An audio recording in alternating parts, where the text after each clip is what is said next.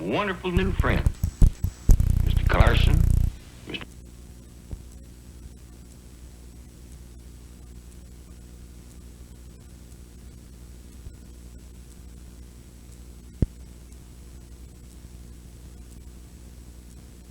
As the electoral count that was supposed to take place in the certification. It's also an additional one that the former Attorney General Eric Holder tweeted about almost immediately after hearing that now infamous Raffensperger call about, I want to find out these 11,000 votes. And that's the idea of depriving a state of a fair and free election by similar means, by trying to procure or get and obtain votes that are not actually there. So the idea of, if you don't even think there are 11,000 votes to find.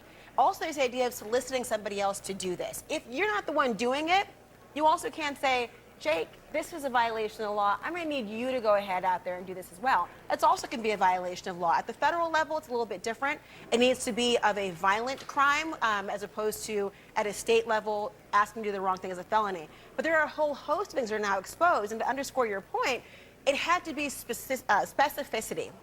A judge does not believe that a raid equals a fishing expedition. Right. What are you looking for? One person's home is supposed to be their castle. That's right. What do you think you will find right now? And it might be that he has been not forthcoming or dishonest in the past about what he may have refused to hand over in the past or has tried to dispose of. Right. We don't know. And they'll have to be, and they had to submit an affidavit to a United States magistrate judge or a United States district judge where an FBI agent or the federal agent, whoever it is, laid out the particulars of why there is probable cause to believe that a crime was committed by someone and that there's evidence in this man's house particularized, because the Fourth Amendment requires that it be particularized, that there was evidence that would support that crime. And in terms of the statutes involved, I mean, absolutely the big granddaddy statutes that we've been talking about for weeks now are Section 371, which is conspiracy to defraud the United States, which is one that you described, Kerry describing, and 1512, the interference with an official proceeding. But this is my hobby horse here, okay? When I say it to federal prosecutors, I was texting a couple this morning, ex-federal prosecutors, and they just poo-poo me. But the reason why I like this provision is it is dead on. 18U, and it's not seldom charged. It's the criminal provision of the Hatch Act, and it applies, unlike the rest of the Hatch Act, to the President and the Vice President of the United States, and the President here particularly. 18 U.S.C., I wish I had John King's board here and I could do it. I do it on there. I mean, I could do this, but it's 18 U.S.C. 610, coercion of political activity. It shall, I mean, this is anybody who could read English can see it applies. It shall be unlawful for any person to intimidate, threaten, command, or coerce, or attempt to intimidate, threaten, command, or coerce any employee of the federal government to engage in or not engage in political activity. Okay, let's break that down. Threaten or coerce. We're going to hear testimony today that Donald Trump was talking about removing Rosen, right, the acting attorney general, if he didn't send this letter out. That's point one. Okay, so that goes to coercion. It's pretty much, you know, President of the United States talking about that. That's pretty coercive. Secondly, we're talking about political activity. Was this political activity? We're going to hear testimony that Donald Trump said, you know, don't worry, essentially what he did with the Ukraine, don't worry about the investigation. Just put out a statement and I and the Republican congressman will take care of it. Right. It's like, this is a dead-on, no-brain violation of this statute. Now, the federal prosecutors, ex-federal prosecutors, think it's you know, not a biggie, but it's a felony with 3 years. You can get in prison for 3 years for it. Well, we'll see if the Justice Department ever takes any steps. Coming up, we're awaiting the actual gaveling of the 5th public hearing from the January 6th committee this month. We're going to talk to some key figures from the Watergate era about what we could learn today. John Dean, Bob Woodward, Carl Bernstein, all join us next.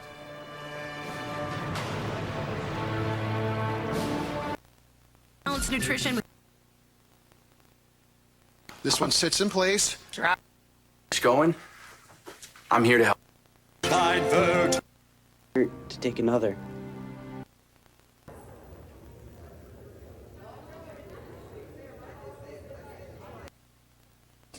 It doesn't do a background check because they're not a licensed dealer. It's the way the system's set up. And I said, that's not right. That person is either not a law-abiding gun owner or doesn't understand guns well enough of how we were trained. So that should be a loophole to be stopped. Then we talked about, well, how about on the internet now? We have all this transactions on the internet anymore. So with the transactions that's happening on the internet, the way the law is set up today, if I buy from you in Maryland or you buy from me, then I've got to send my gun to a dealer, a licensed firearm dealer in Maryland before you, Mr. President, you can go pick it up and they'll do a background check on you. But if I sell my gun to somebody in my state of West Virginia, whether you're down in Bluefield, West Virginia, or in Wheeling, West Virginia, I can do that without going through any gun dealer. But clearly you're speaking out about this. Thank you very much for joining us, by the way. If it is the case where male-bodied athletes continue competing on female teams and competing against biological females, what do you believe is the future of women's sports? Well, let's just face it. The administration's ruling on Title IX today just puts a nail in the coffin in the death of female sports. I see it firsthand, not only with my experience, but my daughter raced her very first high school race in 9th grade against a biological male body.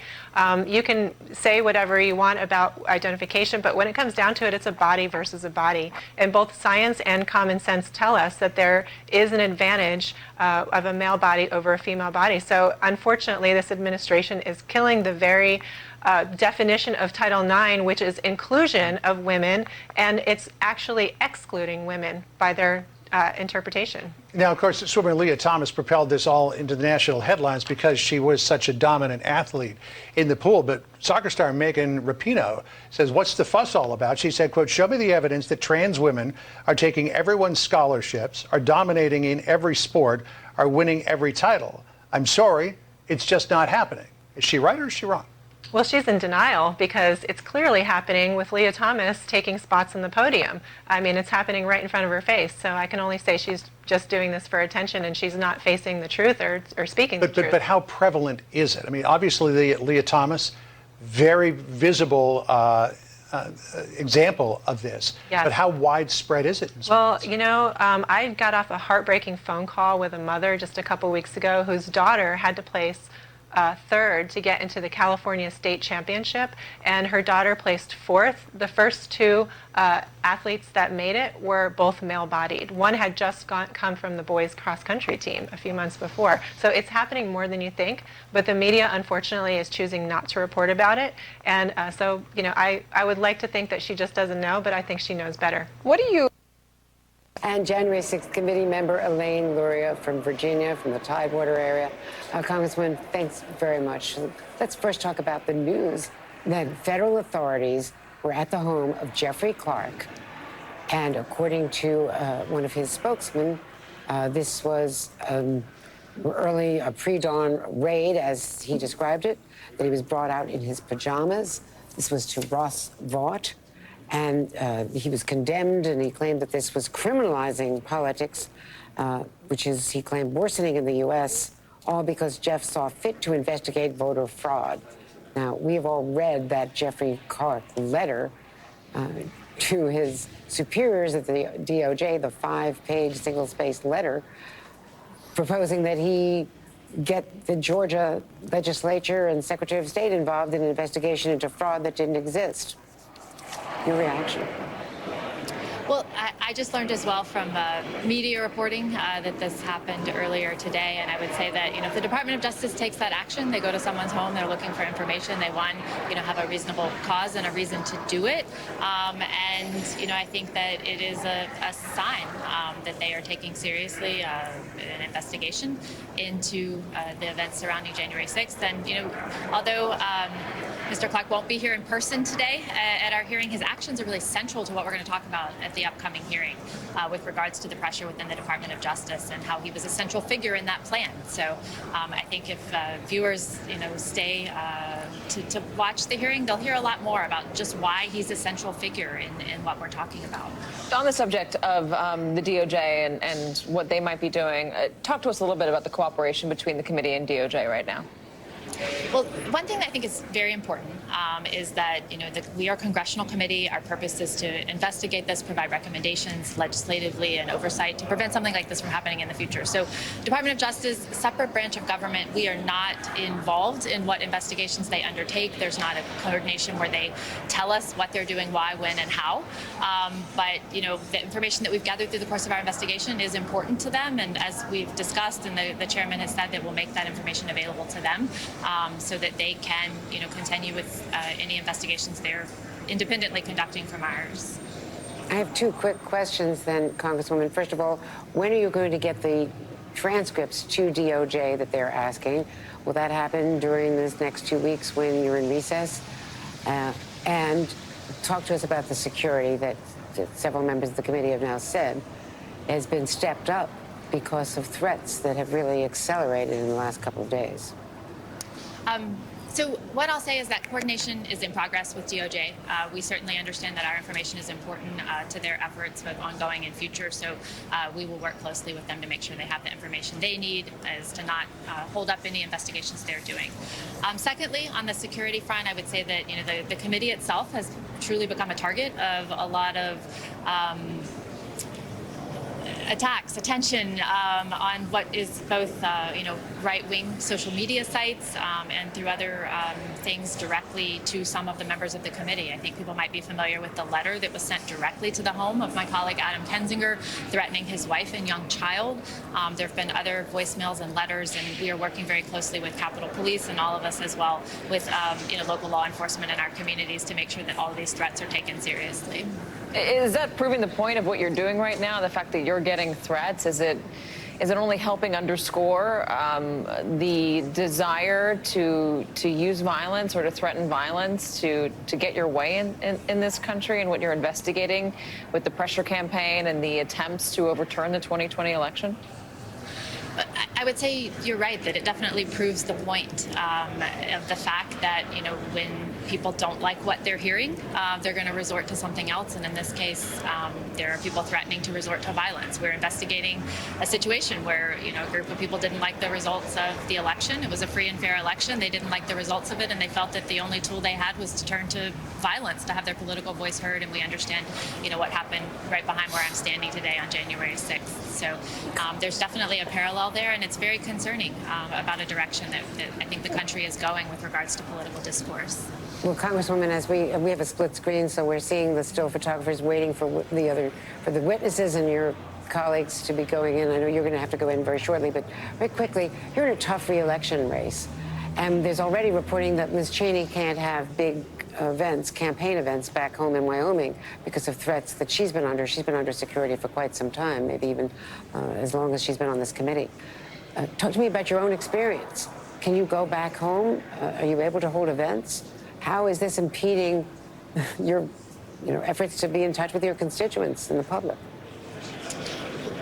So far, to date, I have been able to continue being out and about in the public, meeting with the community, holding town halls in various parts of the district, and I'm going to just stay very closely in touch with local law enforcement as well as Capitol Police to make sure that we can continue that be a safe environment for everyone who attends those events. I mean, it's not about me so much as the fact that these are opportunities to bring the community together, and we want everyone who attends those types of things to also be safe.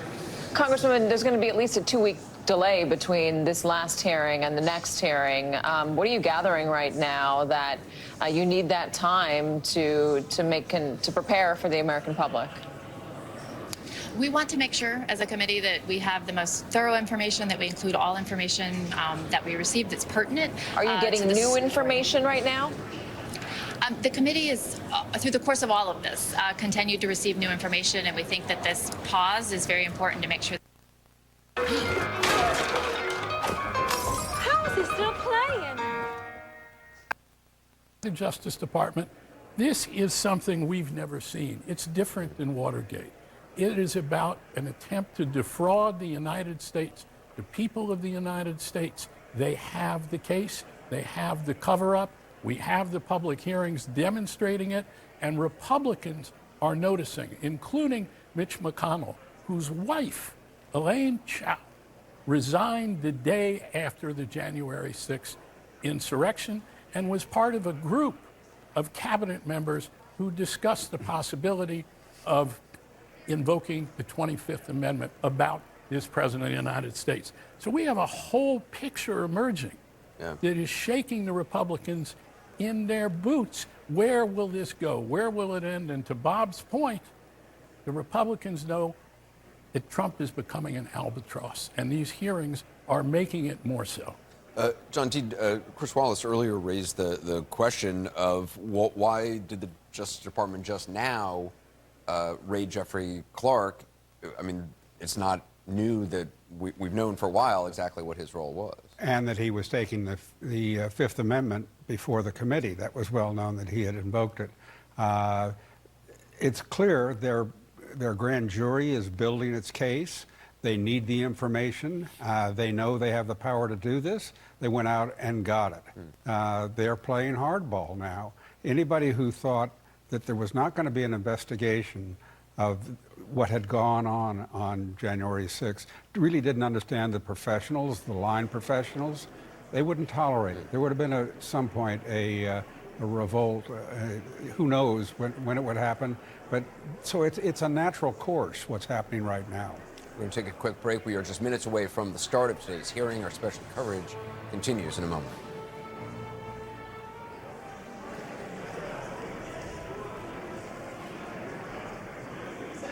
That's strange. A ton of Wi-Fi service tickets just rolled in, but I can't see any network issues. Well, the light's on, so it must be fine. They're saying the Wi-Fi sucks. But the light is on. You know it doesn't have to be this way, right? Who said that? Juniper's industry-leading AI gives you insight into exactly what's wrong and how to fix it before anyone knows there's a problem, removing all your blind spots. Brilliant. District 34, and I'm just so proud and humbled to be representing all Texas District 34 and all Hispanic community throughout the country. A lot of the attention you've been receiving has also been because your husband is a Border Patrol agent, and obviously there is a crisis at our southern border that has to be dealt with. What is the message you are bringing to Washington? What is your perspective, and what are you going to do to solve the problem and make the situation better at our southern border? Well, I believe that we need to focus on legal immigration and improving the process, how we can make it more, faster, affordable for the good people that want to come here for the American dream. I'll never understand why the Democrat Party wants to encourage illegal immigration, knowing that they're going to have to go through abuse and knowing that children are going to be put into child sex trafficking. It's because of the Democrat Party. Right now, we have a serious problem with child sex trafficking in the United States. And if we really care about children, because let me tell you, no matter where children are from, they're innocent, and we need to protect children. And if we care about children, we would focus on border security to keep children safe, and so women also wouldn't have to go through so much abuse. Let's allow them to come here to this country legally, but let's improve the process. But unfortunately, the Democrat Party doesn't care that they're going to have to go through such abuse. So it's heartbreaking. Let's look toward November, if we could, Myra, because you will be running against Vicente Gonzalez, who's the current representative from the 15th Congressional District and is moving over to what will be the newly installed 34th redrawn Congressional District. Some folks say that your race is going to be a little more difficult in November than it was in this. It's a lot more difficult for Vicente. It's a lot more difficult for Vicente. He thought that jumping into Texas District 34 was going to be an easier win. Well, it's not. It's going to be the toughest fight he's ever fought. And honestly, he thinks he's a better representative because he was born in Texas and I was born in Mexico. And I have a message to him that even though I was born in Mexico, I love this country very much. And I'm representing Texas District 34 because I love my district and I want to see Texas District 34 blossom. Yeah, the point that you're right. We've heard a lot about what the president was told. That's not the same as what the president knew. I spent an entire semester being told about calculus, and if you look at my final exam, you would conclude I knew nothing. So hearing from him in his own words about what he understood, what he knew is so important. Is that going to be? And by the way, I got an F in calculus, so I have no leg to stand on with that. I didn't even dare take it. I was going to be a doctor. Look how well that turned out. You're still pre-med, by the way. I am, and I will forever be pre-med. How much direct evidence? I guess this is not a criminal committee, obviously. They don't have criminal prosecuting power. But if this, and I hesitate to even go there because I don't want to jump the gun on anything. But if this were to fall into the hands of the DOJ, how much direct evidence would they need of Donald Trump's knowledge and his intent? Well, if you're going to convict someone, you need evidence of intent, whether it's direct or circumstantial. The courts have made it clear that there is no distinction in the weight that a juror can give to direct or circumstantial evidence. So you need evidence of intent. What form it takes is a whole different question. And you're quite right, though, Katie, we don't need to jump to that yet. But if you want to know what the president knew, then you have to look at more than simply what he was told. And perhaps today's witnesses will help us understand what he understood. And I just want to point out that Sean Penn, the actor and activist Sean Penn, is there with Officer Fanone. The other officers there, Daniel Hodges, who were... And Ali Vitale leaning in to try to figure out why he's there. Also leading in, reporters trying to find out, and our own Ali Vitale trying to find out more about that. David Jolly, we also caught a glimpse of one of your former colleagues, Abigail Spanberger from Virginia. She and Congresswoman Luria, whom we just spoke to from the committee, are two of the most at-risk Democrats, those two Virginia seats. Incumbents elected in 2020 and really facing tough re-elections potentially, partly because the Democrats are facing these headwinds and partly, in Luria's case, because of her participation on this committee. David Jolly? Look, for Democrats in moderate districts, and certainly for the two Republicans, they will very likely face some political consequences at home for their participation. But to their credit, they are clearly putting country and democracy and history first. And I think what you will hear from, as these members lead the witnesses through today's hearing, I think we should be prepared for one of the more damning hearings that we have yet experienced, right? We learned through the storyboard, we were reminded of the violence. We learned that Donald Trump knew that he was embracing and amplifying a falsehood. We saw the pressure campaign on Mike Pence. We saw the pressure campaign on the states. But I think the pressure campaign on the Department of Justice, the American people see that as kind of the ultimate exercise in corruption. For an incumbent president to use the levers of the Department of Justice, in this case to overturn an election, but honestly for any purpose that is more self-serving to the president than to the nation, that is a very damning story. And I think that's what we will hear today as these members lead these witnesses through today's hearing. So, Frank Figluzzi, we're just a couple minutes away from the gavel. What are your final thoughts? Be their spokesman? I said maybe. I would only... That moving testimony. From Chicago, Grady. Hey, Sandra. Grocery chain Harris Teeter says it's pulling those items from store shelves after a couple of people complained on Twitter. Here's a look at the controversy-causing koozies in question. One shows an eagle holding a gun in its talons and has the famous Patrick Henry quote, "Give me liberty or give me death." The other depicts a pro-Second Amendment version of Thomas Jefferson with the words, "Arms change, rights don't." A progressive state lawmaker in North Carolina, who, by the way, is running for re-election, is one of the people who saw those koozies, didn't like them apparently, so she tweeted, "I'm disappointed that they're being sold in a North Carolina store. 110 Americans die every day from gun violence, and most recently children, educators, healthcare providers, and family members were killed in mass shootings. Please remove them." Harris to do, and mindset matters much less when something you're doing is clearly a violation of law. And as we watch the photographers taking pictures of the witnesses who are now as president. We've seen a lot of, I think, all of these witnesses in just brief snippets in taped testimony. But to hear them and see them live is going, and especially not just the sort of weeks leading up to, but actually that meeting, that what appears to be an unbelievably dramatic, consequential meeting. Developing thunderstorms as we do hit the late afternoon hours heading into the evening. High of 97 today in Pierre, 95 in Huron, 92 in Aberdeen, 92 degrees in Sioux Falls, and 91 in Rapid City. Numbers tonight will fall to the 60s. We still have that chance for scattered storms. we will see and hear from Adam Kinzinger, one of only 2 Republicans, of course, on this committee. And there's no question that that is not an accident, that these are the highest-ranking Republican officials on a federal level, and he is a Republican who wants to obviously get to the bottom of it, but the symbolism of him being the one doing the question will not be lost on anyone. So just to make sure people understand, one of the photographers is blocking, but on the right, you see the former acting Deputy Attorney General, Richard Donahue. There you see his face now.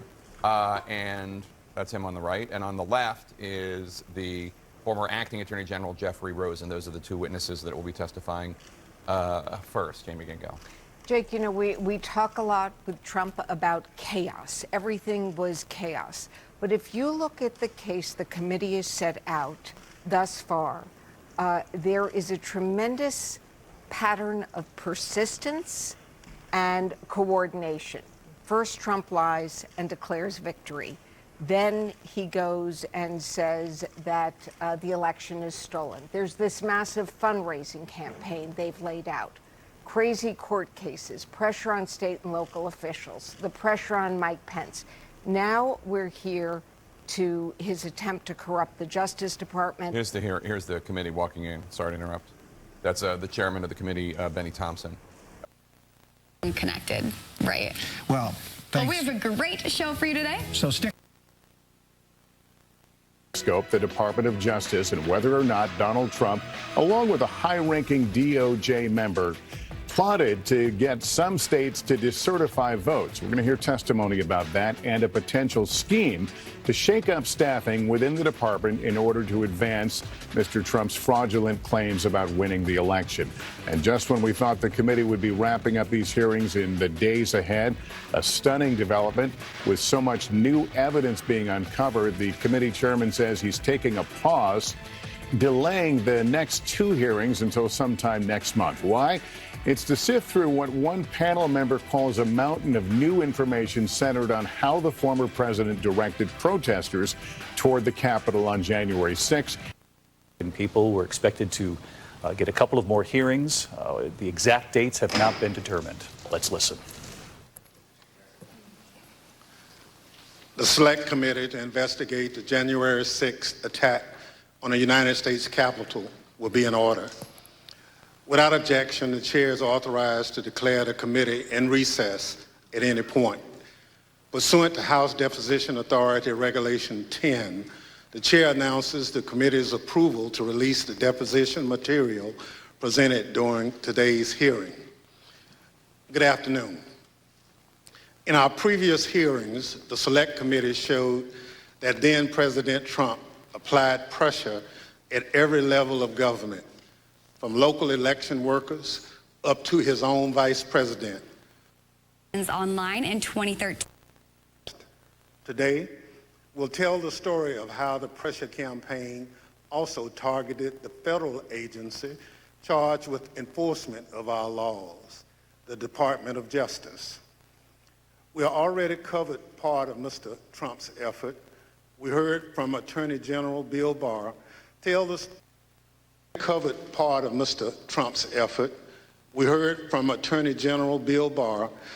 story and the committee about the baseless claims Mr. Trump wanted the Justice Department to investigate, and that Mr. Barr viewed those claims as nonsense. Today, we'll hear from Jeffrey Rosen, the person Mr. Trump appointed to run the Justice. These are all great initiatives. There was no opportunity to expand. Use the Justice Department as part of his plan to hold on to power. And we will show that Trump's demands that the department investigate baseless claims of election fraud continued into January 2021. But Donald Trump didn't just want the Justice Department to investigate.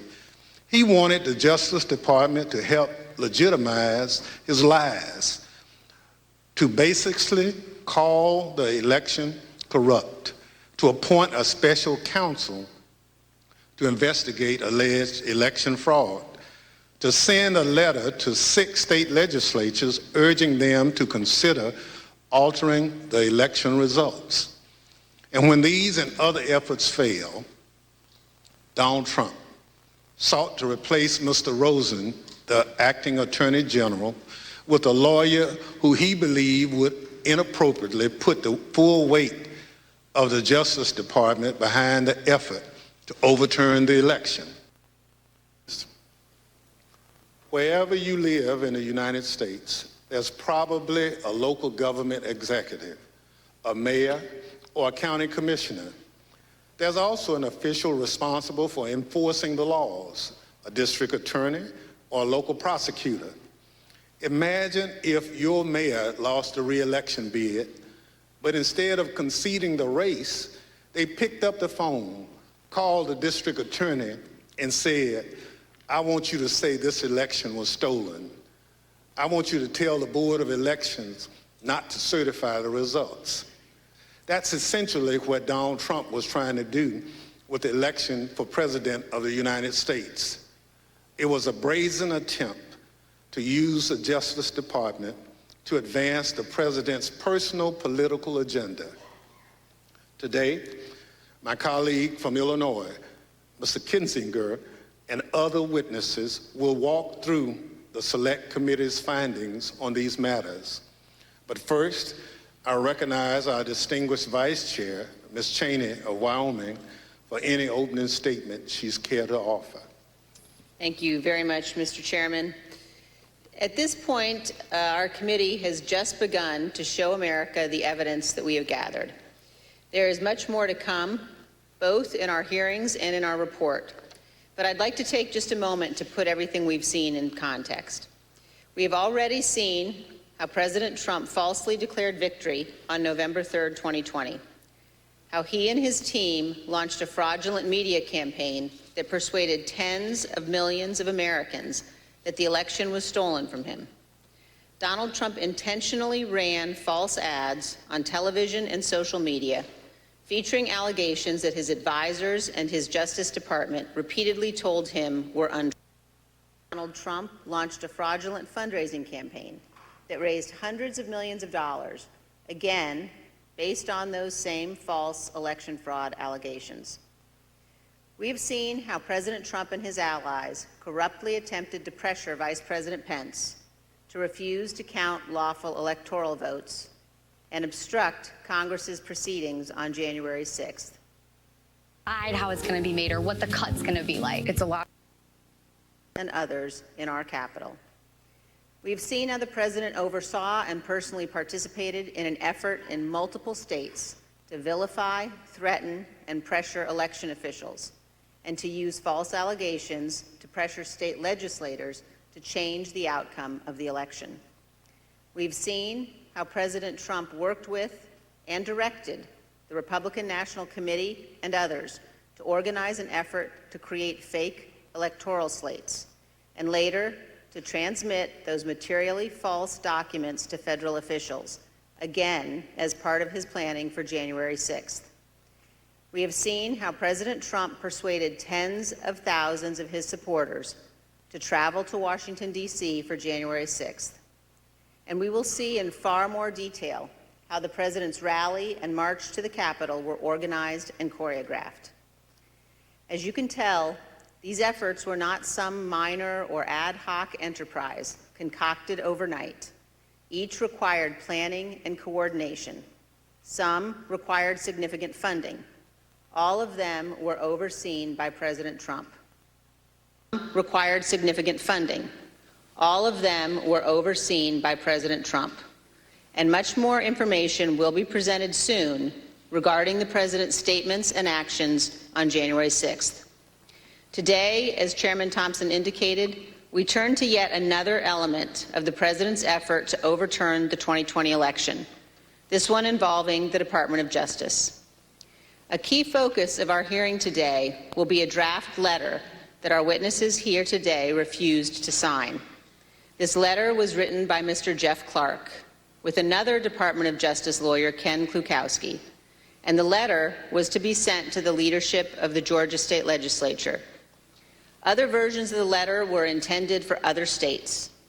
Neither Mr. Clark nor Mr. Klukowski had any evidence of widespread election fraud, but they were quite aware of what Mr. Trump wanted the department to do. Jeff Clark met privately with President Trump and others in the White House and agreed to assist the president without telling the senior leadership of the department who oversaw him. As you will see, this letter claims that the U.S. Department of Justice's investigations have, quote, identified significant concerns that may have impacted the outcome of the election in multiple states, including the state of Georgia. In fact, Donald Trump knew this was a lie. The Department of Justice had already informed the President of the United States repeatedly that its investigations had found no fraud sufficient to overturn the results of the 2020 election. The letter also said this, quote, in light of these developments, the department recommends that the Georgia General Assembly should convene in special session, approving a new slate of electors. And it indicates that a separate, quote, fake slate of electors supporting Donald Trump has already been transmitted to Washington, D.C. For those of you who have been watching these hearings, the language of this draft Justice Department letter will sound very familiar. The text is similar to what we have seen from John Eastman and Rudy Giuliani, both of whom were coordinating with President Trump to overturn the 2020 election. When one of our witnesses today, Mr. Donahue, first saw this draft letter, he wrote this, quote, this would be a grave step for the department to take, and it could have tremendous constitutional, political, and social ramifications for the country, end quote. This committee agrees. Had this letter been released on official Department of Justice letterhead, it would have falsely informed all Americans, including those who might be inclined to come to Washington on January 6th, that President Trump's election fraud allegations were likely very real. Here is another observation about this letter. Look at the signature line. It was written by Jeff Clark and Mr. Klukowski, not just for Clark's signature, but also for our witnesses today, Jeff Rosen and Richard Donahue. When it became clear that neither Mr. Rosen nor Mr. Donahue would sign this letter, President Trump's plan necessarily changed. As you will hear today, Donald Trump offered Mr. Clark the job of acting Attorney General, replacing Mr. Rosen, with the understanding that Clark would send this letter to Georgia and other states and take other actions the president requested. One other point. Millions of Americans have seen the testimony of Attorney General Barr before this committee. At one point in his deposition, the former Attorney General was asked why he authorized the Department of Justice to investigate fraud in the 2020 election at all. Why not just follow the regular course of action and let the investigations occur much later in time, after January 6th? Here's what he said. Felt the responsible thing to do was to be in a position to have a view as to whether or not there was fraud. And frankly, I think the fact that I put myself in the position that I could say that we had looked at this and didn't think there was fraud was really important to moving things forward. And I sort of shudder to think what the situation would have been if the position of the department was, we're not even looking at this until after Biden's in office. I'm not sure we would have had a transition at all. I want to thank each of our witnesses before us today for your role in addressing and rebutting the false allegations of fraud at the root of January 6th. And thank you for standing up for the Constitution and for the rule of law. This did. At the close of today's hearing, we will see video testimony by 3 members of Donald Trump's White House staff. They will identify certain of the members of Congress who contacted the White House after January 6th to seek presidential pardons for their conduct. Thank you, Mr. Chairman. I yield back. Without objection, the chair recognizes the gentleman from Illinois, Mr. Cmgus, for an opening statement. Thank you. Thank you, Mr. Chairman, and thank you to our witnesses for being here. I'd like to start with a personal story. So in May of 2009, I returned from service in Iraq and I announced my intention to run for Congress. A big reason I decided to run for Congress was my motivation to ensure freedom and democracy were defended overseas.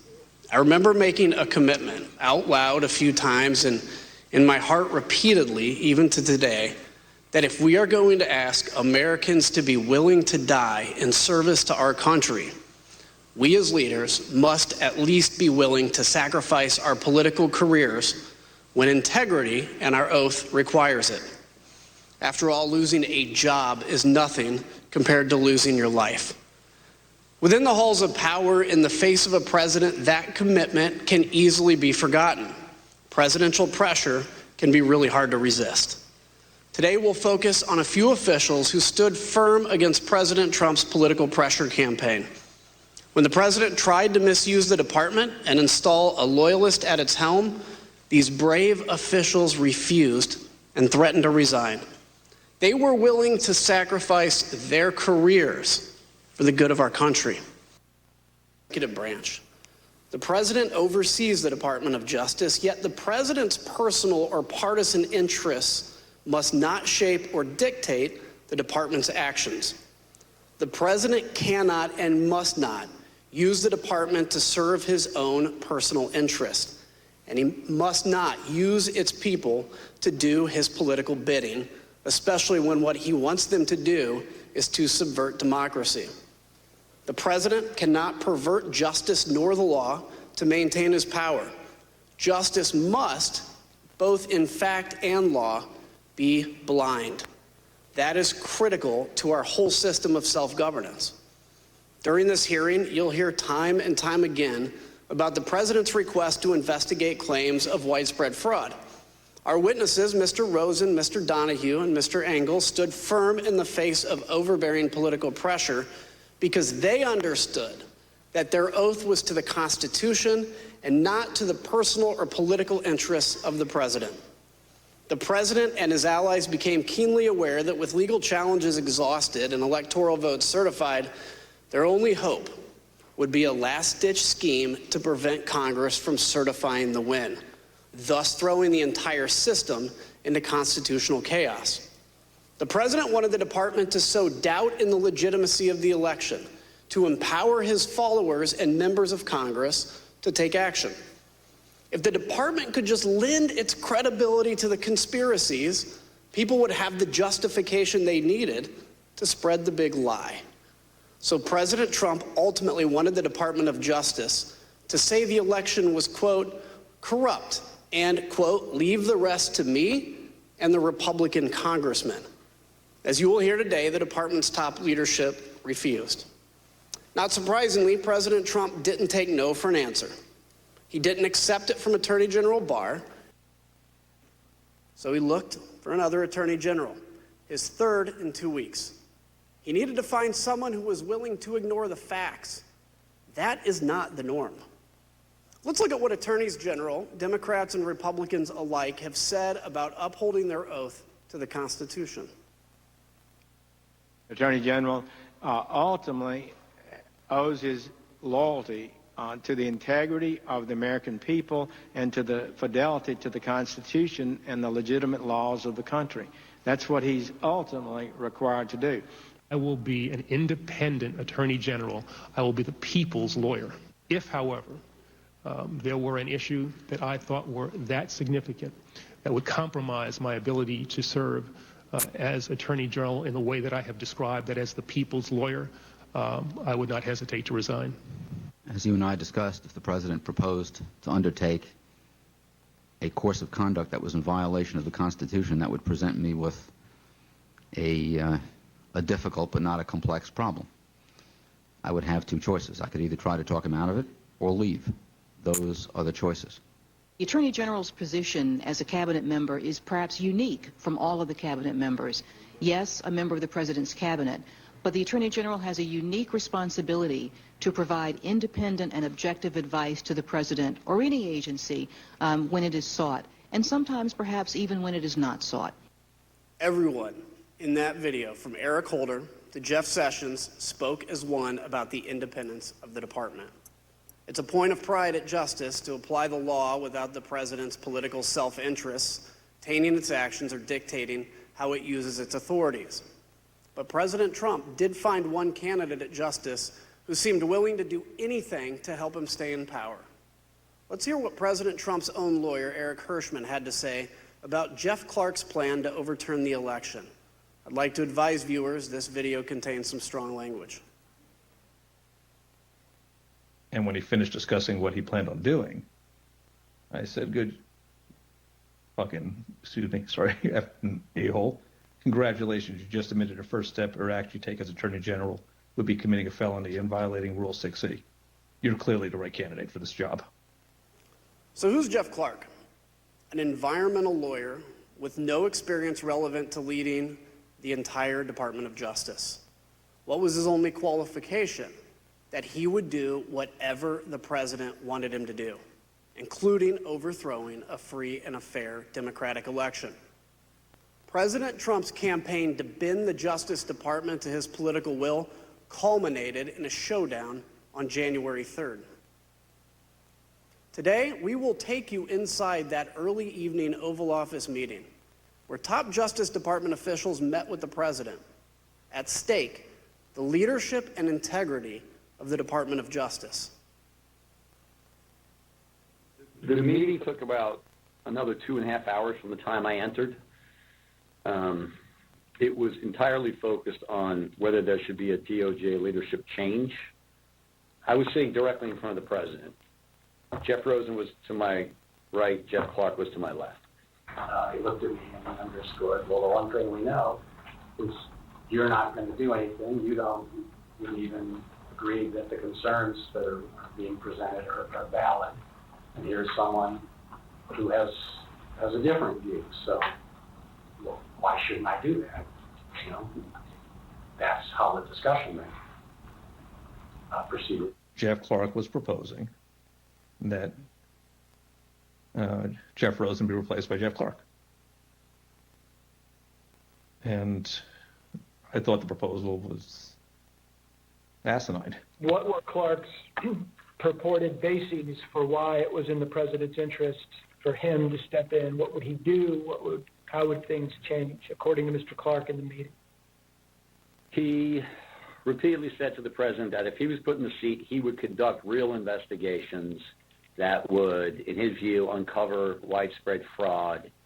He would send out the letter that he had drafted, and that this was a last opportunity to sort of set things straight with this defective election, and that he could do it, and he had the intelligence and the will and the desire to pursue these matters in the way that the president thought most appropriate. And he was making a pitch, and every time he would get clobbered over the head, he would say, like a call to order, the president's your decision, you get the chance to make this decision, and you've heard everybody and you can make your determination. And then we jump back in and really clobber him. I made the point that Jeff Clark is not even competent to serve as the Attorney General. He's never been a criminal attorney. He's never conducted a criminal investigation in his life. He's never been in front of a grand jury, much less a trial jury.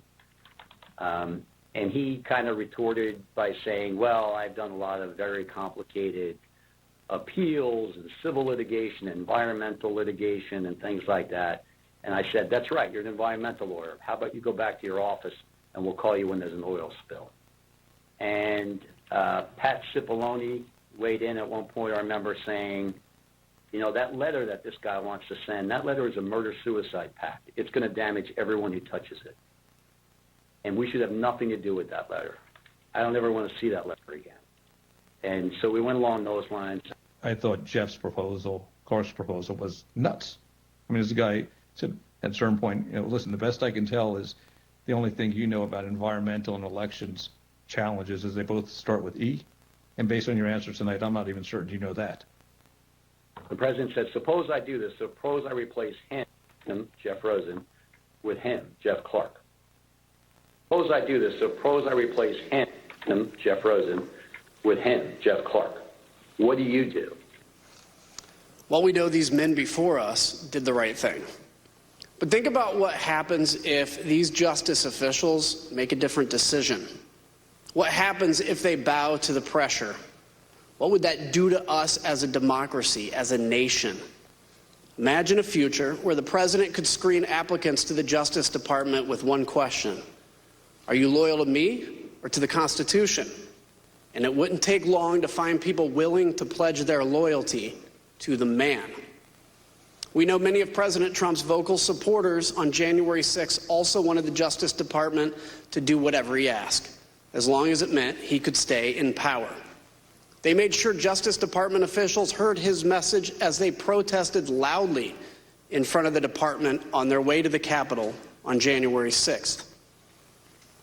Do your job! Do your job! Do your job! Do your job! Do your job! Live in D.C., we're marching to the Capitol. We are at the Department of Justice right now telling these cowards to do their job. We're going to take the Capitol.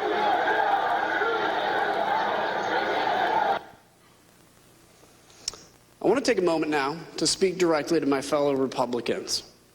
Imagine the country's top prosecutor with the power to open investigations, subpoena, charge crimes, and seek imprisonment. Imagine that official pursuing the agenda of the other party instead of that of the American people as a whole. And if you're a Democrat, imagine it the other way around. Today, President Trump's total disregard for the Constitution and his oath will be fully exposed. Now let's get this hearing underway so we can do our part to protect the freedoms that we often take for granted, so that we can see how close we came to losing it all. I now yield back to the chairman. We're joined today by three distinguished witnesses who each served in the Trump administration in the months preceding January 6th. Department of Justice from May 2019 until January 2021. With President Trump's nomination and the confirmation of the United States Senate, he became the United States Deputy Attorney General. In December 2020, he took the mantle of Acting Attorney General. Mr. Richard Donahue has served in the Department of Justice for over 14 years. Mr. Donahue was a United States Attorney for the Eastern District of New York, then became Mr. Rosen's Principal Associate Deputy Attorney General, and finally, Acting Deputy Attorney General. Mr. Donahue also served more than 20 years in the United States military, including the 82nd Airborne and the Judge Advocates General Corps. We are also joined by Mr. Stephen Engel, the former Assistant Attorney General for the Office of Legal Counsel. He was nominated by the former president and confirmed by the Senate during the Trump administration. He served from November 2017 to January 2021 and has now returned to private practice. I will now swear in our witnesses. The witnesses will please stand and raise their right hands. Raise their right hands.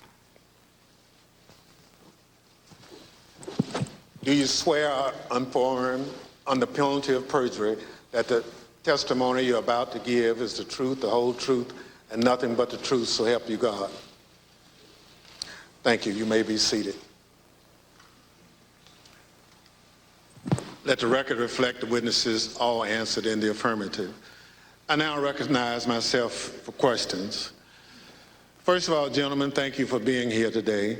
All of you served at former President Trump's pleasure at the Department of Justice in top leadership positions with tremendous responsibilities.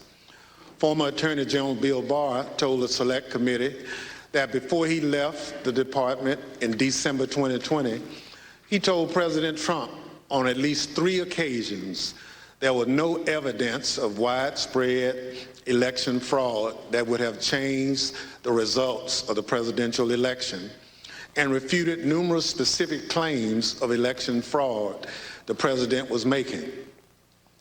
Mr. Rosen, After Mr. Barr announced his resignation, did Donald Trump continue to demand that the Department of Justice investigate his claims of election fraud? Yes, he asserted that he thought the Justice Department had not done enough. Thank you. From the time you took over from Attorney General Barr until January 3rd, how often did President Trump contact you or the department to push allegations of election fraud?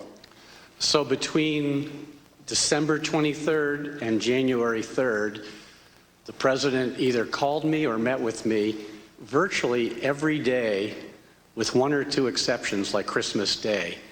And before that, because I had been announced that I would become the acting Attorney General before the date I actually did, the president had asked that Rich Donahue and I go over and meet with him, I believe, on December 15th as well. So after you had some of these meetings and conversations, did the president raise with you? So the common element of all of this was the president expressing his dissatisfaction that the Justice Department, in his view, had not done enough to investigate election fraud. But at different junctures, other topics came up at different intervals. So at one point, he had raised the question of having a special counsel for election fraud. At a number of points, he raised requests that I meet with his campaign counsel, Mr. Giuliani.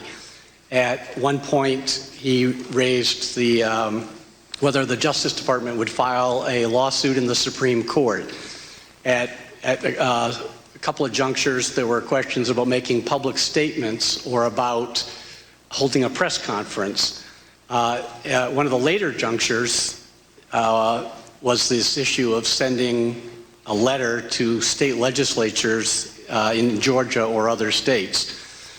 And so there were different things raised at different parts of, or different intervals, with the common theme being his dissatisfaction about what the Justice Department had done to investigate election fraud.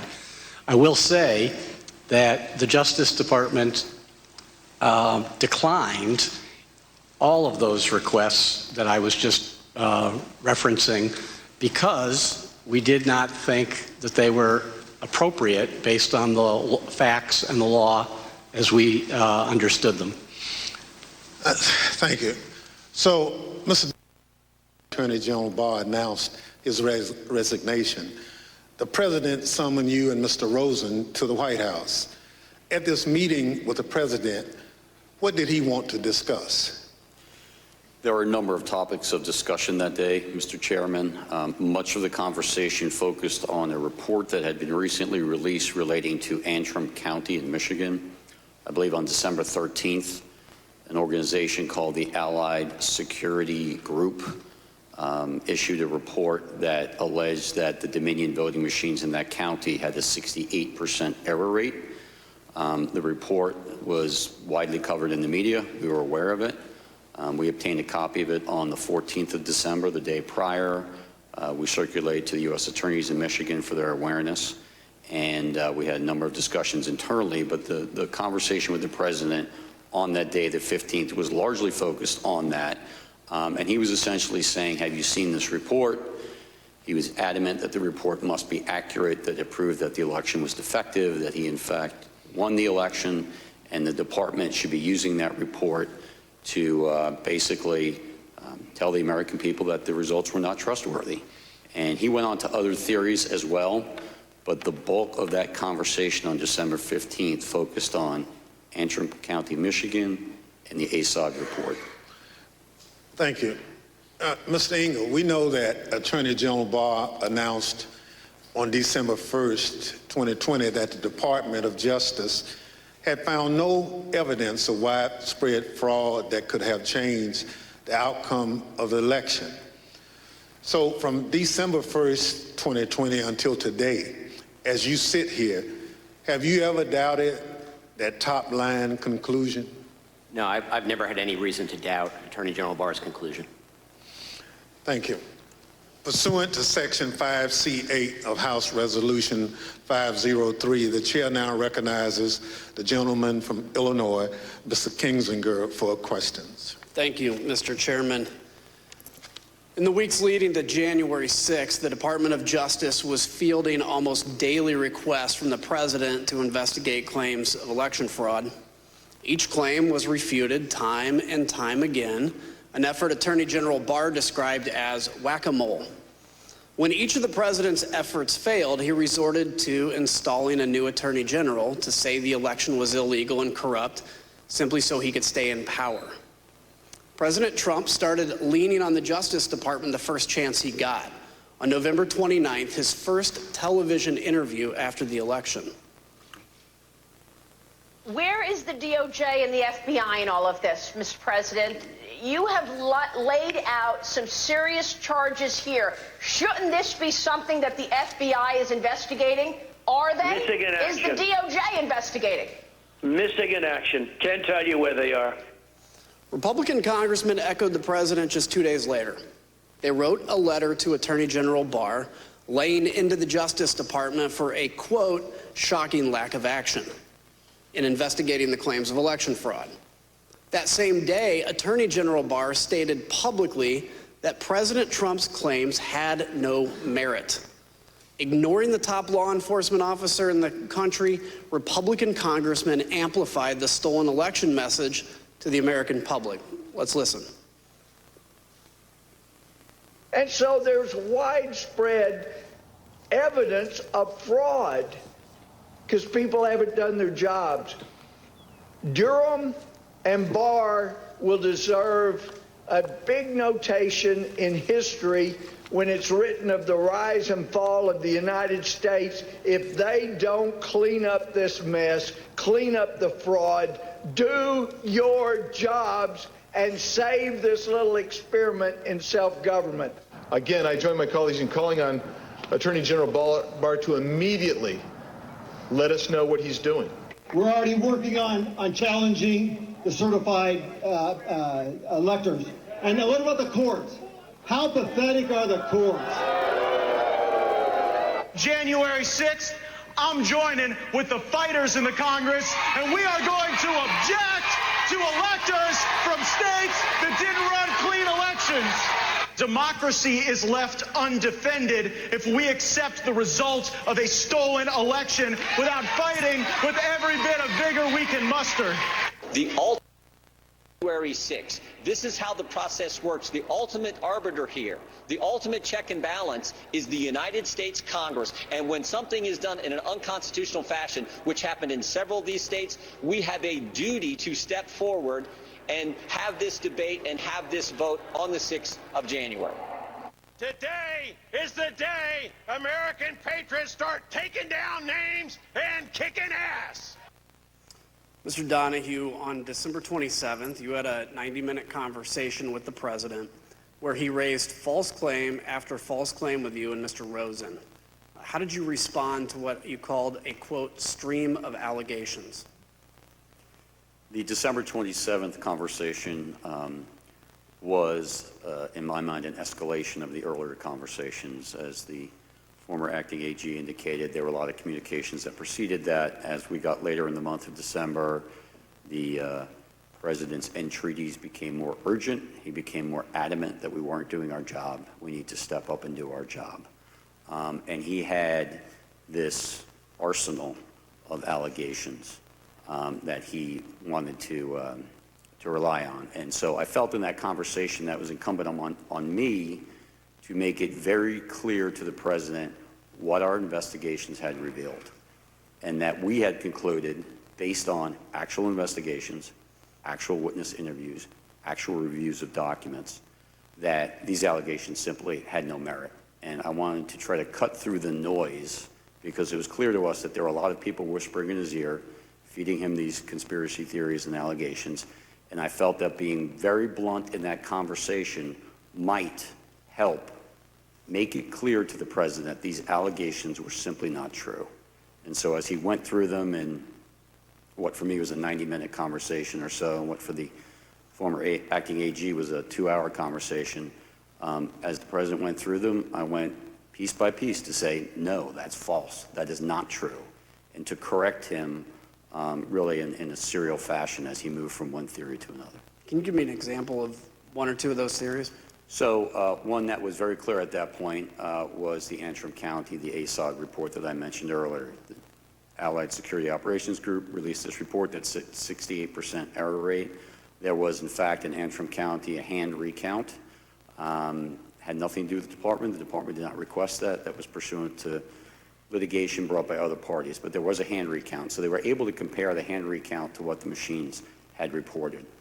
And for the ballots that were actually counted by the machine, more than 15,000, there was one error, one ballot. And I did a quick calculation and came up with 0.0063% error rate, which is well within tolerance.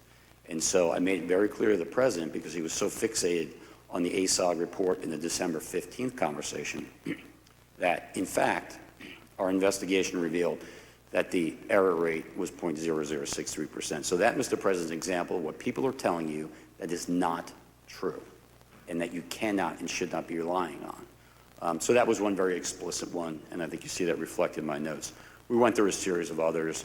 The truck driver who claimed to have moved an entire tractor-trailer of ballots from New York to Pennsylvania, that was also incorrect. We did an investigation with the FBI interview witnesses at the front end and the back end of that trailer's transit from New York to Pennsylvania. We looked at loading manifests. We interviewed witnesses, including, of course, the driver, and we knew it wasn't true.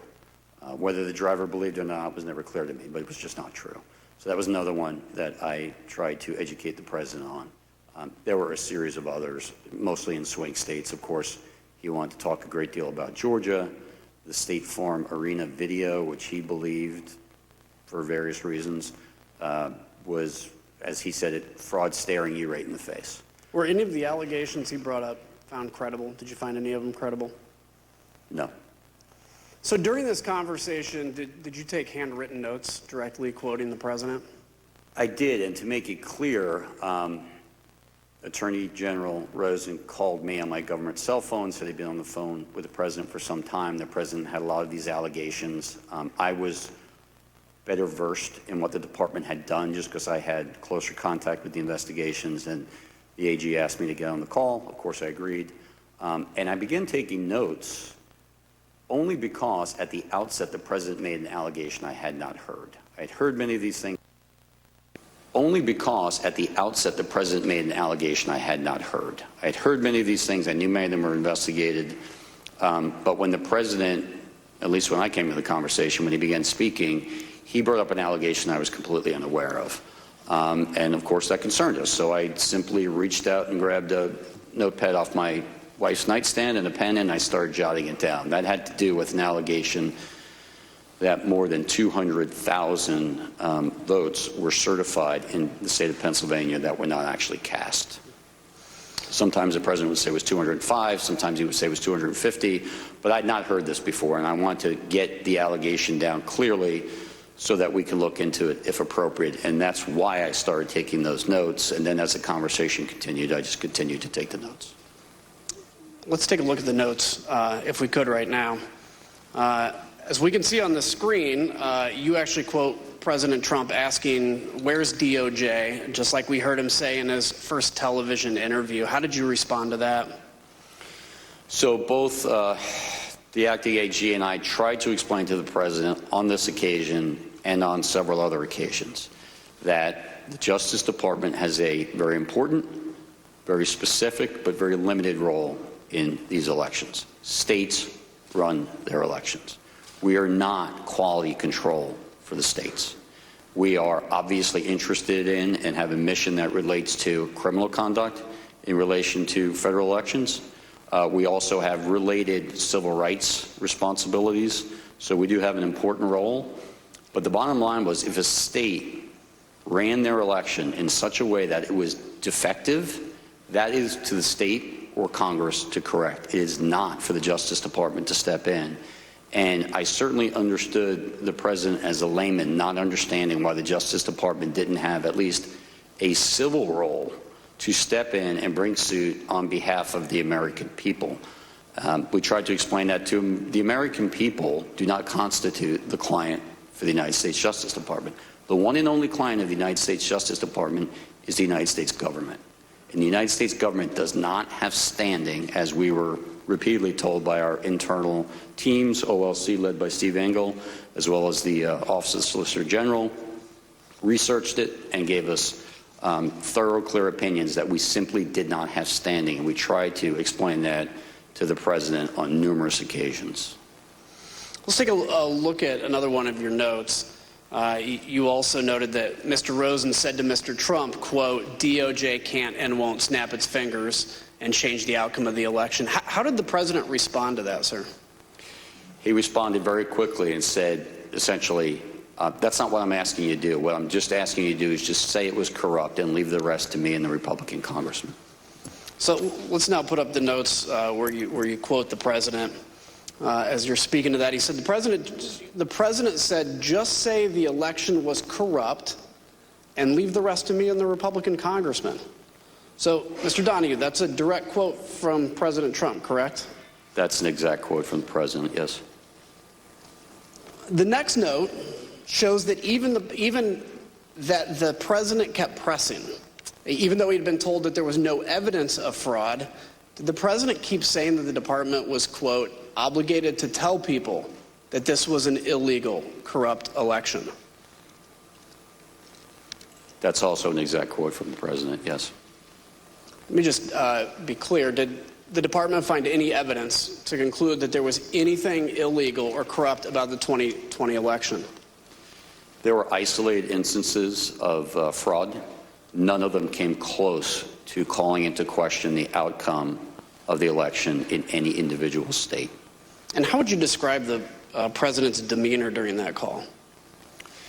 He was more agitated than he was on December 15th. The President, throughout all of these meetings and telephone conversations, was adamant that he had won and that we were not doing our job. But it did escalate over time until ultimately the meeting on January 3rd, which was sort of the most extreme of the meetings and conversations. The glory, this. And leave the rest to us. The President wanted the top Justice Department officials to declare that the election was corrupt, even though, as he knew, there was absolutely no evidence to support that statement. The President didn't care about actually investigating the facts. He just wanted the Department of Justice to put its stamp of approval on the lies. Who was going to help him? Well, Jeff Clark. Mr. Rosen, on Christmas Eve, your first official day as the acting Attorney General, President Trump called you. What did he want to talk about? The same things he was talking about publicly. He wanted to talk about that he thought the election had been stolen or was corrupt, and that there was widespread fraud. And I had told him that our reviews had not shown that to be the case. So we had an extended discussion, probably 15, maybe 20 minutes, something like that, with him urging that the Department of Justice should be doing more with regard to election fraud. Did he mention Jeff Clark's name? Yes. It was just in passing. He made what I regarded as a peculiar reference. I don't remember the exact quote, but it was something about, did I know Jeff Clark, or did I know who he was, or something like that. And I told him I did. And then the conversation just moved on. But when I hung up, I was quizzical as to how does the President even know Mr. Clark?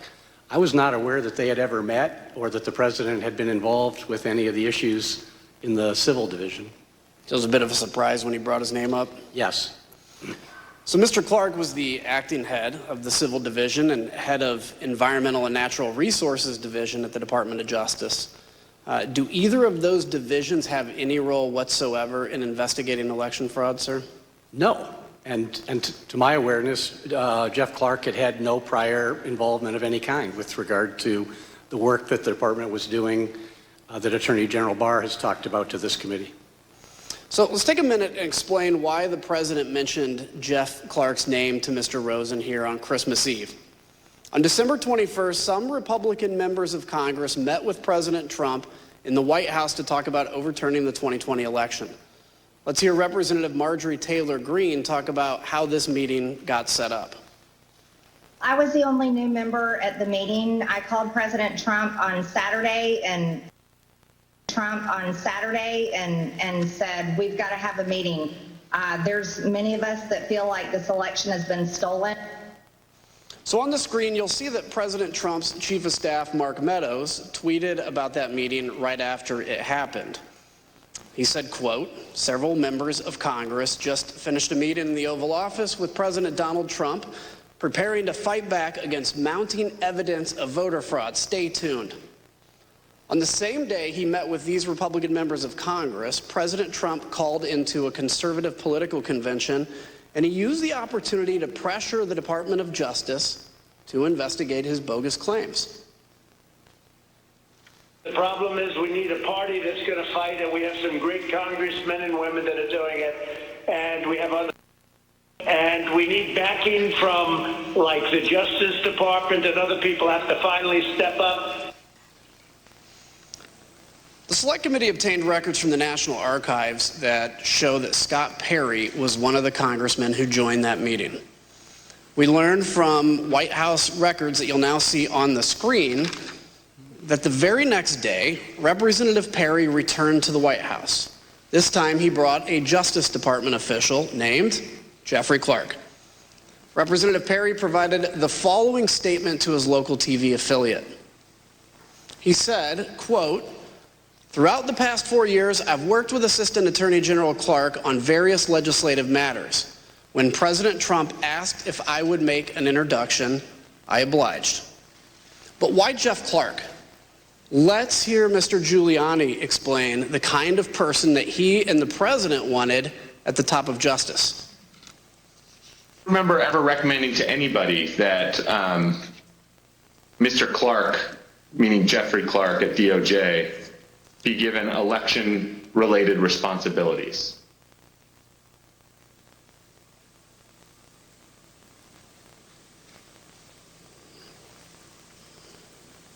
You mean beyond the president? Correct.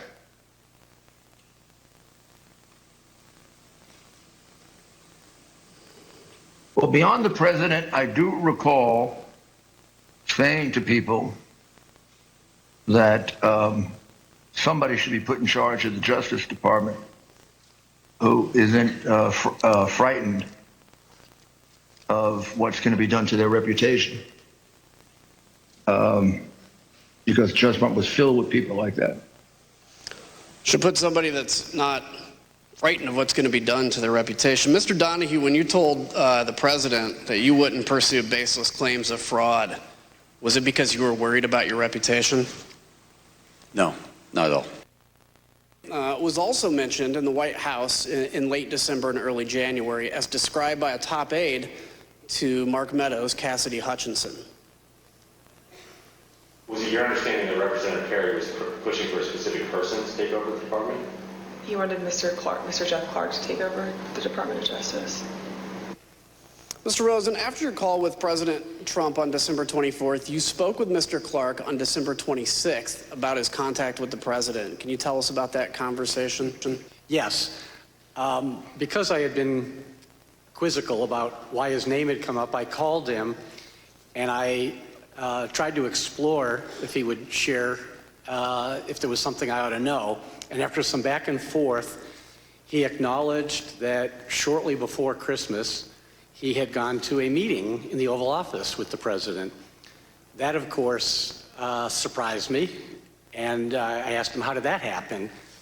And he was defensive. He said it had been unplanned, that he had been talking to someone he referred to as General Perry, but I believe is Congressman Perry, and that unbeknownst to him, he was asked to go to a meeting and he didn't know it, but it turned out it was at the Oval. He found himself at the Oval Office, and he was apologetic for that. And I said, well, you didn't tell me about it. It wasn't authorized, and you didn't even tell me after the fact. You know, this is not appropriate. But he was contrite and said it had been inadvertent and it would not happen again, and that if anyone asked him to go to such a meeting, he would notify Rich Donahue and me. Is there a policy that governs who can have contact directly with the White House? Yes.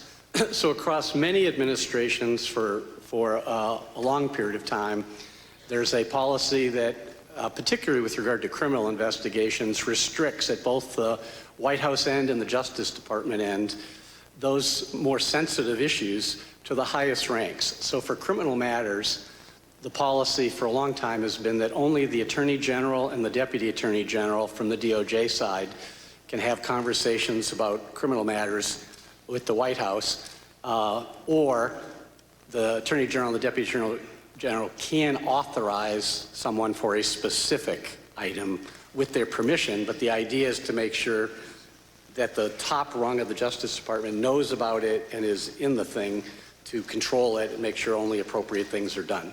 Mr. Ringo, from your perspective, why is it important to have a policy like Mr. Rosen just discussed? Well, it's critical that the Department of Justice conducts its criminal investigations free from either the reality or any appearance of political interference. And so people can get in trouble if people at the White House are speaking with people at the department. And that's why the purpose of these policies is to keep these communications as infrequent and at the highest levels as possible, just to make sure that people who are less careful about it, who don't really understand these implications, such as Mr. Clark, don't run afoul of those contact policies. Thank you. So the Select Committee conducted an informal interview with the White House counsel, Pat Cipollone, and his deputy, Pat Philbin, about their contact with Mr. Clark, though neither has yet agreed to sit for transcribed and videotaped interviews. But Pat Cipollone told the Select Committee that he intervened when he heard Mr. Clark was meeting with the president about legal matters without his knowledge, which was strictly against White House policy. Mr. Cipollone and Mr. Philbin, like Mr. Rosen, told Mr. Clark to stand down, and he didn't. On the same day, Acting Attorney General Rosen told Mr. Clark to stop talking to the White House, Representative Perry was urging Chief of Staff Mark Meadows to elevate Clark within the Department of Justice. You can now see on the screen behind me a series of texts between Representative Perry and Mr. Meadows. They show that Representative Perry requested that Mr. Clark be elevated within the department. Representative Perry tells Mr. Meadows on December 26th that, quote, Mark, just checking in as time continues to count down. 11 days to January 6th and 25 days to inauguration, we've got to get going. Representative Perry followed up and says, quote, Mark, you should call Jeff. I just got off the phone with him, and he explained to me why the principal deputy won't work, especially with the FBI. They will view it as not having the authority to enforce what needs to be done. Mr. Meadows responds with, I got it. I think I understand. Let me work on the deputy position. Representative Perry then texts, Roger, just sent you something on Signal. Just sent you an updated file. Did you call Jeff Clark? Mr. Donahue, Representative Perry called you the next day on December 27th. Who told him to call you?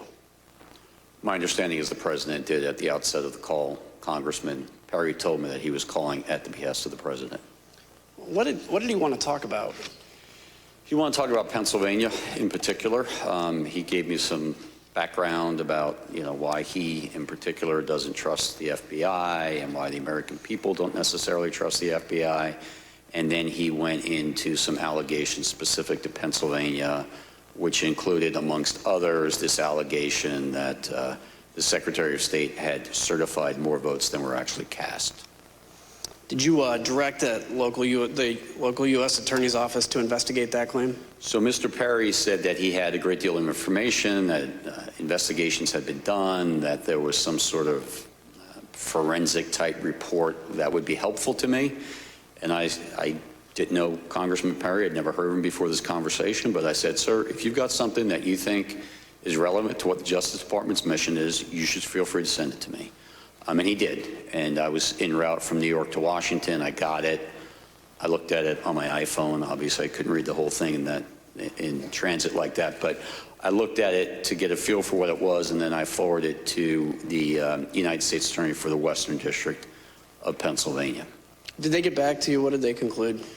Scott Brady looked at. He was the Western District of Pennsylvania U.S. Attorney. Took him a couple days, but he got back in relatively short order with a pretty clear explanation for why there was no foundation for concern. The Secretary of State had not certified more votes than were actually cast. The difference between the 5.25 that was actually certified by the Secretary of State and the 5 million that was on a public-facing website was that the information on the website was incomplete because 4 counties had not uploaded their data. So no credibility. KELO. And what did he say about him, if so? He did. He mentioned Mr. Clark. He said something to the effect of, I think Jeff Clark is great, and I think he's the kind of guy who could get in there and do something about this stuff. And this was coming on the heels of the president having mentioned Mr. Clark in the afternoon call earlier that day. I'd like to yield to the gentlewoman from Wyoming, Vice Chair Cheney.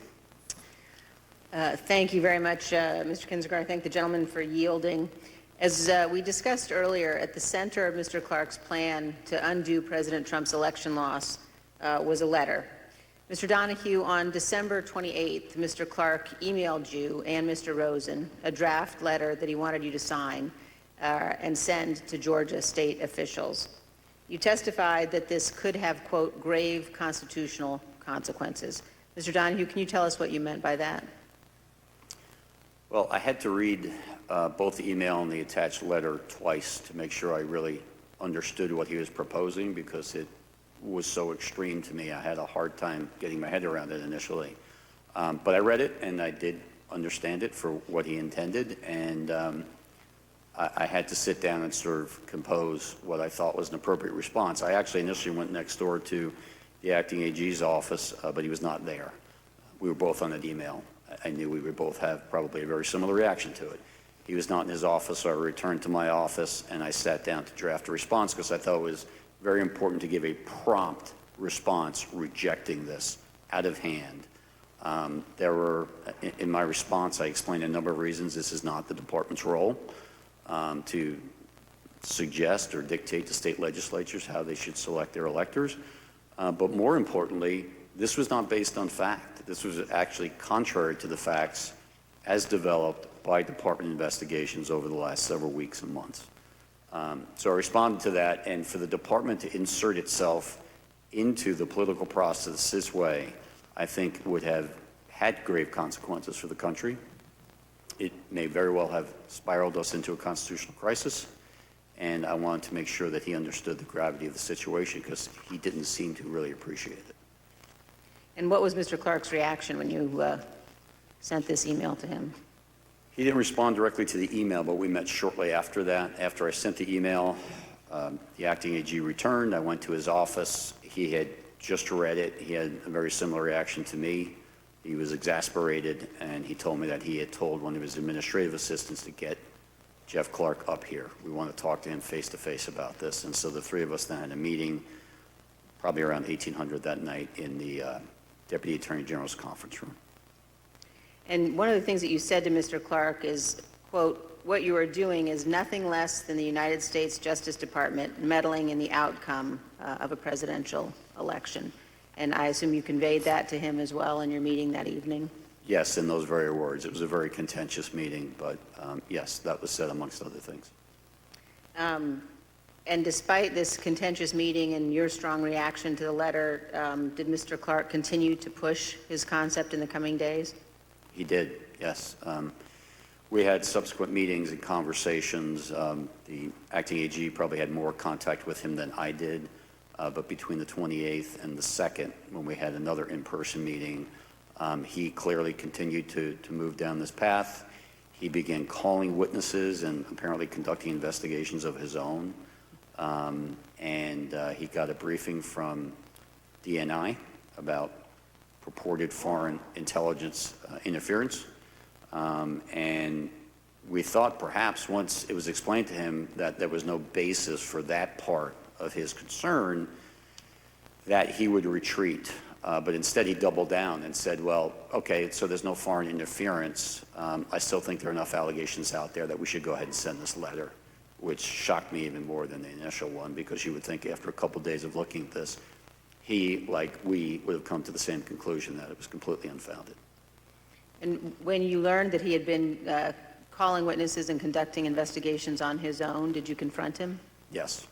And what was his reaction? He got very defensive. You know, as I said, there were a series of conversations through that week. I certainly remember very specifically the conversation in the meeting on January 2nd. That got even more confrontational, but he was defensive and, you know, similar to his earlier reaction when I said this is nothing less than Justice Department meddling in an election, his reaction was, I think a lot of people have meddled in this election. Justice Department meddling in an election, his reaction was, I think a lot of people have meddled in this election. And so he kind of clung to that and then spewed out some of these theories, some of which we'd heard from the president, but others which were floating around the internet and media, and just kept insisting that the department needed to act and needed to send those letters. The committee has also learned that Mr. Clark was working with another attorney at the department named Ken Klukowski, who drafted this letter to Georgia with Mr. Clark. Mr. Klukowski had arrived at the department on December 15th with just 36 days left until the inauguration. He was specifically assigned to work under Jeff Clark. And Mr. Klukowski also worked with John Eastman, who we showed you at our hearing last week was one of the primary architects of President Trump's scheme to overturn the election. The Georgia letter that we've been discussing specifically talks about some of Dr. Eastman's theories, including, quote, the purpose of the special session the department recommends would be for the General Assembly to determine whether the election failed to make a proper and valid choice between the candidates, such that the General Assembly could take whatever action is necessary to ensure that one of the slates of electors cast on December 14th will be accepted by Congress on January 6th. The committee has also learned that the relationship between Dr. Eastman and Mr. Klukowski persisted after Mr. Klukowski joined the Justice Department. Let's take a look at an email recommending that Mr. Klukowski and Dr. Eastman brief Vice President Pence and his staff. Other recipients of this email included the Chief of Staff to Congressman Louis Gohmert. And the email says, as stated last week, I believe the Vice President and his staff would benefit greatly from a briefing by John and Ken. As I also mentioned, we want to make sure we don't overexpose Ken given his new position. This email suggests that Mr. Klukowski was simultaneously working with Jeffrey Clark to draft the proposed letter to Georgia officials to overturn their certified election and working with Dr. Eastman to help pressure the Vice President to overturn the election. I want to thank all of our witnesses for being here today and for answering our questions about this letter and other issues. We asked Mr. Clark some of the same questions that we've asked you, and here's how he answered. Did you discuss this draft letter to Georgia officials with the President of the United States? Fifth, and executive privilege, again, just restated for the abundance of caution. Okay, if you look again at the draft letter, in the first paragraph, second sentence says, the department will update you as we are able on investigatory progress, but at this time we have identified significant concerns that may have impacted the outcome of the election in multiple states, including the state of Georgia. Isn't that, in fact, contrary to what Attorney General Barr had said on December 1st, 2020? Fifth. Mr. Chairman, I yield back. Mr. Chairman, I reserve. Pursuant to the order of the committee of today, the chair declares the committee in recess for a period of approximately 10 minutes. Hearing from the January 6th committee before the American people, the findings of their investigation, an investigation nearly a year long now. Today's hearing focusing on the pressure placed on the Department of Justice by former President Trump and a small circle of people who were supporting the theories that the former president was pushing at that point and hoping that the Department of Justice would go public with, despite any evidence that those theories had proof to back them up. If you'll recall here, and it's hard to really keep everything straight with the number of people involved, but today, if we widen out here, remember Attorney General Bill Barr, who was very loyal to the former president, resigned after having told the president on multiple occasions that there was no widespread fraud that would have changed the outcome of the election. So Bill Barr leaves. The former president appoints former acting Attorney General Jeffrey Rosen, handpicked by the president, former Deputy Acting Attorney General Richard Donahue, who you heard from today as well, and Stephen Engel, a Department of Justice lawyer. So again, this Acting Attorney General Jeffrey Rosen put in place after Bill Barr leaves. They then tell President Trump at the time the very same thing, that they looked into each of these theories, these allegations, these conspiracy theories, and that none of them had any evidence or merit to them, certainly no proof that there was any widespread fraud that would have changed the outcome in any of the key battleground states.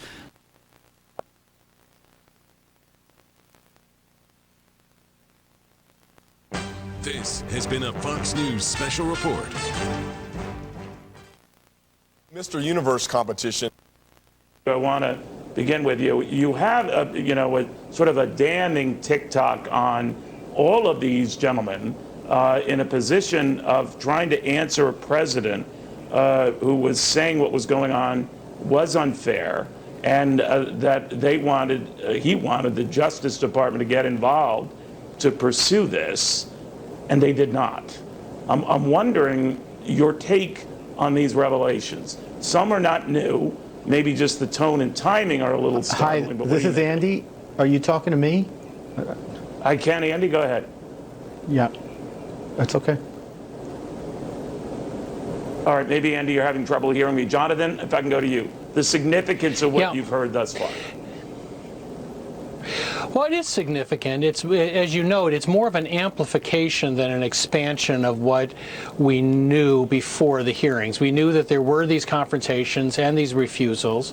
It's still important information. It's very disturbing. The letter that was drafted for these state legislatures was wildly inappropriate, and these attorneys did the right thing.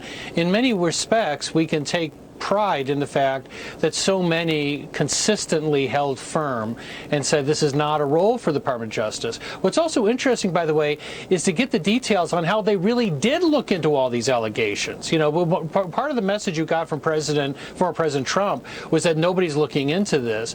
These were lawyers who were going to him and saying, we did. We went and looked at what was on the truck in this one allegation, what was unloaded. It's just not true. It's just not panning out. So all of that does add details. What is missing, again, unfortunately, is any other side. You know, the fact that this is not a balanced committee is a real shame, because, you know, this is powerful stuff. These are very credible individuals. Having someone there to ask probing questions rather than scripted questions, I think would have added greater authenticity and power to this hearing. Indeed, President Trump had said much the same, Brett Baer, that that was a bungled by Kevin McCarthy to shut that down, or to get Republicans on that committee who were not Kinzinger or certainly Cheney. But I'm wondering what you think of the impact of some of these statements you're hearing, Brett, particularly, and this has been out there, this December 27th call in which the president said, just say that the election was corrupt and leave the rest to me. What did you make of that? Yeah, that's from Richard Donahue, Trump administration, DOJ official. Remember, all of these people served at the pleasure of the president in his administration at DOJ. And Donahue saying that he took clear notes of that call and just say it was corrupt, leave the rest to me and the GOP Congress. This is after that presentation that Jonathan talked about, where they methodically went through and said, yes, there are small incidents of fraud around the country, there are irregularities, but none of them, according to all of these officials, including the acting attorney general, Rosen, saying none of them reached the level of overturning any single state to change the outcome of the election. I think, you know, we have been through some of this, but to lay it out like this is different. And they're making the case, obviously pointed at the former president, Donald Trump. I do think it's interesting, however, that federal agents searched the home of Jeffrey Clark just yesterday. We are now, Neil, 536 days after that meeting, and where there's this implication that Clark is going to be inserted as the head of DOJ, as the acting attorney general, and there's all this pushback and resignations that they say will happen. Why is it that long? Why is it time to this hearing? Maybe Andy and Jonathan know that. For, Brett? Do we know what they were looking for? We don't. It's well over a year.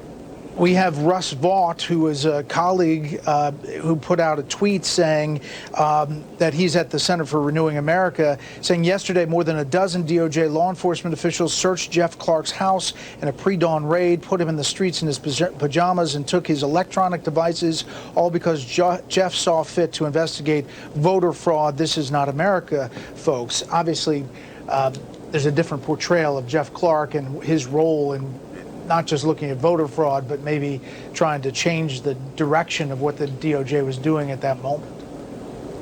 You know, Andy, I hope you can hear me now. I can, yes. There are a lot of similarities here, and I know it's night and day, between the pressure on Justice Department officials, these officials, and the sort of, Saturday Night Massacre that we remember back in the Nixon administration when he was trying to get someone at least to do his bidding in the White House. This is a different beast, I grant you. But again, you get the feeling that this committee, though it can't make criminal charges of its own, that's where it wants to go and maybe recommend such action on the part of the Justice Department. We're a long way from there. But these examples and these sightings and these conversations, if they are what they appear to be, are they the stuff of which criminal charges can be made? Well, it's certainly possible, Neil. I've always thought, and I continue to think, that this process is a proxy for the investigation that they failed to do 17 months ago in connection with the post-January 6th impeachment, and I think that continues to be borne out. They're suggesting the criminal justice system as a substitute, I would say a poor substitute for that. They basically want to indict him for an impeachable offense because the time for impeaching is come and gone. But I must say, if you were going to, I would think that the Justice Department officials who were sitting at the witness table, if they were asked about this, the little bit that happened right before the recess, I think one of the things they would point out is that, the last thing Representative Cheney did was point out that Jeff Clark took the fifth when he was asked the same questions that they were asking the witnesses. If a prosecutor brought that out in a trial, that would be a mistrial. That's like a basic constitutional due process violation. And for the life of me, I continue not to understand not only why this committee would not present a different perspective when they have witnesses who could clearly deal with cross-examination if there were cross-examination, and then why do this very powerful presentation, which I think this last hour certainly was, and then at the end point out that people are taking the Fifth Amendment, which they have a constitutional entitlement to do, and which the courts have said, if you let that infect a fact-finding proceeding, it's a constitutional violation. I just don't understand it. The Eastman plot intersects with the DOJ coup plot.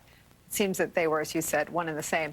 As they get ready to walk back in, I want to tell our viewers a little bit of what to expect. Liz Cheney had some really tantalizing teases, maybe she should work in television, Ari, about pardons, and they're expected to name names. What's the significance of that?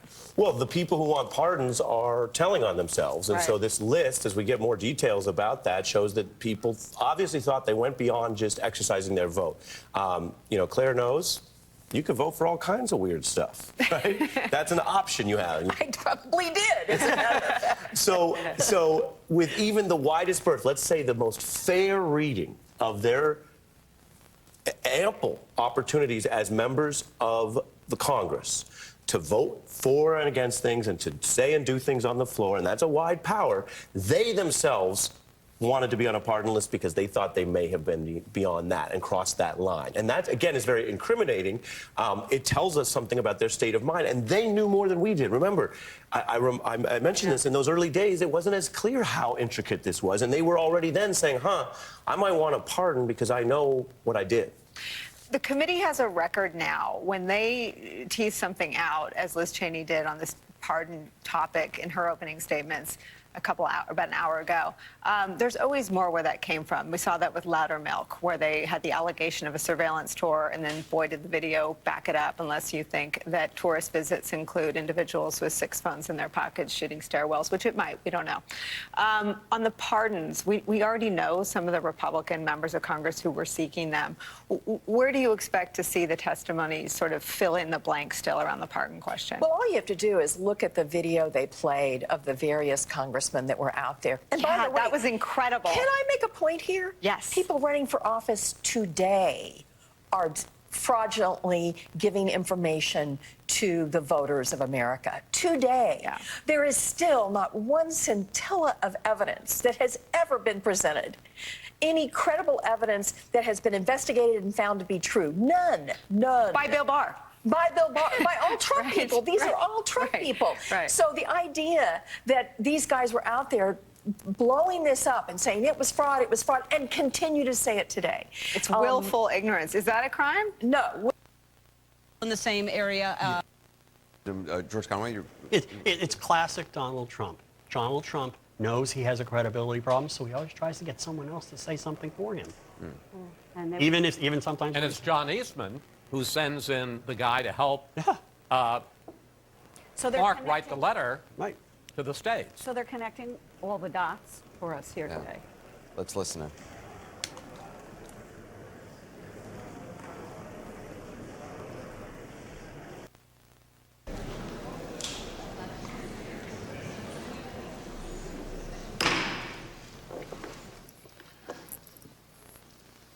The committee will be in order.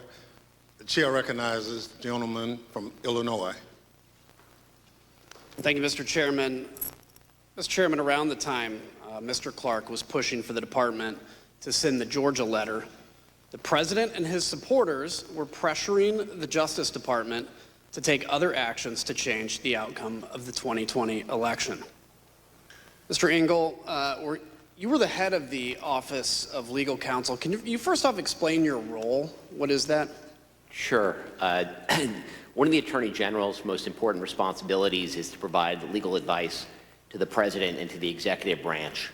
As a practical matter, given the responsibilities of the Attorney General, the Assistant Attorney General for the Office of Legal Counsel exercises that job on a day-to-day basis. And so, in addition, the head of OLC often functions as a general counsel, essentially to the Attorney General, and so is often, the chief legal advisor to the AG, as well as, the White House and the executive branch more broadly.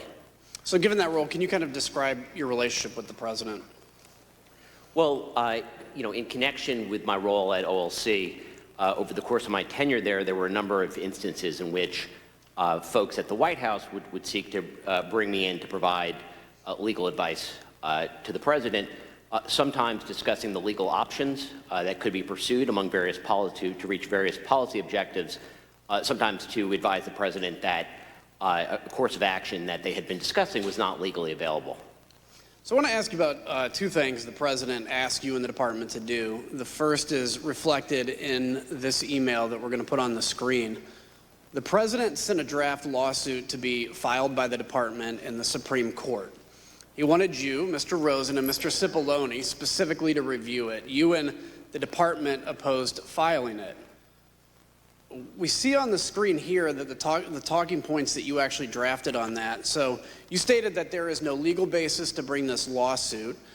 Anyone who thinks otherwise simply doesn't know the law, much less the Supreme Court. Why was this the department's position? Well, I mean, I think that it was the memo sort of speaks to this, but essentially this was a draft lawsuit that apparently was prepared by people outside the department. It would be styled as brought by the United States and by the acting Solicitor General as an original jurisdiction matter in the Supreme Court. It was a meritless lawsuit that was not something that the department could or would bring. Somebody obviously prepared it, handed it to the president, and he forwarded it on for our review. But that memo explains why the Department of Justice, as Mr. Donahue said earlier, doesn't have any standing to bring such a lawsuit. The lawsuit would have been untimely. The states had chosen their electors. The electors had been certified. They'd cast their votes. They'd been sent to Washington, D.C. neither Georgia nor any of the other states on December 28th or whenever this was in a position to change those votes. Essentially, the election had happened. The only thing that hadn't happened was the formal counting of the votes. And so obviously, the person who drafted this lawsuit didn't really understand, in my view, the law and or how the Supreme Court works or the Department of Justice. So it was just not something we were going to do. And the acting attorney general asked me to prepare a memo with talking points so that he could explain our reasons when he spoke with the president about this. So would you say it was an unusual request? It was certainly you said the request that the department file a lawsuit from drafted by outside lawyers was certainly an unusual request. There was another issue. Amazing. In mid-December, did the White House ask Attorney General Barr to consider whether a special counsel could be appointed to look into election fraud issues? Yes. I think the president was probably vocal at the time that he believed that special counsel was something that should be considered to look into election fraud, and there is a specific, request where the Attorney General sought my legal advice in the middle of December. And what was your conclusion? What conclusion did you reach? So this request was whether the Attorney General could appoint as a special counsel a state Attorney General to conduct an investigation. I mean, as a legal matter, under federal law, the Attorney General actually has fairly wide discretion to delegate prosecutorial authority, including to state prosecutors, which happens to assist the department, and not uncommonly, obviously, a state Attorney General exercising prosecutorial authority on behalf of the Department of Justice would be fairly uncommon. When we looked at the issue, what we saw is actually that the state law, the state was Louisiana, that the state law precluded the Louisiana Attorney General from accepting any position, any official position on behalf of the United States government. So that answered the question that it was not legally available. So during your time at the department, was there ever any basis to appoint a special counsel to investigate President Trump's election fraud claims? Well, neither Attorney General Barr nor Acting Attorney General Rosen did appoint a special counsel. You would appoint a special counsel when the department, when there's a basis for an investigation and the department essentially has a conflict of interest. It's important to get someone who's independent outside the department to handle such an investigation.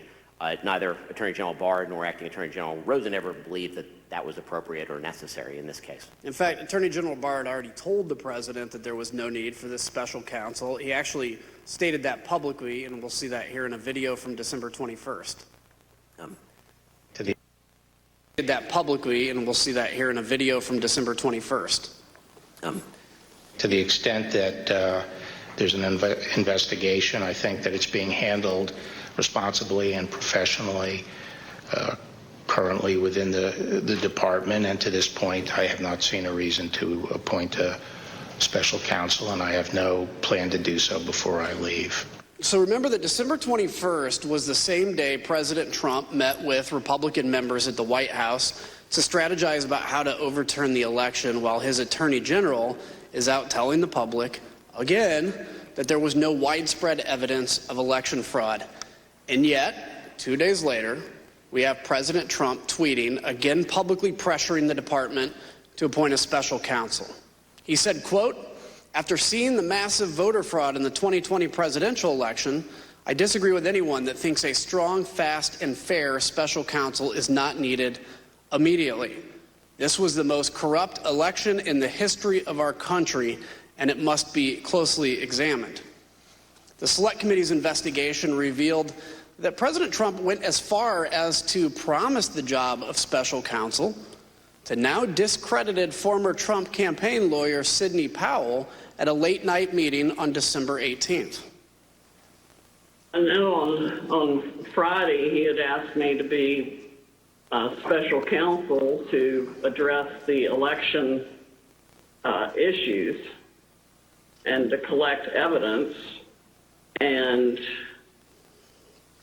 he was extremely frustrated with the lack of, I would call it, law enforcement by any of the government agencies that are supposed to act to protect the rule of law in our republic.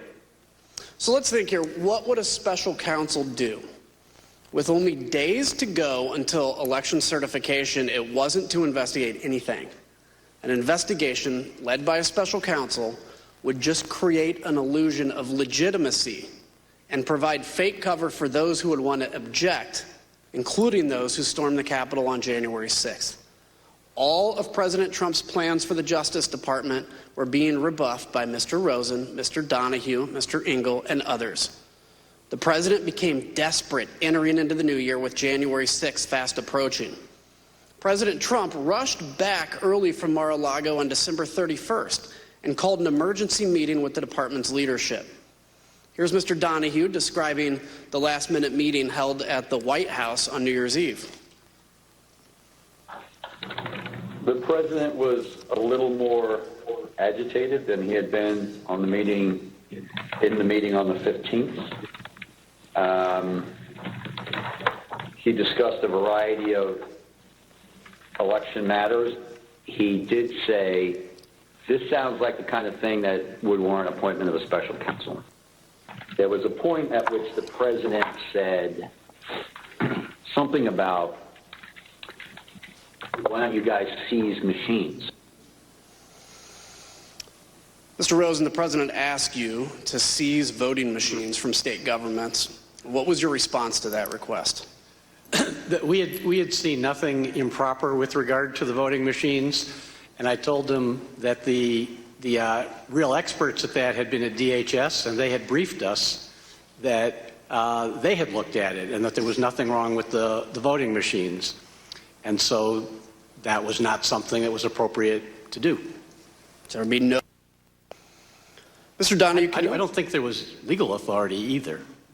Yeah, Mr. Donahue, can you explain what the president did after he was told that the Justice Department would not seize voting machines? The president was very agitated by the acting attorney general's response, and to the extent that machines and the technology was being discussed, the acting attorney general said that the DHS, Department of Homeland Security, has expertise in machines and certifying them and making sure that the states are operating them properly. And since DHS had been mentioned, the president yelled out to his secretary, get Ken Cuccinelli on the phone. And she did in very short order. Mr. Cuccinelli was on the phone. He was the number 2 at DHS at the time. I was on the speakerphone, and the president essentially said, Ken, I'm sitting here with the acting attorney general. He just told me it's your job to seize machines, and you're not doing your job. And Mr. Cuccinelli responded. Mr. Rosa, did you ever tell the president that the Department of Homeland Security could seize voting machines? No, certainly not. Mr. Donahue, during this meeting, did the president tell you that he would remove you and Mr. Rosen because you weren't declaring there was election fraud? Toward the end of the meeting, the president, again, was getting very agitated, and he said, people tell me I should just get rid of both of you. I should just remove you and make a change in the leadership, put Jeff Clark in, maybe something will finally get done. And I responded, as I think I had earlier in the December 27th call, Mr. President, you should have the leadership that you want, but understand, the United States Justice Department functions on facts, evidence, and law, and those are not going to change. So you can have whatever leadership you want, but the department's position is not going to change. The president's White House counsel, Pat Cipollone, was also present. Do you remember what his position was? Pat was very supportive. Pat Cipollone, throughout these conversations, was extremely supportive of the Justice Department. He was consistent.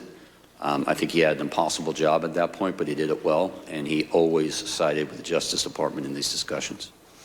So let's pause for a second. It's New Year's Eve.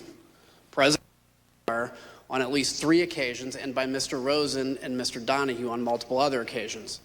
Claim after claim knocked down, but the president didn't care.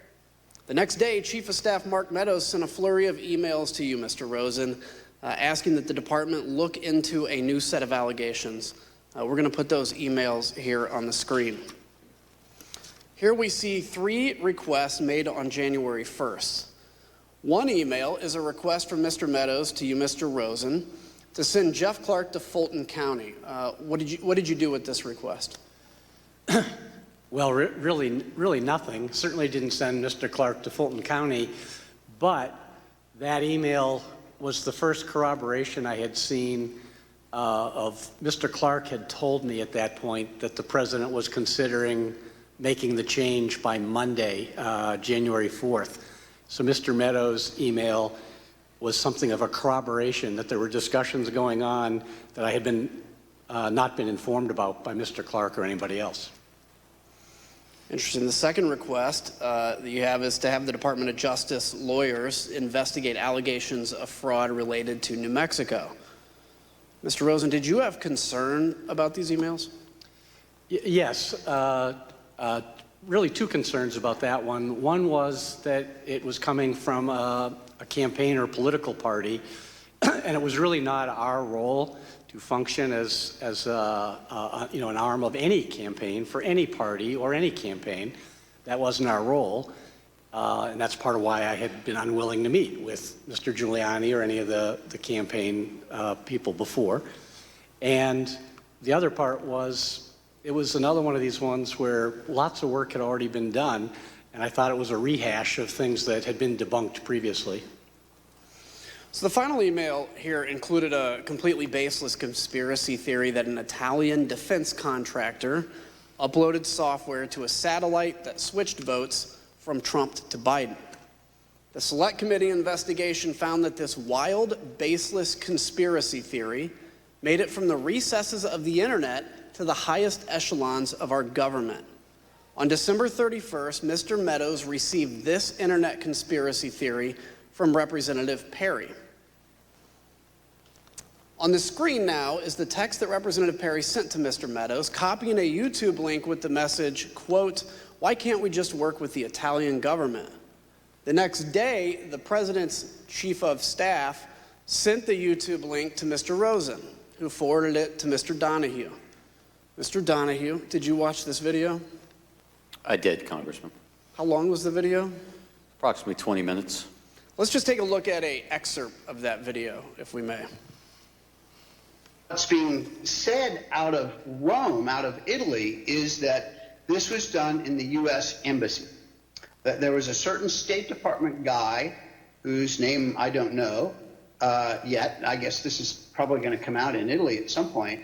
And he was the mastermind, not the mastermind, but anyway, the guy running the operation of changing the votes. And that he was doing this in conjunction with some support from MI6, the CIA, and this Leonardo group. Mr. Donahue, what was your reaction when you watched that entire 20-minute video? I emailed the acting attorney general and I said pure insanity, which was my impression of the video, which was patently absurd.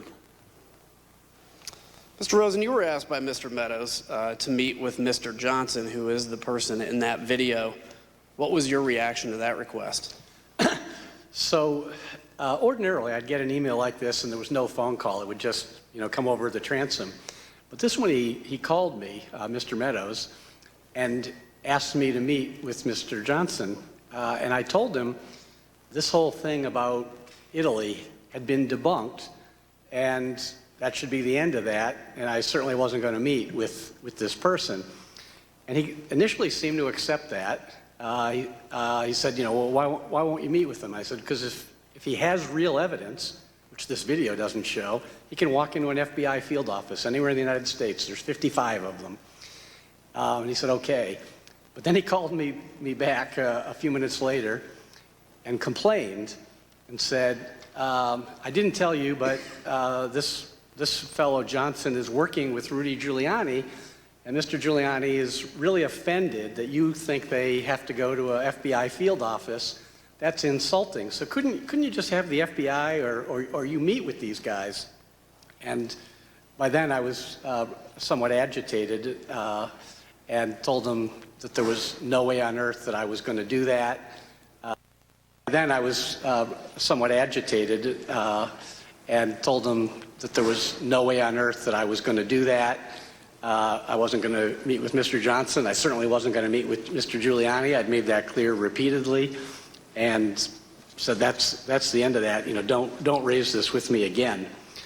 And so because Mr. Donahue and I had been exchanging our views about this, I think it was 7:13 on a Friday night of New Year's Day, had run out of patience, and I sent the email that you're talking about, where I made pretty clear that I had no interest in doing anything further with this. Just to button this up, Mr. Donahue, did you receive a follow-up call from a Department of Defense official about this conspiracy? I did. I believe it was that same day. Can you give details on that at all? I received a telephone call from Kash Patel, who I know was a DOD official at that time, worked for, I believe, Acting Secretary of Defense Miller, and he didn't know much about it. He basically said, do you know anything about this Italy thing and what this is all about? And I informed him that the Chief of Staff had raised the issue with us in his office on December 29th, that we had looked into it a little bit. We had run the name that was provided to us by the Chief of Staff. I learned that that individual was in custody in Italy. He had been arrested for a cyber offense of some sort in Italy. The allegation was that he had been exfiltrating data from his company. He was either an employee or a contractor of that company, and he was in custody. That the whole thing was very, very murky at best, and the video was absurd. But that we, the department, were not going to have anything to do with it, and DOD should make up its own mind as to what they're going to do. But I made it clear to him that I didn't think it was anything worth pursuing. She called the video absurd, and despite the absurdity of that conspiracy, and Mr. Meadows didn't let the matter go. The request went from the Department of Justice to the Secretary of Defense, Christopher Miller. As you'll hear, Secretary Miller actually reached out to a high-ranking official based in Italy to follow up on this claim. The ask for him was, can you call out the defense attaché Rome and find out what the heck's going on, because I'm getting all these weird, crazy reports, and probably the guy on the ground knows more than anything. The Select Committee confirmed that a call was actually placed by Secretary Miller to the attaché in Italy to investigate the claim that Italian satellites were switching votes from Trump to Biden. This is one of the best examples of the lengths to which the President Trump would go to stay in power. Scouring the internet to support his conspiracy theories, shown here, as he told Mr. Donahue in that December 27th call, quote, "You guys may not be following the internet the way I do." President Trump's efforts to this point had failed. Stonewalled by Mr. Rosen and Mr. Donahue, President Trump had only one option. He needed to make Clark acting Attorney General. Mr. Rosen, during a January 2nd meeting with Mr. Clark, did you confront him again about his contact with the president? And if so, can you describe that?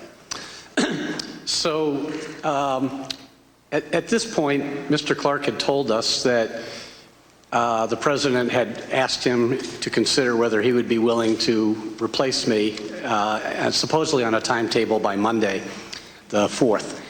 And so I had told Mr. Clark I thought he was making a colossal error in judgment, but I also hoped to persuade him to be more rational and to understood what we had understood, that there's not a factual basis for the fraud assertions that are being made.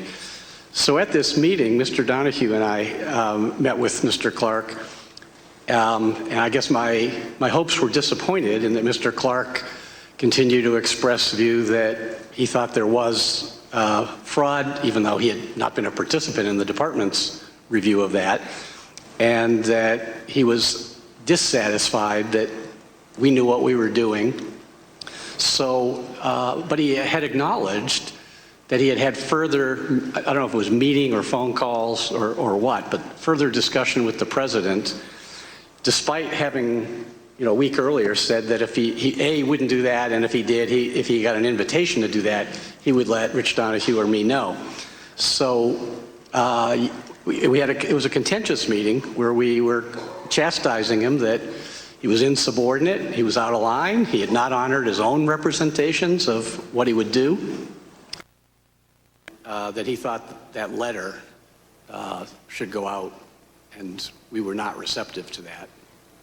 Did he tell you in that the president had offered him the job of acting Attorney General? That was a day later. On the 2nd, he said that the president had asked him to let him know if he'd be willing to take it. Subsequently, he told me that on Sunday the 3rd, he told me that the timeline had moved up and that the president had offered him the job and that he was accepting it. Well, let's ask about that. What was your reaction to that? Well, on the one hand, I wasn't going to accept being fired by my subordinate, so I wanted to talk to the president directly. With regard to the reason for that is I wanted to try to convince the president not to go down the wrong path that Mr. Clark seemed to be advocating. And it wasn't about me. There's only 17 days left in the administration at that point. I would have been perfectly content to have either of the gentlemen on my left or right replace me if anybody wanted to do that. But I did not want for the Department of Justice to be put in a posture where it would be doing things that were not consistent with the truth, were not consistent with its own appropriate role, or were not consistent with the Constitution. So I did 4 things as soon as Mr. Clark left my office on that Sunday, the 3rd. Number 1, I called Mark Meadows and said I need to see the president right away. And he was agreeable and set up a meeting for 6:15 that Sunday, so about 2 hours away. 2, I called Pat Cipollone, the White House counsel, told him what was going on, and he said he would go into the White House to make sure he was at the meeting and he would be supporting the Justice Department's position as he had been doing consistently. 3, I called Steve Engel, who was, I was at the department, it was a Sunday, but there had been some reasons I needed to be there. Mr. Engel, I called at home and asked him if he would come in and go to the meeting, which he did. It had proved to be quite helpful. And then number 4, I asked Rich Donahue and Pat Hovakimian, who had previously been my chief of staff, to get the department's senior leadership on a call and let them know what was going on, and which they did. And then Eric Hirschman called me to tell me that he was going to go to the meeting and that he would be supporting the Department of Justice position as well. So I knew that the meeting was on course and that I would have a number of people supportive of the department. Qualified buyers can get 0. Did Mr. Clark ask you to continue to stay at the department? At that Sunday meeting, when he told me that he would be replacing me, he said that he had asked to see me alone, because usually he had met with me and Mr. Donahue, because he thought it would be appropriate in light of what was happening to at least offer me that I could stay on as his deputy. I thought that was preposterous. I told him that was nonsensical and that there's no universe where I was going to do that, to stay on and support someone else doing things that were not consistent with what I thought should be done. So I didn't accept that offer, if I can put it that way. And during that meeting, did Mr. Clark ask you to sign the Georgia letter? That was on the Saturday meeting, January 2nd, that Mr. Donahue and I had with him. He again raised with both of us that he wanted us to, both to sign that letter, actually. So in that meeting, did Mr. Clark say he would turn down the president's offer if you reversed your position and signed the letter? Yes. Did Mr. Clark, so you still refused to sign and send that letter, I take it? That's right. I think Mr. Donahue and I were both very consistent that there was no way we were going to sign that letter, and it didn't matter what Mr. Clark's proposition was in terms of his own activities. We were not going to sign that letter as long as we were in charge of the Justice Department. Thank you for that, by the way. Mr. Donahue, were you expecting to have to attend a meeting at the White House on Sunday, January 3rd? No. As the acting AG indicated, we had a meeting that afternoon that related to preparations for January 6th, so I was at the department, but I had no expectation of leaving the department. It was a Sunday afternoon, and I was there in civilian clothes, as we both were, and expected to have that meeting, do some other work, but I had no expectation of going to the White House that day. So let's ask, so prior to that Oval Office meeting, did you set up a conference call with senior leadership at the department? And if so, tell us about that call. Yes, so obviously it was a bit of a scramble that afternoon to prepare for the Oval Office meeting. We had discussed on several occasions, the Acting Attorney General and I, whether we should expand the circle of people who knew what was going on. It was very important that Steve Engel know, and that's why I reached out to Steve on December 28th, because if Mr. Rosen were removed from the seat and the President did not immediately appoint someone else to serve as Attorney General, just by function of the department's chain of succession, Mr. Engel would be in the seat. We wanted to make sure he knew what was going on should that occur. So the three of us knew. We also brought Pat Hovakimian in, so the four of us knew. But no one else, aside from Jeff Clark, of course, knew what was going on until late that Sunday afternoon.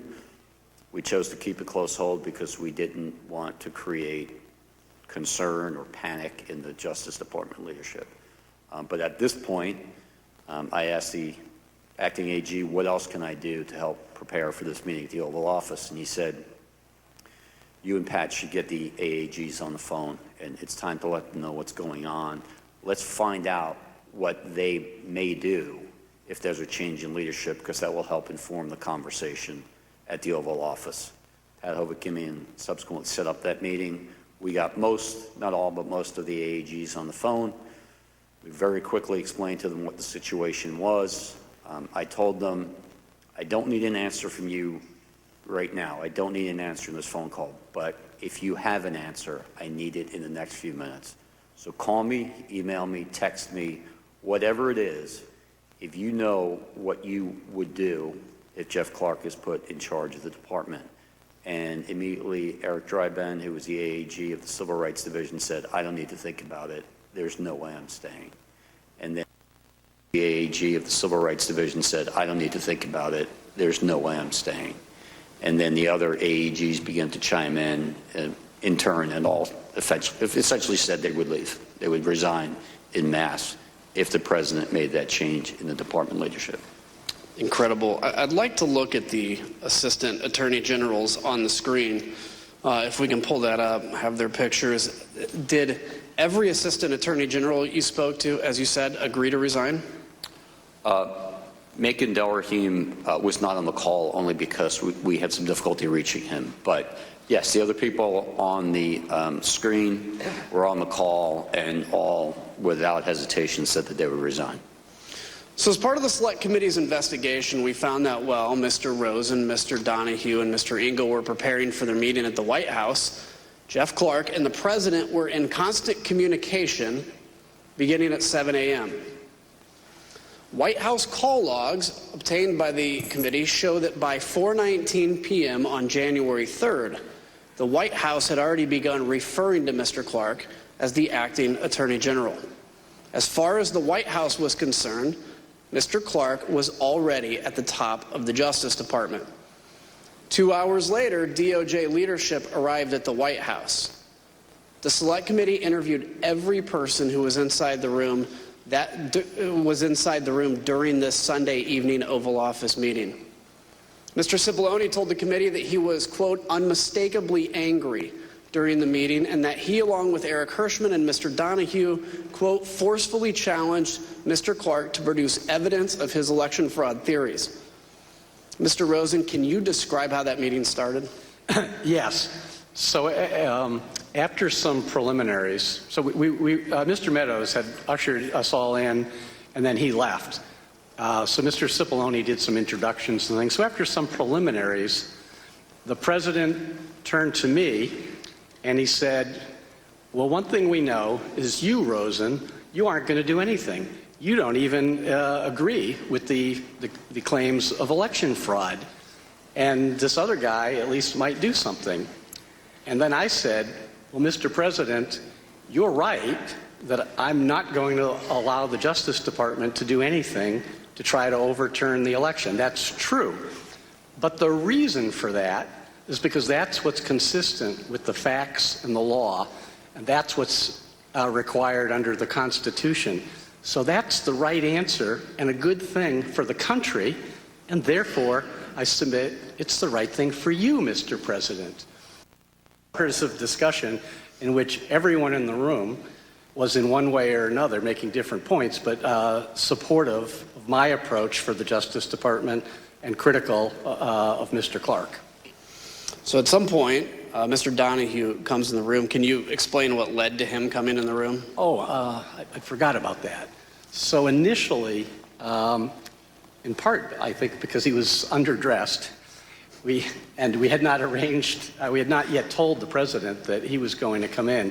The White House had a list of who would be there. That did include Mr. Engel and the White House counsel and the Deputy White House counsel, Mr. Hirschman.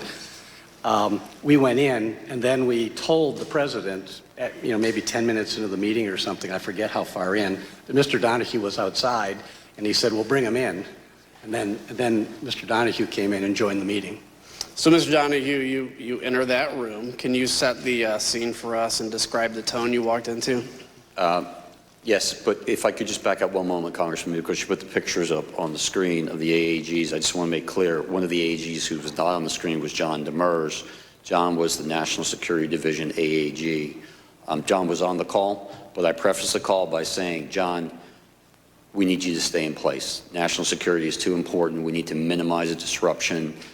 Whether you resign is entirely up to you, obviously, and we'll respect your decision either way, but I'm asking you, please stay in place. And he did, so I don't want to leave the impression that he was not willing to resign, because I think he was. Thank you for that. So with regard to entering the Oval Office, I was sitting in the hallway. An administrative assistant passed by. She asked me, "Are you supposed to be in this meeting with the president?" I said, "No, I'm simply here in case questions come up that other people don't have the answer to." And she walked away and then came back probably 30 seconds later and said, "The president wants you in the meeting." I proceeded into the Oval Office.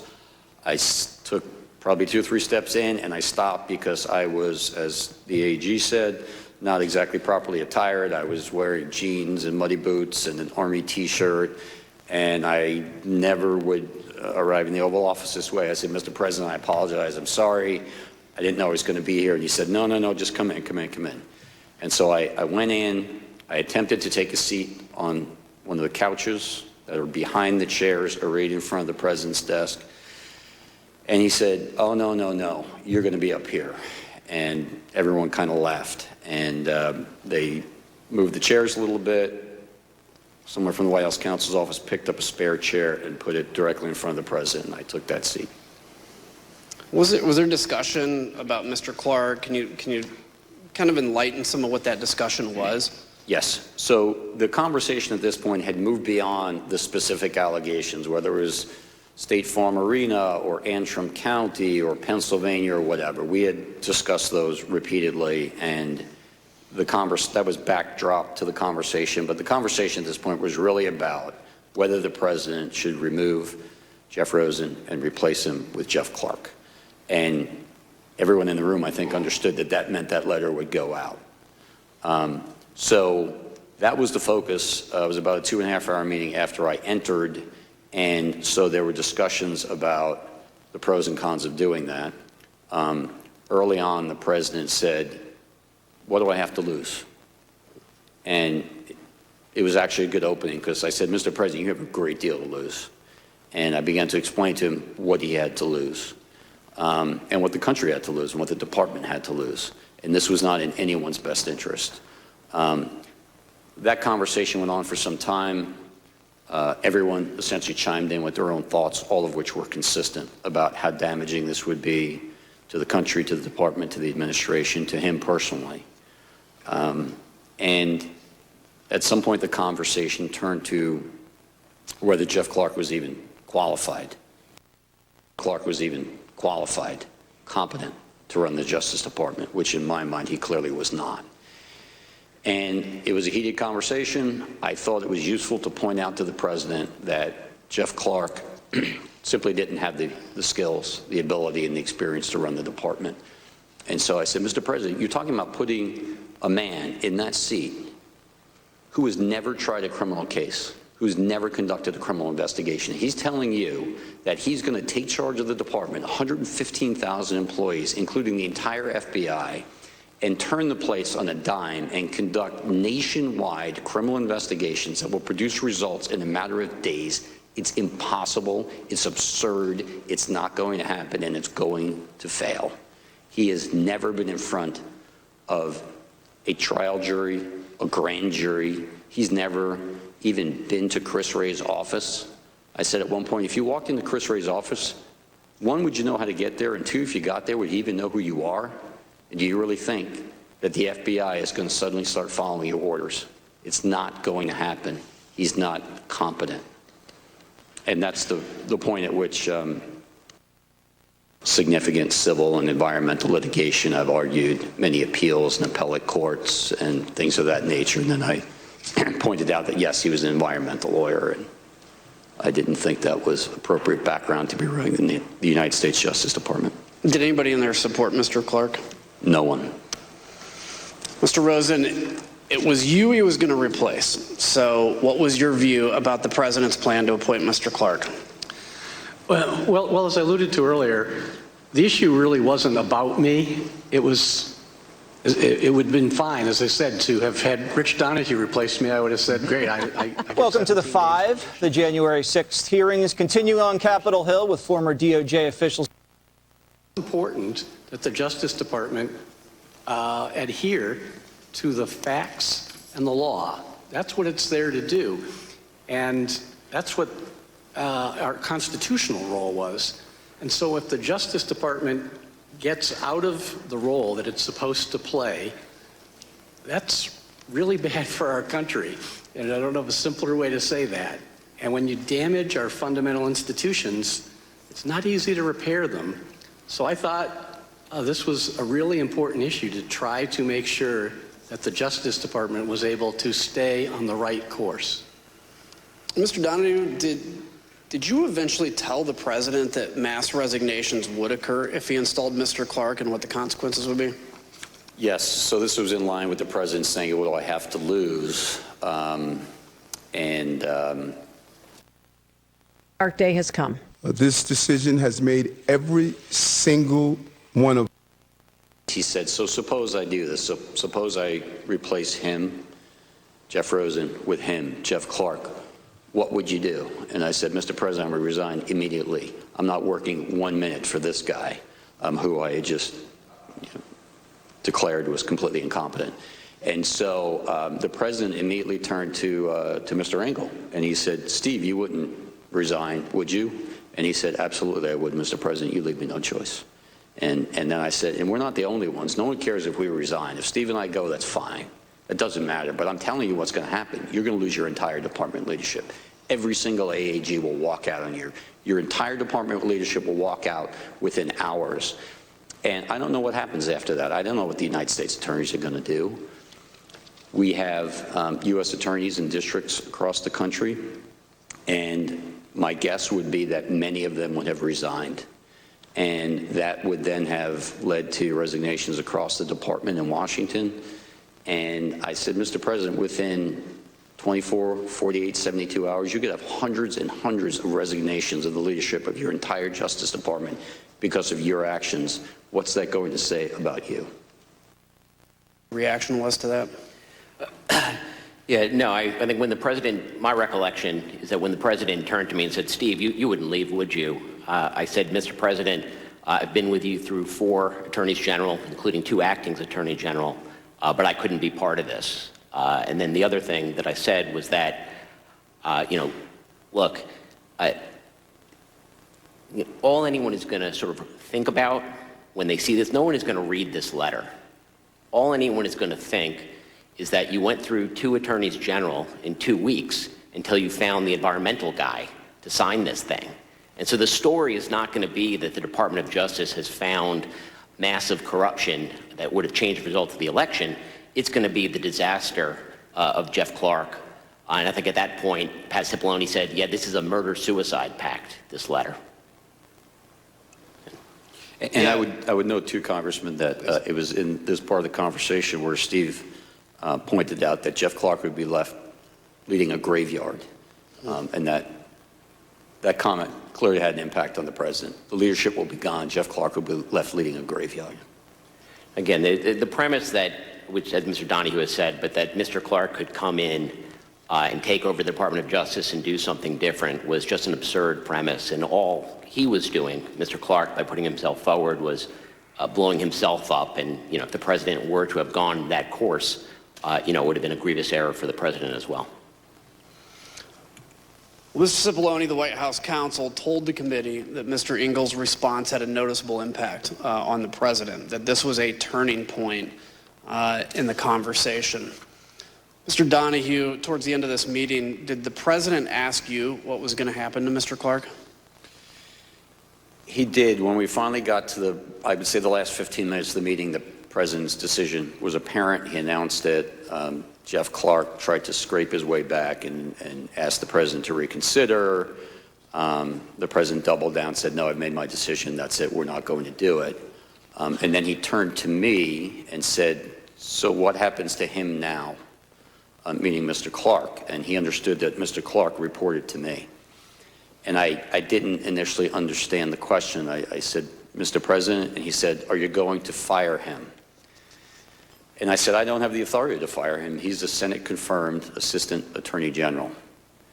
And he said, well, who has the authority to fire him? And I said, only you do, sir.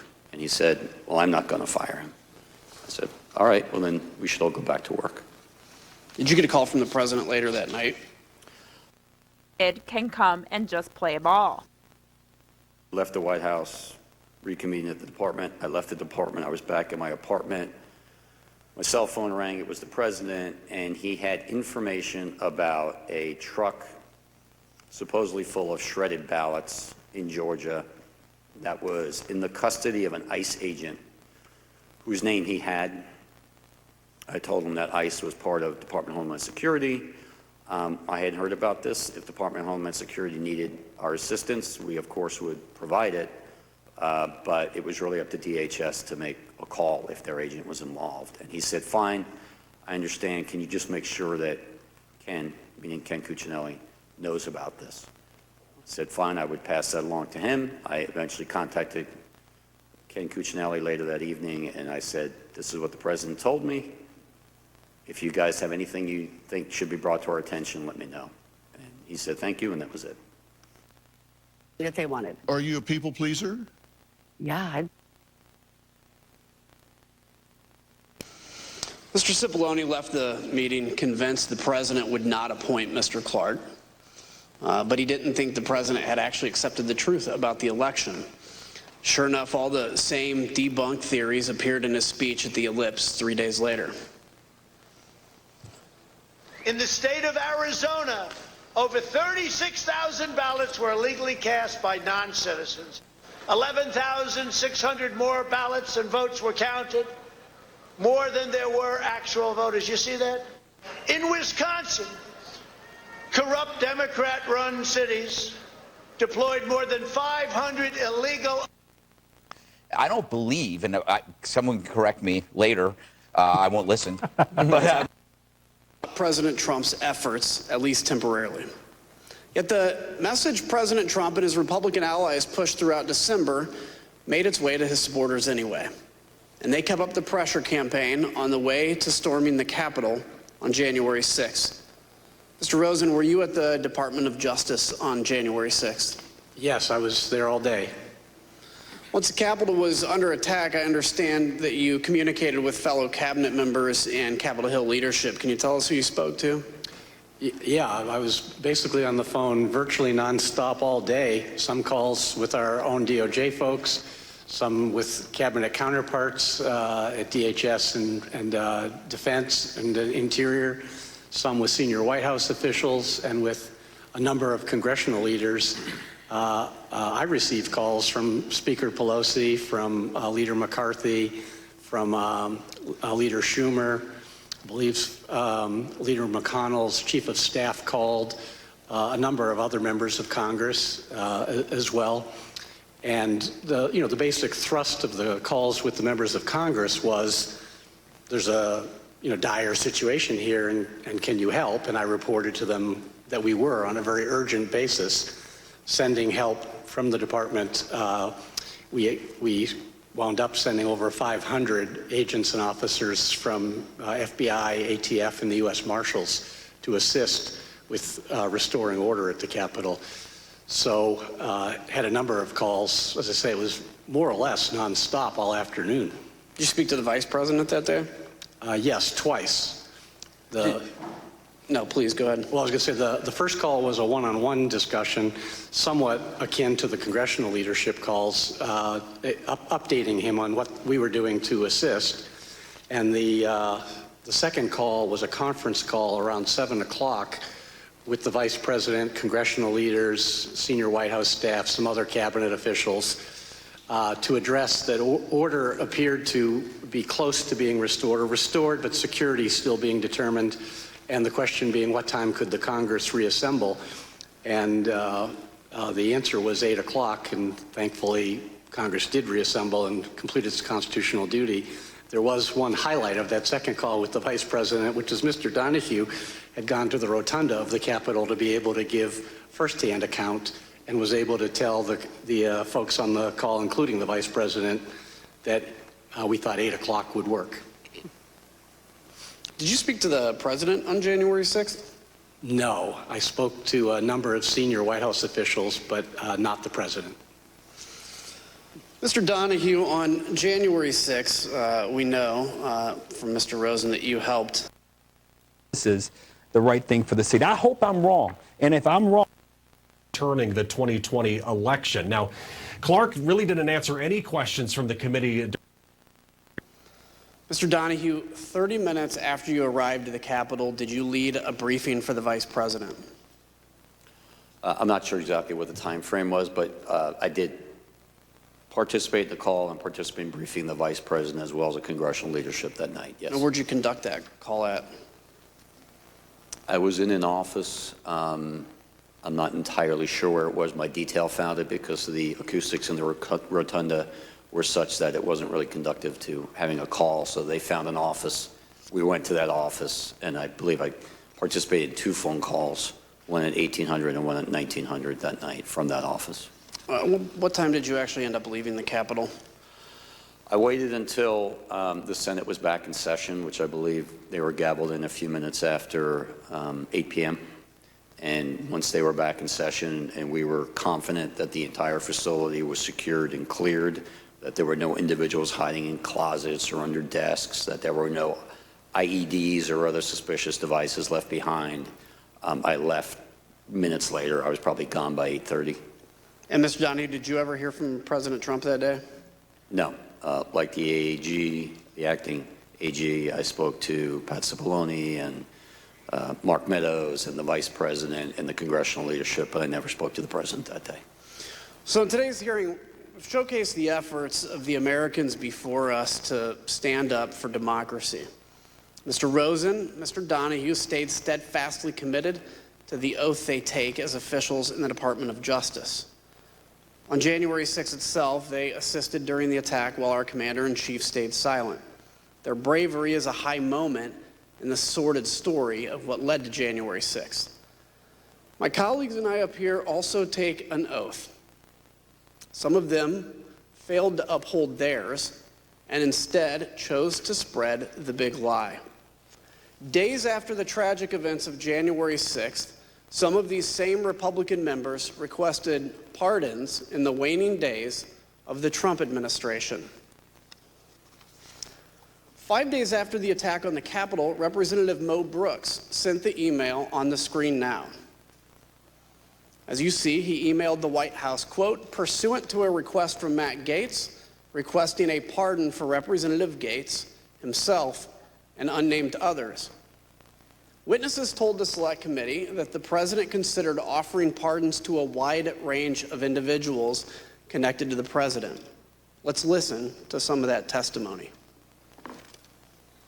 And was Representative Gaetz requesting a pardon? Believe so.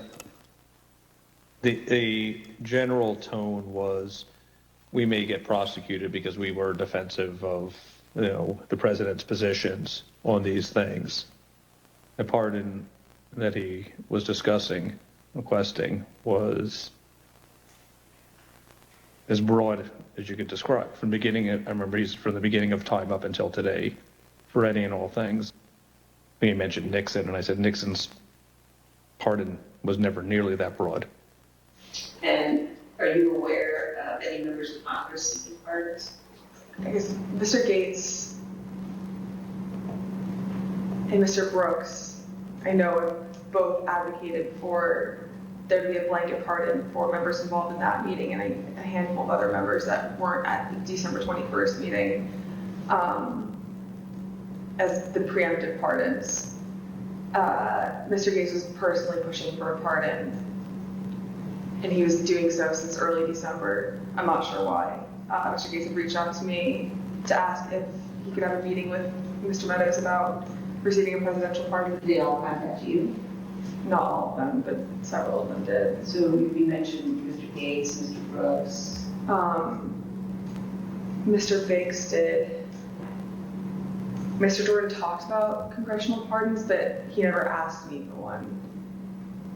It was more for an update on whether the White House is going to pardon members of Congress. Mr. Gomer asked for one as well. Whether the White House is going to pardon members of Congress. Mr. Gomer asked for one as well. Mr. Perry asked for a pardon too. I'm sorry, I need to correct Mr. Perry, did he talk to you directly? Yes, he did. Did Marjorie Taylor Greene contact you? No, she didn't contact me about it. I heard that she had asked White House Counsel's Office for a pardon from Mr. Flippin, but I didn't frequently communicate with Ms. Greene. Are you aware of any conversations or communications regarding the possibility of giving Congressman Matt Gaetz a pardon? I know he had asked for it, but I don't know if he ever received one or what happened with it.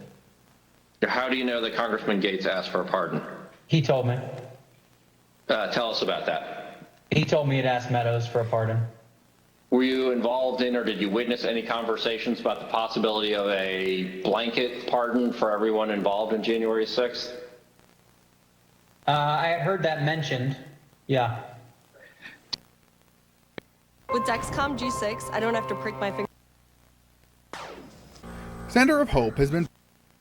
But I think he had, for all the staff and everyone involved, not with January 6th, but just before he left office, I know he had talked about that. The only reason I know to ask for a pardon is because you think you've committed a crime. Thank you, Mr. Chairman. I yield back. I want to thank our witnesses for joining us today. The members of the Select Committee may have additional questions for today's witnesses, and we ask that you respond expeditiously in writing to these questions. Without objection, members will be permitted 10 business days to submit statements for the record, including opening remarks and additional questions for the witnesses. Without objection, the chair recognizes the gentleman from Illinois for a closing statement. Thank you, Mr. Chairman. The Justice Department lawyers are not the president's personal lawyers. We count on them to be on the side of the law and to defend the best interest of the United States, not the best interest of any political campaign. That's how it's been since the department was founded soon after the Civil War. Justice Department lawyers are supposed to play it 100% straight.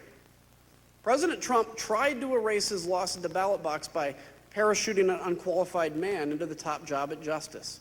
It was a power play to win at all costs with no regard for the will of the American people. It was about ignoring millions of votes. Ignore them, throw them out, label them fraudulent, corrupt, illegal, whatever. Facts were clearly just an inconvenience. From the Oval Office, President Trump urged others to bring his big lie to life. He begged, just say the election was corrupt and leave the rest to me and the Republican congressman. He didn't care what the department's investigations proved. What good were facts when they would only confirm his loss? And it's no surprise that all the far-out, fully fabricated, whack job conspiracy theories collapsed under even the slightest scrutiny. That insanity went from the internet to the highest levels of government in no time. The bottom line, the most senior leadership of the Justice Department, from Attorney General Bill Barr to Jeff Rosen, his successor and his deputy Rich Donahue, everyone. News Now brings you Our entire electoral system by wildly casting baseless doubt upon it. In short, he was willing to sacrifice our republic to prolong his presidency. I can imagine no more dishonorable act by a president. We owe a great debt of gratitude to these men you've heard from here today. Real leaders who stood for justice when it was in grave peril, who put their country first when the leader of the free world demanded otherwise. They threatened to resign rather than corrupt our democracy. And thanks largely to each of them, President Trump's coup failed. Contrast that to Jeff Clark, who would do exactly what the president wanted. Say there was massive fraud, forget the facts, and leave the rest to President Trump's congressional friends. Mr. Clark refused to cooperate with this committee. He pled the fifth over 125 times. Why risk self-incrimination? And President Trump's congressional friends, some of them are angling for pardons. They knew that every bit of what they did was a lie and it was wrong. That's all the more reason to respect those who came here to testify today. We thank them for their unflinching service in the face of incredible pressure. As it's said, the only thing necessary for evil to succeed is good men to do nothing. Thankfully, there were good people in the Department of Justice. You heard from other good people too on Tuesday. They too defended us. But I'm still worried that not enough has changed to prevent this from happening again. The oath that we take has to mean something. It has to cut to the core of who we are and be the driving force of our service to this nation. We on this committee, we may be able to shine light on the darkness, but that is not enough.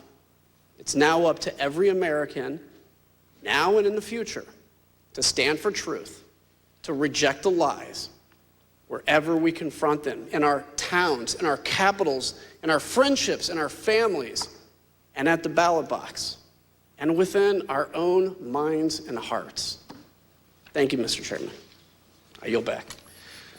Without objection, the chair recognizes the gentlewoman from Wyoming, Ms. Cheney, for a closing statement. Thank you. For a closing statement. Thank you very much, Mr. Chairman. And I again want to thank the witnesses for being here today. After today, I suspect that there will be some who label you agents of the deep state or something else conspiratorial or nonsensical, meant to justify ignoring what you've said today, ignoring the facts. That may be the short-term cost of acting honorably and telling the truth. But your actions should have an important long-term impact. They will help keep us on the course set by the framers of our Constitution. Let me paraphrase the words of John Adams and others. Whether ours shall continue to be a government of laws and not of men is ultimately for the American people to decide. And let me also today make a broader statement to millions of Americans who put their trust in Donald Trump. In these hearings so far, you've heard from more than a dozen Republicans, Trump and his administration, others in his campaign. Others have been conservative Republicans for their entire careers. It can be difficult to accept that President Trump abused your trust, that he deceived you. Many will invent excuses to ignore that fact. But that is a fact.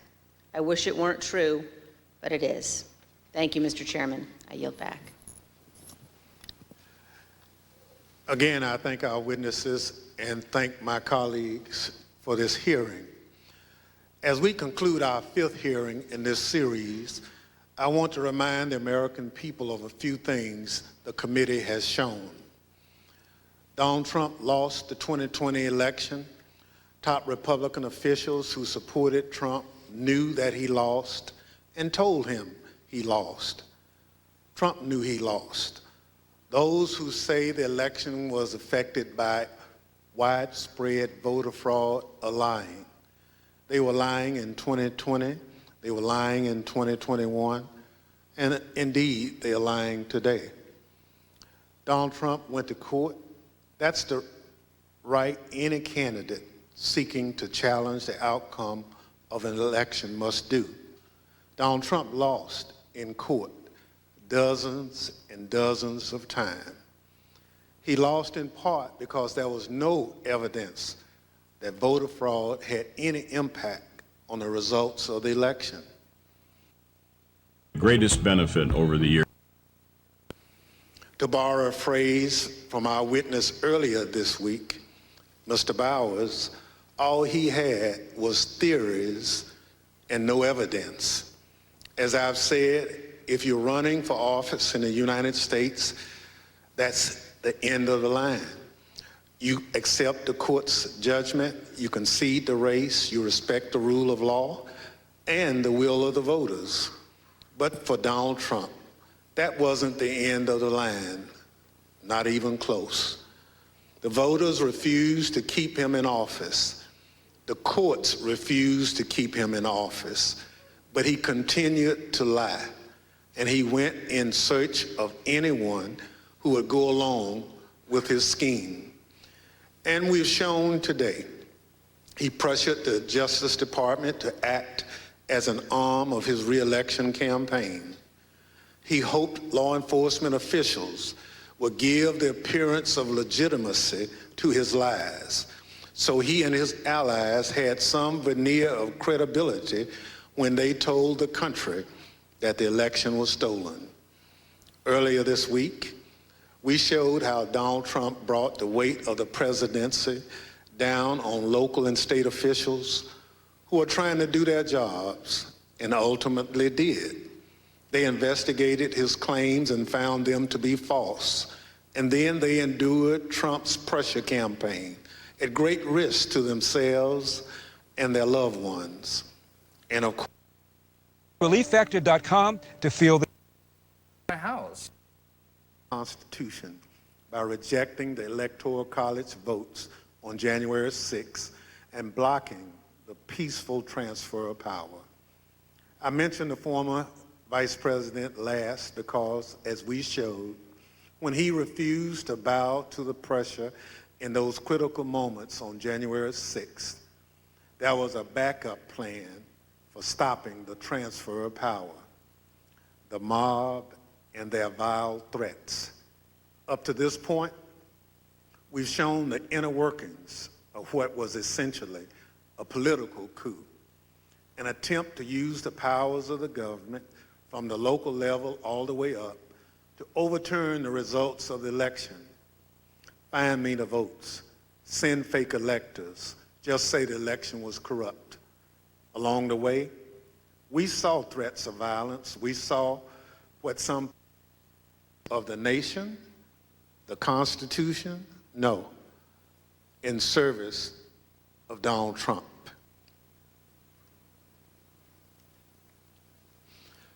When the Select Committee continues this series of hearings, we're going to show how Donald Trump tapped into the threat of violence, how he summoned the mob to Washington, and how, after corruption and political pressure failed to keep Donald Trump in office, violence became the last option. Our investigation is ongoing.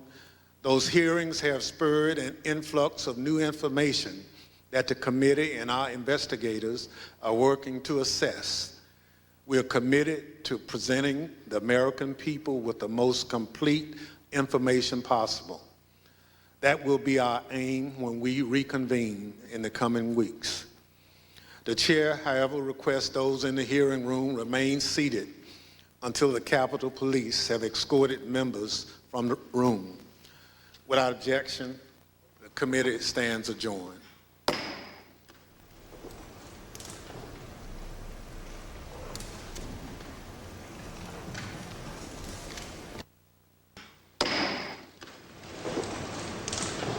The House Select Committee on the January 6th attack wrapping up another hearing. Today's questions focusing on the Justice Department and claims from its former leaders that President Trump pressured them to find a way to overturn the election. Former Acting Attorney General Jeffrey Rosen saying between late December of 2020 and early January of 2021, Trump called him virtually every day to push election fraud claims. At one point, President Trump is quoted as telling DOJ officials in a phone conversation he wanted the DOJ to, quote, just say the election was corrupt and leave the rest up to me and the Republican congressman, end quote. One witness saying the former president wanted the Department of Homeland Security to seize voting machines and for DOJ officials to sign a letter to 6 state legislatures asking them to consider changing their election results. A letter already taken some of the tariffs off Chinese goods. He's considering leadership with a DOJ environmental attorney, Jeff Clark, who was willing to push President Trump's false election claims. These DOJ officials told Trump that if Clark was chosen, he would be left leading a graveyard at DOJ amid mass resignations. That ends today's coverage of the January 6th committee. Stay tuned to this Fox station for the latest on this story and all the news of the day in New York. I'm Brian Yennis.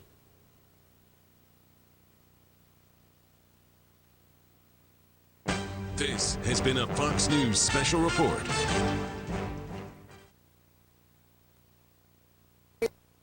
Several members of Congress asking for pardons, from Matt Gaetz, Mo Brooks, Andy Biggs, Louis Gohmert, Scott Perry, and she was aware that Jim Jordan and Marjorie Taylor Greene also had possibly floated the idea of getting a personal pardon. Now, reaction is coming in. I just spoke to someone from Scott Perry's office. They are calling this a ludicrous and soulless lie. Also just heard from Jim Jordan's team. They say that this is 100% fake news. But you heard the words from Republican Adam Kinzinger saying the only reason that you would ask for a pardon is because you've committed a crime, David.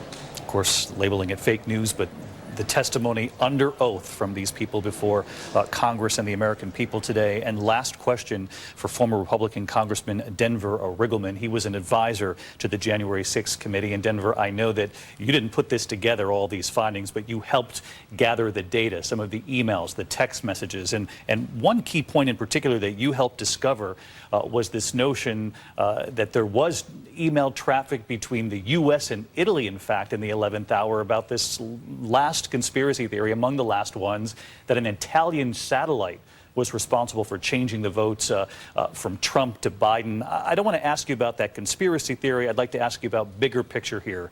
I know you wondered if this committee would be able to connect all of the dots because you saw just the mountain of information that was actually gathered. Given what you've seen so far, have they done that? They did it. First of all, I saw it first in the text with Italy Gate, us on our team. But I think this is what's proven, starting with the ASOG, when you talked about the Antrim audit, all the way up to Jeffrey Clark. You saw that actually internet trolls are drooling insanity, sometimes pushed by congressmen, right, to the very tops of our government, dictated White House policy, and was actually the baseline for an internal coup.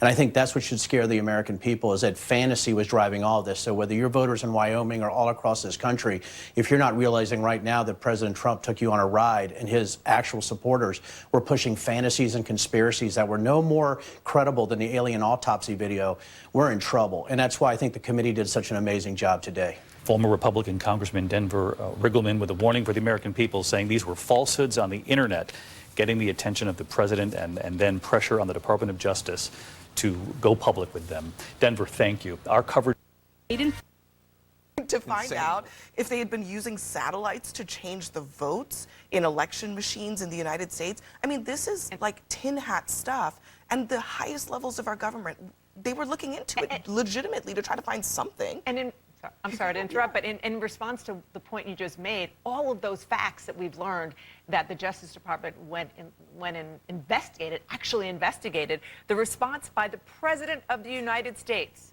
is, you guys might not be following the internet the way I do.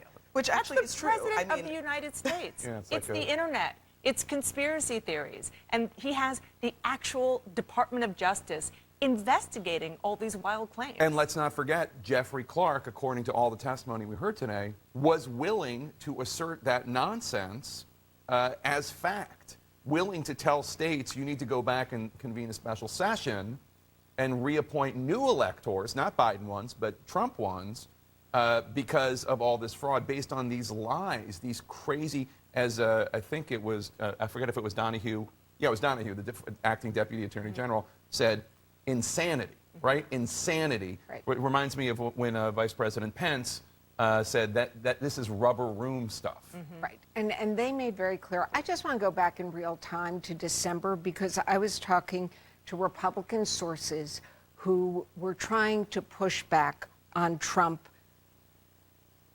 election fraud claims. And they were really concerned when Bill Barr left as Attorney General because he was a big personality and they felt he had the personality to push back on Trump. As we've seen in his testimony, he's very plain spoken. They were worried about Rosen. He is a soft-spoken guy. He's a very polite guy. He has never been in this situation before.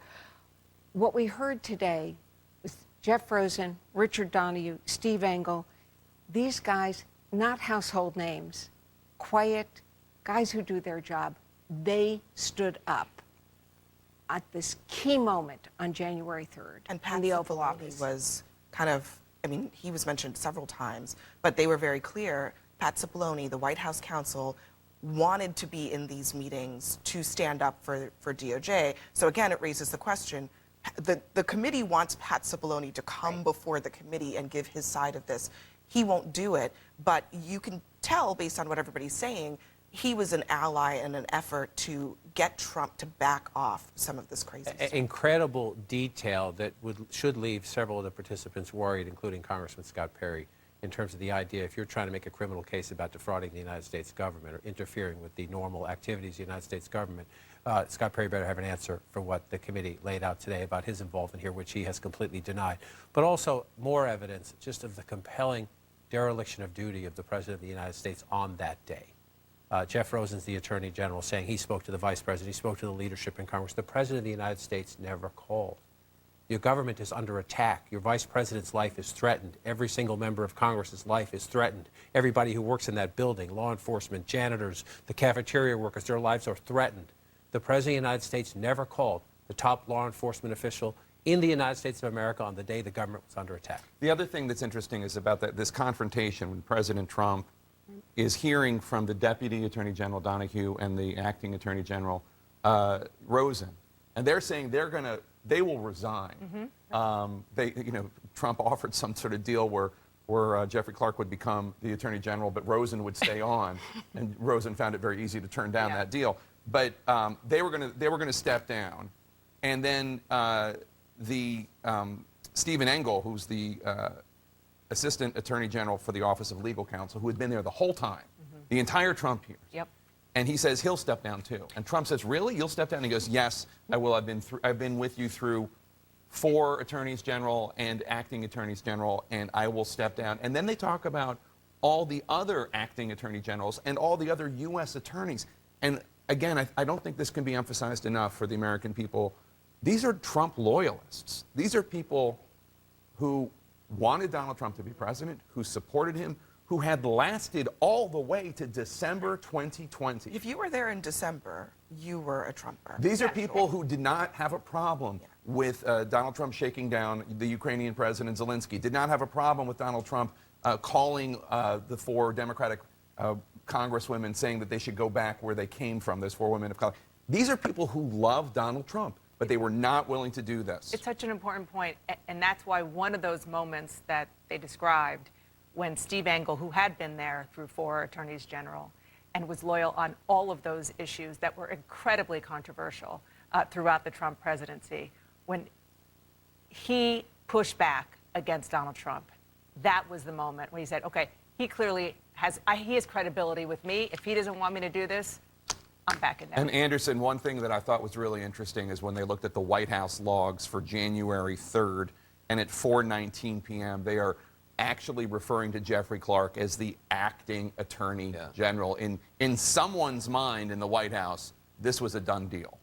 Also, that we almost had Sidney Powell as a special counsel is an extraordinary detail, which I certainly hadn't heard before. And as Abby Phillips said, I mean, this really kind of reframes the violence we saw on January 6th, in a sense. I mean, that people look at the violence and think of that as that was the be-all and end-all of this insurrection, but that was a result of this tactical. When you had all the major figures in the Department of Justice telling the president that they would step down, the president didn't view that as an opportunity to rethink the insanity he had been pursuing or rethink his ludicrous theories or made-up lies. He just saw that as a tactical challenge, and then violence became the answer on January 6th. It was the next step for him, and that's what the committee is trying to prove. I mean, I think if you look at this in its entirety, you see a president who has a manic preoccupation with fixing the election. He's a coup plotter who just happens to be the president of the United States. Exactly, and you see how manic he became more and more. I mean, the lawyers said, they kept saying he was agitated and grew more agitated and then grew more agitated. And so you see this picture of a president that's banging on every door, trying to figure out a way that he can win. So he's trying to corrupt the Justice Department. He's trying to find people who will bend to his will. So Congressman Perry says, okay, here's a guy who'll do it. Which tells Meet you, Mr. Clark. Which tells you he's learned nothing from Nothing. Jefferson Beauregard Sessions till now. No, but from it doesn't Jeffrey matter. Sessions Right. to Jeffrey Clark, he has been intent on trying to ensure that the Department of Justice are puppets in his game. Right. And they cannot be. Also, if I am Fannie Willis, the Fulton County DA, I am over the moon today after what I've heard. The Fulton County case just got that much stronger. The idea that, think of the dates here. January 2nd was the date of that call to Brad Raffensperger. The next day, January 3rd, is this now infamous Oval Office meeting.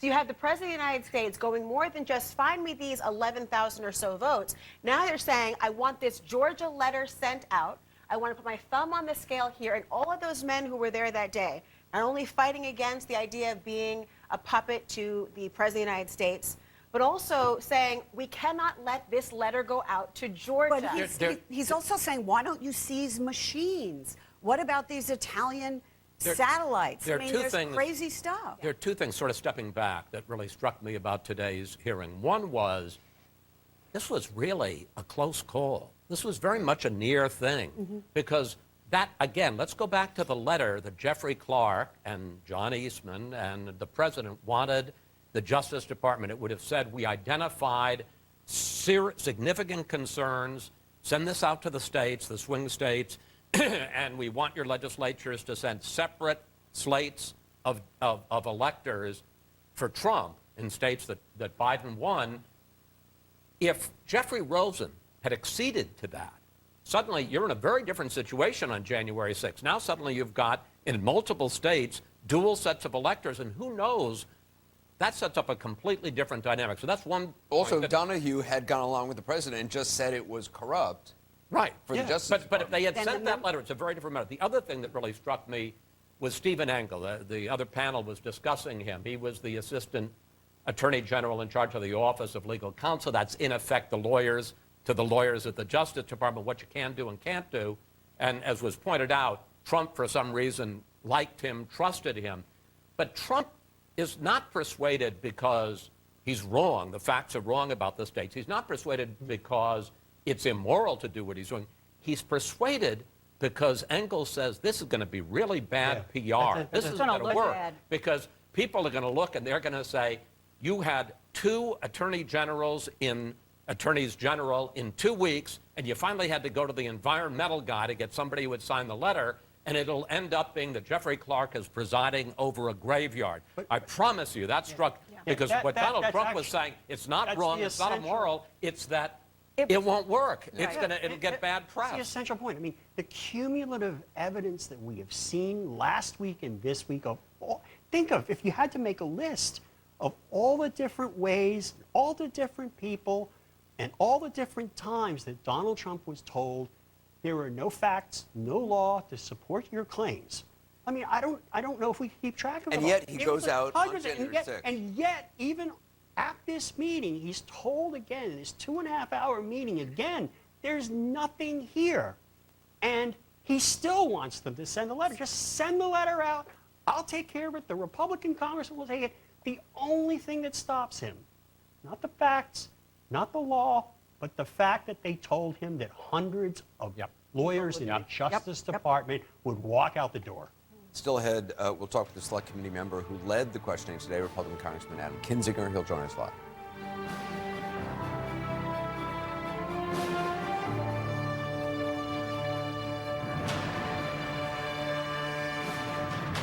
Like many miles an hour, between 15 and 20 miles an hour at times. But then once the cold front moves through tomorrow night, the wind becomes more northwesterly, and it's going to be breezy on Saturday afternoon, but it will bring a relief with that heat and with that humidity. Dew points tonight staying in the 60s, same story tomorrow, but then once that cold front passes, you can almost see it on the dew point forecast here. We see those dew points falling back to the 40s and low 50s, right back to where they've been the last couple of days. Futurecast showing these thunderstorms developing mainly in northeastern South Dakota and stretching into parts of Minnesota. That'll continue for this evening and into very early Friday morning. By around 8 o'clock tomorrow, starting to see the activity dwindling down. Still some thunderstorms occurring just northeast of Marshall, but will we get a bit of a break? That other guy. And I just didn't feel do was to be in a position to have a what?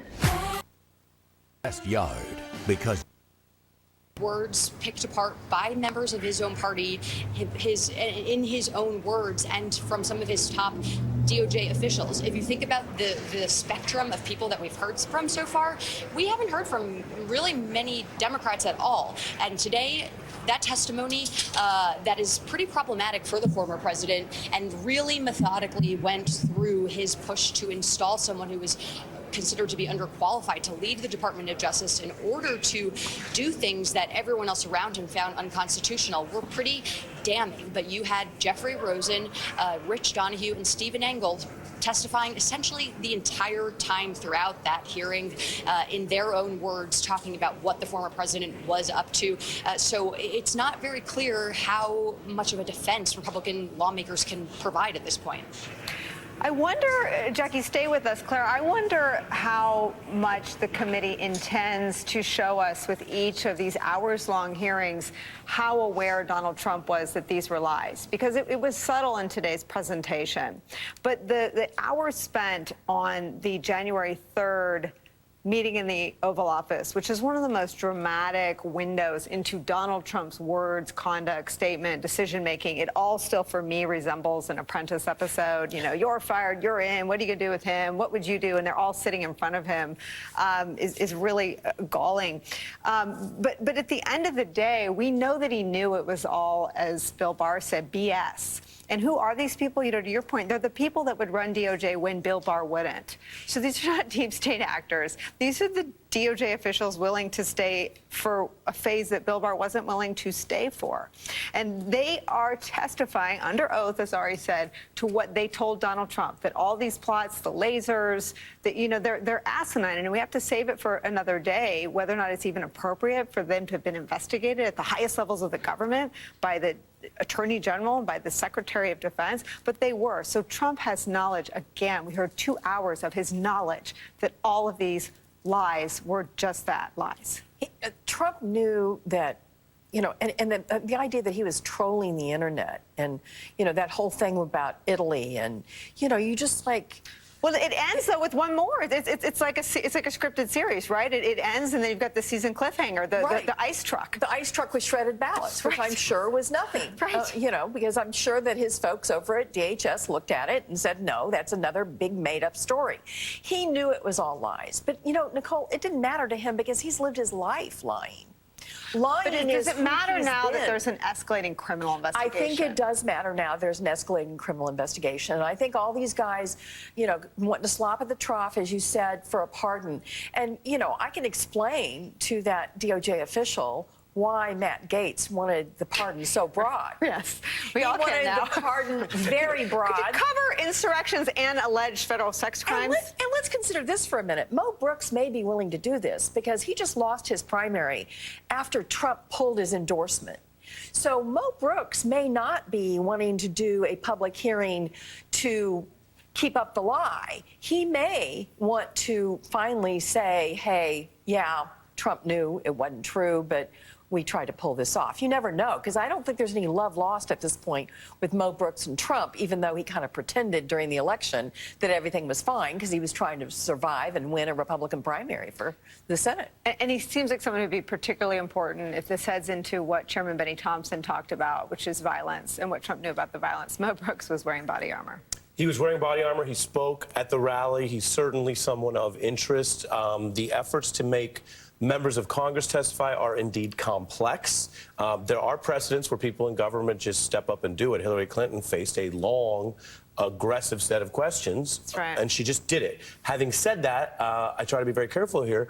I am more attentive to and concerned about at least some of the precedents there, that members of Congress do have a special role, I think it's fair to say. I also don't take Mr. Brooks' current offer, now that we've read it, all that seriously yet. Well, you read it. You found this keyword. Yeah, this keyword, and our colleague from the Post mentioned this too. When he says the deposition must be in public, in a room of sufficient size to allow interested media to attend and broadcast the event live, he's asking for a Mo Brooks Day, hearing day. Right. And by the way, right. That's negotiating. He can do He can so. start there. I don't believe the current leadership of this committee, and they have been quite serious. I would credit both of them, Liz Cheney and Chairman Thompson. Chairman Thompson, thank you, have been quite serious, but they have used live witnesses in a very specific way. Yeah. Almost It's all scripted. I mean, everyone, to our knowledge, has gone in first before live. And so what he's asking for is not a small matter. It would fundamentally change how live witnesses have been dealt with, and it would make him 1 out of 1,000 very special. And by the way, again, he is a member of Congress, that's one thing. If Pence or Trump were testifying and they demanded that so that everyone could hear them, you could come up with hypotheticals where you might grant this. I don't know what both of you all think with extensive experience, but I don't know that Mo Brooks meets the standard. Yeah, I don't think so. I mean, my sense is, like most legal proceedings, you have a deposition first and then you have live testimony. And that structure works really well. It creates a lot of incentives for truth in both and making sure that the story stays consistent, which is why someone like Donald Trump would always resist anything like this, because, you know, one and done at most is anything if he can ever testify anywhere. So I don't think that the committee should go along with this. I do think it's different if you're talking about a sitting high official, you know, in that circumstance maybe. But Mo Brooks. But you're not voting for Mo Brooks Day.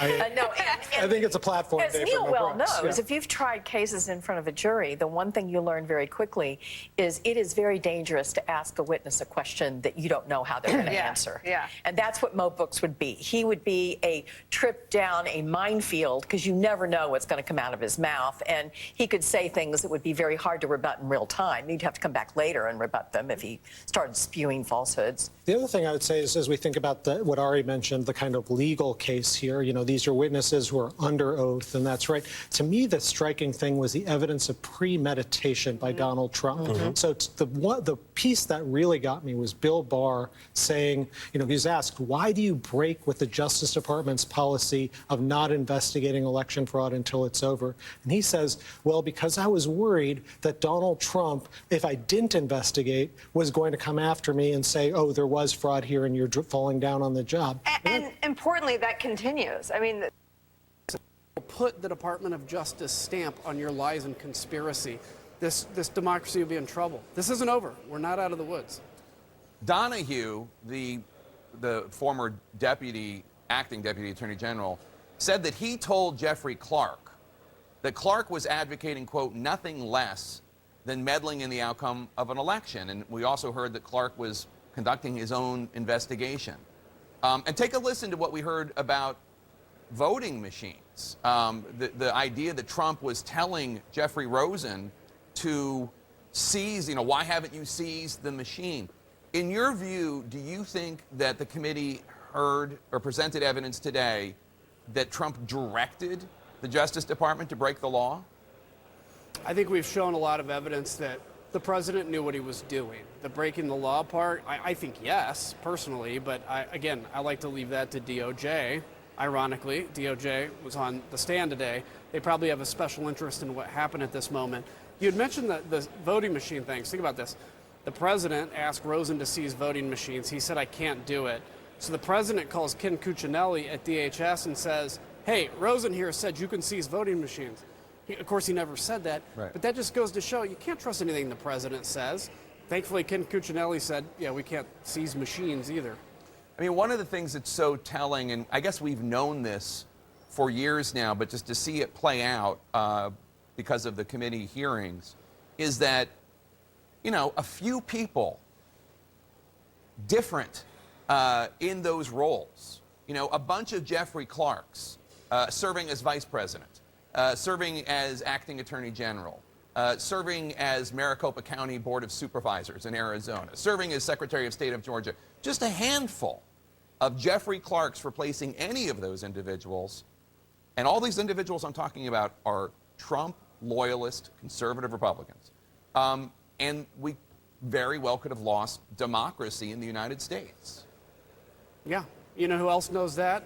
Not just you, not just me, but the Steve Bannons of the world that are actually planning this. They think under the radar they can put in, you know, loyalists, and frankly, they can. I mean, that's the point is every one of these hearings we've done, we've shown like a layer of stuff that could go wrong, and there's really no there's no magic police force that if people don't follow through on their oath is going to come in and enforce that. It's really just us having to hold true to what we believe. And, you know, it's what happens in Trump's second term in theory, or a Trump accolade in his term in presidency. Now he can interview anybody for DOJ or any position and says, is your loyalty to me or is it to the Constitution? And eventually, trust me, you're going to find people that say, I will pledge my loyalty to you over the Constitution. I remember you telling me one time that the guardrails held, but sometimes you drive by guardrails on a highway and you see it's dented and it held, but then you wonder, is it going to hold next time? That's right. Yeah, I mean, you can see it. You see it probably save somebody's life, destroyed their car. But if it takes another one right to there, it's probably you're gonna plunge off a cliff. We're really there, and this is why the whole thing. It's great to tell the story, but the biggest point is, ladies and gentlemen, you have to vote not based on every little issue that bothers you, but based on who is going to uphold their oath to the Constitution, because that is the only thing that matters. Congressman Adam Kinzinger, a Republican of Illinois, thank you so much. Really appreciate your time. Yeah, you bet. See ya. Today's hearing comes as CNN has obtained the never-before-seen footage from a documentary covering the final weeks of the Trump administration. In one of the clips that we rolled for you earlier today, we saw former Vice President Mike Pence speaking to the documentary filmmaker Alex Holder after the January 6 attacks. I joined the Senate Democratic leader in calling on the Vice President to remove this president by immediately invoking the 25th Amendment.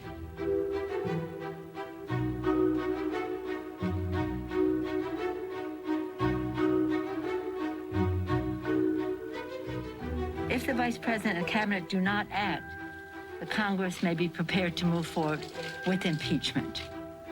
Oh. 748. That's when I received it, but the House members got it a while back.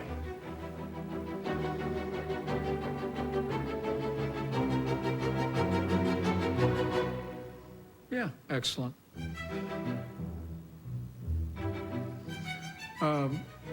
Tell Zach to print me off a hard copy for the trip home. Sure. Great. I'm always hopeful about America.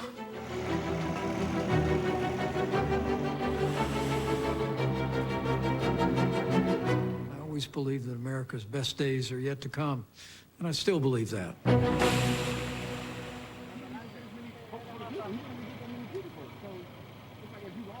Now, I want to bring a point of clarification here, because you saw a screen in there that said that when Vice President Pence received an email, he was receiving a note from the House of Representatives asking for him to invoke the 25th Amendment.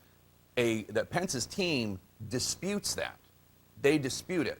They say, quote, in the documentary, Vice President Pence was reacting to a confirmation that his letter back to the House was sent to Speaker Pelosi rejecting her ploy to invoke the 25th Amendment. And we should note that Vice President Pence's version of events here, 7:48 p.m., he says, is the timestamp, matches with what happened that day, because at 8 p.m., news outlets were reporting on Vice President Pence's letter.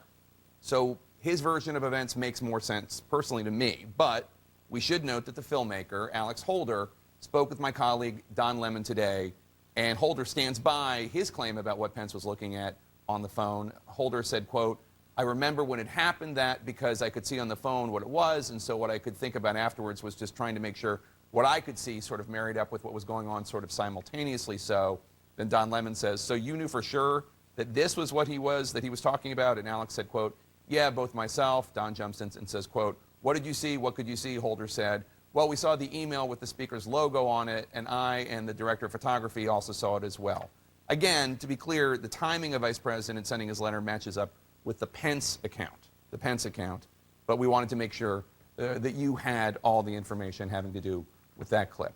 Wolf Blitzer picks up our coverage in the Situation Room. That's next.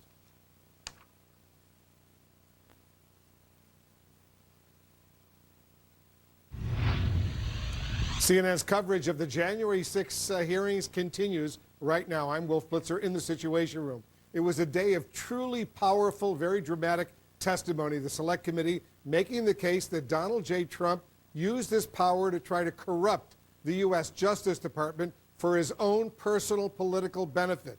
His goal of overturning the 2020 presidential election and staying in office no matter the cost to the country. Let's go straight to CNN's Pamela Brown. She's up on Capitol Hill. Pamela, the Justice Department was under extraordinary pressure from the very top to declare the election was corrupt, but DOJ clearly resisted. Tell us more what we heard today.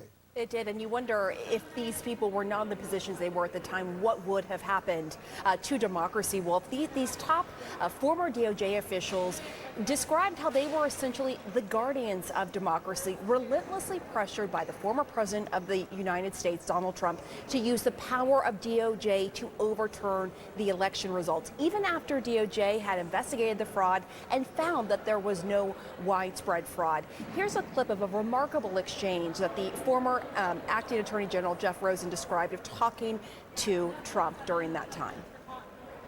You also noted that Mr. Rosen said to Mr. Trump, quote, "DOJ can't and won't snap its fingers and change the outcome of the election." How did the president respond to that, sir? He responded very quickly and said, essentially, that's not what I'm asking you to do. What I'm just asking you to do is just say it was corrupt and leave the rest to me and the Republican congressman. And when it became clear that they would not do Trump's bidding, the former president zeroed in on someone at DOJ who would, this little-known environmental attorney named Jeffrey Clark. In fact, the proposition of him taking over, replacing Jeff Rosen as the acting attorney general became so real that apparently, according to what the committee showed today, on January 3rd, he was being referenced as the acting attorney general and the phone calls between Clark and the White House on that day. Here's what the former DOJ officials had to say about Clark and his qualifications, or lack thereof, for that role. I made the point that Jeff Clark is not even competent to serve as the Attorney General. And he kind of retorted by saying, well, I've done a lot of very complicated appeals and civil litigation, environmental litigation, and things like that. And I said, that's right, you're an environmental lawyer. How about you go back to your office and we'll call you when there's an oil spill. South Dakota. The weekend is going to be much cooler because of a northwest wind and drier air. We'll talk about that in just a few minutes. Two people are behind bars in connection with last night's officer-involved shooting in Sioux Falls. Investigators say the incident started when police spotted a stolen vehicle along 41st Street near I-29. Authorities say the suspect ran away, first pulling out a knife and then discarding it before pulling out a gun. That's when an officer fired their gun but missed the suspect. The chase then went into the middle of 41st Street. The suspect then was apprehended by an officer, and a struggle continued in the middle of 41st Street, resulted in an officer discharging their taser to bring him under control. 31-year-old Asa Woodenknife was arrested on several charges, including aggravated assault on law enforcement and possession of a stolen vehicle. The passenger in the car was charged with being a parole absconder. The South Dakota Division of Criminal Investigation is now handling the case. Well, despite national trends showing a decrease in fertility rates, South Dakota remains in the top spot. But there is a growing trend of young people across the country choosing to delay or not have kids at all due to concern. Testimony, but other evidence in the form of an email. Stoppered flask, usually for oil or vinegar. again, using these opaque algorithms to manipulate the content that people are seeing, then that's a lot of power. And I'm not saying, it's very free market in my view, it's very democratic in my view, to allow the consumer to decide for themselves. I mean, make this optional to them. The role of big tech has become a hot-button issue in Washington among both Republicans and Democrats over the last several years. Senator Thune says that if nothing else, he hopes this bill continues to move that conversation forward. Sioux Falls Mayor Paul Tenhaken today announcing the there's a moose who's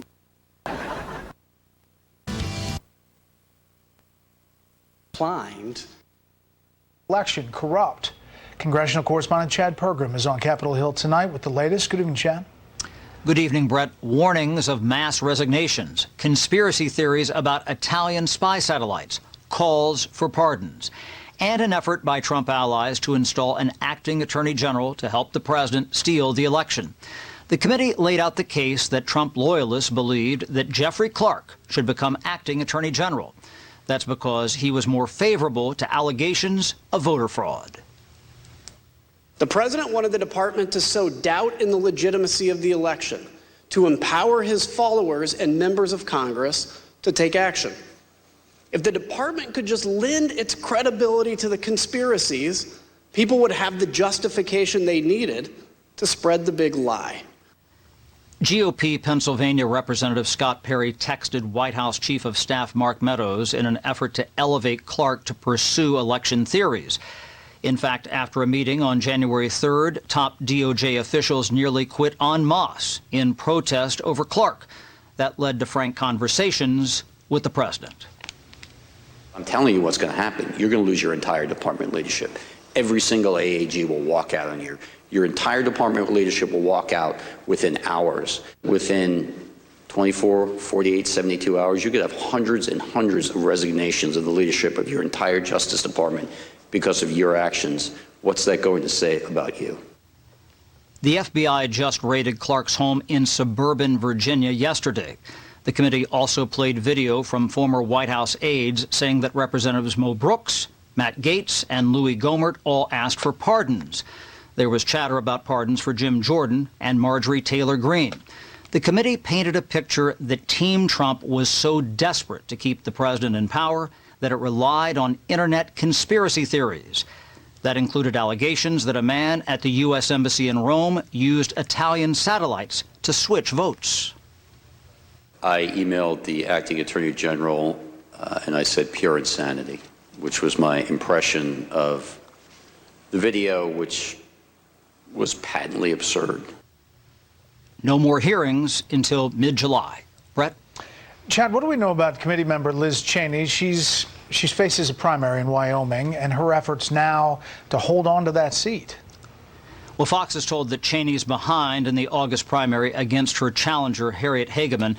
The New York Times says that Cheney is reaching out to Wyoming Democrats and urging them to switch parties and vote for her. Now, former President Trump and House Minority Leader Kevin McCarthy have endorsed Hageman. Brett? Okay, we'll follow that. Chad, thank you. As President Biden pressures the very oil companies he's tried to put out of business, at least he talked that way. It could start anywhere.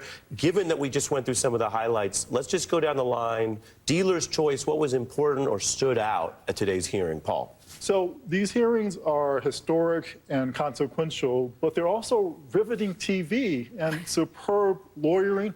I think they should change the name from the January 6 hearings to the Donald Trump hearings, because each of the five has been laser focused on the former president and what the panel clearly believes is his criminality. So today was supposedly about Trump's efforts to corrupt the Justice Department, but even that I think is understated. What we learned today is in prosecutorial detail an effort by the former president to weaponize the Justice Department in a coup. And drum roll, he knew it was a coup. So for all of the questions about criminal intent, part of that was answered today when Richard Donahue told the president there was no fraud. And Trump said, just say there was fraud. I'll take it from there. That's smoking gun evidence. And I agree with Paul. I thought that this was going to be, Ari, to use your word, dry testimony. This, like, Justice Department hearings are like bad Law and Order episodes normally. But as Nicole was saying before, this is much more like The Apprentice, or maybe The Apprentice meets The Bachelor or something like that. And it was Trump at the center, Paul, of this. So Trump is the one who's telling the Justice Department to file these fake briefs in the Supreme Court of the United States. Trump is the one who's pressuring all these officials to cast doubt on the election. Trump is the one who's trying to get Jeffrey Clark to take the place of Jeffrey Rosen, the person who he put in as the acting attorney general initially because Jeffrey Rosen's not doing his bidding. Time and again, it's all Trump. So there's not a fall guy. Trump is hoping, I think, that he can pin this on the John Eastmans of the world. But the testimony today, coupled with the testimony from earlier, says this is not just like some Eastman thing. This isn't some people who just went and invaded the Capitol on their own thing. This is Donald Trump at the center. He's the hub of the criminal conspiracy. Well, and I am so struck now by where this January 3rd showdown in the Oval Office takes place in the timeline of what we already know. It's Saturday night around, this is obviously when Trump's nocturnal, impulsors are most rage-filled. But it's Saturday night, he's on the phone with Raffensperger, asking him to find 11,800 votes, just find them. Raffensperger rebuffs him. So all he's got by Sunday night at 8 o'clock is Jeffrey Clark. His efforts to corrupt Raffensperger and Kemp and the Georgia officials up and down the line have failed. And I think that we know that call had leaked by Sunday night, or at least while that meeting was going on. So I think you have to look at Trump's role in the fake electors plot differently, knowing that he went to Raffensperger, he got a no. He went to Clark, he got a no effing way from Rosen, Donahue, Cipollone, and everyone else that was assembled in the Oval. So it casts his actions on the morning of the 6th in a different light. All he had was the pressure and the threats and the knowledge of violence against Mike Pence and somehow delaying the certification on the 6th. And it's not even clear what they wanted to achieve. I mean, the fake electors have been sent, but I think it puts a lot more pressure and scrutiny on Trump's role in the fake electors aspect of the plot. It's so important when you lay that out. And Claire, as we bring you in, let's sort of buttress what Nicole is saying on the evidence again, and folks who are catching up or were working today. Here's a little bit more of how that was documented in testimony, Trump trying to get the DOJ to help those lawmakers overthrow the results. The president said, just say the election was corrupt and leave the rest to me and the Republican congressman. So, Mr. Donahue, that's a direct quote from President Trump, correct? That's an exact quote from the president, yes. There were so many things. If you're thinking as a prosecutor and you're trying to prove intent, you have to present to the jury a number of acts that reflect intent. And what we heard today were a number of those acts, because there were things we heard today that only the president could do. Only the president could put Acting Attorney General Jeff Clark instruct to have that put in the call log. No chief of staff would do that. Right. That's to make an important personnel decision. That's important. That's an important one. Before the meeting, where they all told him if he did it, there'd be mass resignations. The other thing was parachuting Kluklowski into the Justice Department in December. A month after the election, they parachute one of Eastman's legal buddies to go to work for Jeff Clark. Only the president can make that happen. Through his chief of staff, I'm sure there was a meeting with Eastman, and they had this idea, let's put Kluklowski over there, because he can start running the traps for us and write the letters to Georgia to get it out there that the Justice Department thinks there's fraud. These are specific acts that Trump has done that reflect his intent to be the mastermind behind this coup. Very, very important in terms of criminal prosecution. Claire, I totally agree with you that the evidence today really shows criminal intent. But I guess I want to dissent from one thing that's kind of in the popular conversation. I think the evidence of criminal intent of Trump was there way before this. Remember, this is a guy who had 62 decisions against him in the election, and he blew them all off. It's not a defense to a crime to say, well, I genuinely believed in something that was literally cuckoo for cuckoo puffs. I mean, I don't get to rob right. I mean, I don't get to rob I think you're right, but this is really personal to him. No, totally. We now are seeing him personally 100%. doing these things, because I think a lot of people out there in America, Neil, think, well, stuff happens the president doesn't know about it. Yeah, But This is not in this you White don't get to like rob a bank and say, oh, I thought that money was actually mine in the bank. I mean, That's true. Reality does have a role to play when you're thinking about what a crime is. Well, and if we're going to get and I'll bring in Paul, but if we're going to get in detail, first of all, you said cuckoo for Cocoa Puffs. The P is silent in cuckoo, with a double coup. That's a spelling joke. Which lawyers? Joke. Yeah, thank you. And a coup joke. I like but also, it depends, does it not, on which crime we're talking about? Because there's been these sort of broad statements that Neil's referring to that focus only on whether the election was lost. It was lost. He was the loser. That's why he was so angry. He knew that. But even if arguendo, as the lawyers say, Paul, you don't go at that. Obstructing a proceeding is a different crime, and you can obstruct a proceeding with the genuine feeling that the proceeding is unfair, but guess what? If it's a government proceeding, it's a crime in some ways to obstruct it regardless, is it not? It's a federal felony with a different level of intent. And so remember, Bill Barr, for all of the incriminating information he had against Trump, gave him kind of a defense to a criminal prosecution when he said that he thought Trump was detached from reality, which could mean that Trump really believed the big lie. But everything we're learning from these hearings suggests the 60 judges, the White House counsel, the Attorney General, the Deputy Acting Attorney General, they're all saying this didn't happen. And Trump's saying, he's not saying, I don't believe you. He's saying, I don't care. Right. And he's coming up with more. I mean, the fact that the testimony today ends with one, Bill Barr described it as whack-a-mole. Then Rosen and Donahue take over, and they're up 24/7 running down all this, they called it asinine stuff. But they survived the DOJ decapitation plot, and the last thing we learned is there was one more ICE truck. I think that the ICE truck really spoke to you today.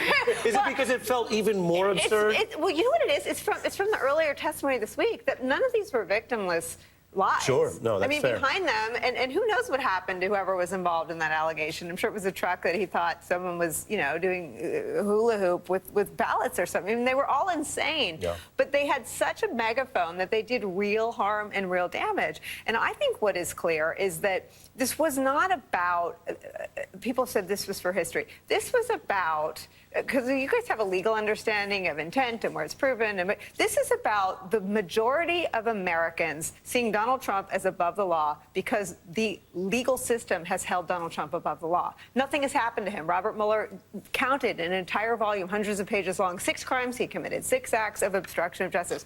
Nothing happens. He's impeached twice. Nothing happens. And even some of these witnesses in these hearings have said they'll vote for him again. So there's almost a bursting exasperation that the law doesn't apply to him. Well, I think you make a great point. Rusty Bowers is one of the many people where, yes, credit to the very powerful testimony, right, and Bill Barr, but if you're going to vote for him again, that's hard to square with this divine right constitutional coup that you were fighting. The point you just raised, and accountability, goes to the other big news story that I want to turn to. And I just, some of this stuff's happening so fast, we're not making the formal stuff. So I just am holding this up. If anyone could, I don't know if it doesn't be seen. Do your own graphics. On the inside, you have only a few people. On the outside, you've got Bannon, right? You've got basically Eastman, who's in trouble. But on the inside, today was important because Navarro we've heard about, and he's going on trial. Clark is someone that is new to many Americans because he was behind the scenes. Yeah. This is important. Mr. Clark is a lawyer who caused the Saturday Night Massacre threat, basically tried to explode the entire DOJ, is now claiming the 5th, like the other Trump lawyer, Eastman, which is really bad. And then we're learning, and I want to bring this news. If we didn't have a hearing today, this would be the top screaming story all day. Mr. Clark's home, we're learning, was just searched Wednesday morning. Federal investigators carrying out a pre-dawn search at the home of Mr. Clark. The New York Times reporting that this is part of the, quote, sprawling inquiry into efforts to overturn the election. One of Clark's associates, so that's someone in his landscape, in his world, said it was a dramatic scene with a dozen federal law enforcement officials raiding the house, seizing Clark's electronic devices, putting him out on the street in his, quote, pajamas. Now, again, this person facing this law enforcement treatment is also the person that Trump wanted to be in charge of the DOJ, and is also the person that, as you see on the video here, was trying to plead the 5th in his testimony to this committee. Did you discuss this draft letter to Georgia officials with the President of the United States? Fifth, and executive privilege, again, just restated for the abundance of caution. Okay, if you look again at the draft letter, in the first paragraph, second sentence says, the department will update you as we are able on investigatory progress, but at this time we have identified significant concerns that may have impacted the outcome of the election in multiple states, including the state of Georgia. Isn't that in fact contrary to what Attorney General Barr had said on December 1st, 2020? Fifth. Since that testimony, again, breaking news today about a raid yesterday, Mr. Katyal, we learned that the feds have gone in. What does that indicate? The hugest news available to us today, much bigger than the hearing to me, because basically it says to me, Merrick Garland has an investigation into January 6th, and it includes Donald Trump. Here's my thinking. So you don't dawn raid at someone's home unless they're a target or very close to a target of a criminal investigation. So they really do think Jeffrey Clark has committed various federal crimes. This was signed off on by a judge. This wasn't just the Justice Department on their own running into his house. And in order to do that, they have to have some theory of what the crime is. And just to slow you down and then let you continue, you're saying your understanding is this would only be signed off at the level of the current Attorney General? Yes, I don't think something like this could, I mean, technically the Deputy Attorney General or the head of criminal division could do it, but not Merrick Garland, and not, frankly, any Attorney General, a real Attorney General would never let a subordinate do something of this gravity. Okay, so the dawn raid's been authorized, signed off by a federal judge. They think crimes have been committed. What's the most likely crime that Jeffrey Clark has committed? Conspiracy. Conspiracy takes two to tango. Who's the other person that Jeffrey Clark is going to be alleged to conspire with? The evidence, as we've been hearing day in and day out, is a guy named Donald Trump. To me, it is unthinkable that there is now not a criminal investigation at the Justice Department right now, and that Donald Trump is part of that investigation. Doesn't mean he's a target yet, but it does mean he's swept up in the investigation itself. It's very significant. When I saw that news alert today, I sort of did a double check. I said, wait, what? Mr. Clark, though, really? And I started, double checking before anything because it seems so big. That's why it's big. Paul, what would they be looking for in his home?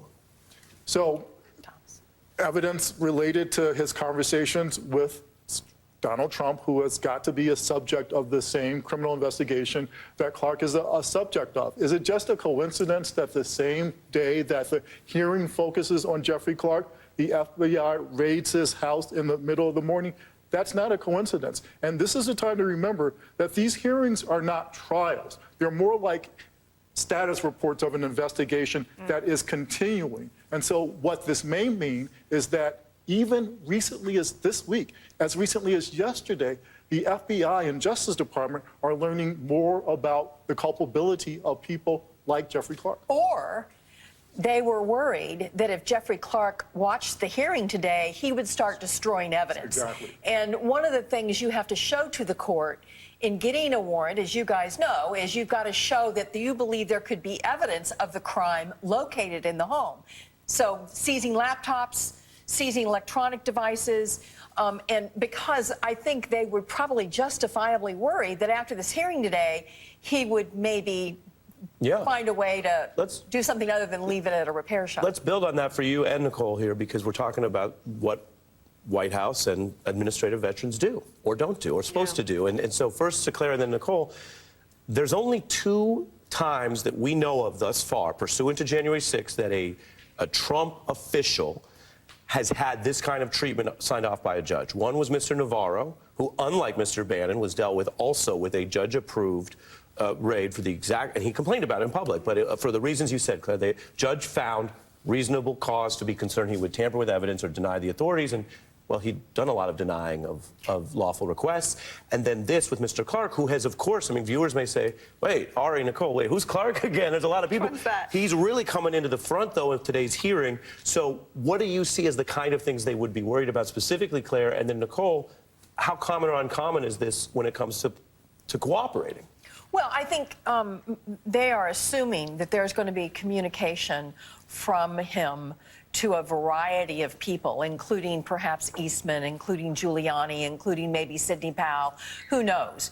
But I find it interesting that they've done this, and we've heard about Navarro, but I'm really curious why we haven't seen anything around Eastman.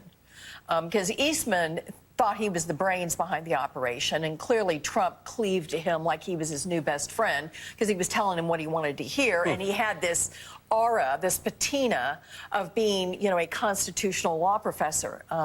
As we now know, there are some really bad constitutional law professors, namely John Eastman. So I think that's what they were looking for. Well, he is an expert on the Fifth Amendment. Right. He is an expert on the And that Fifth. is in the Constitution. That is in the Constitution. But I think that's what they're looking for. They're looking for communication. They're looking for offline communication, probably on personal emails.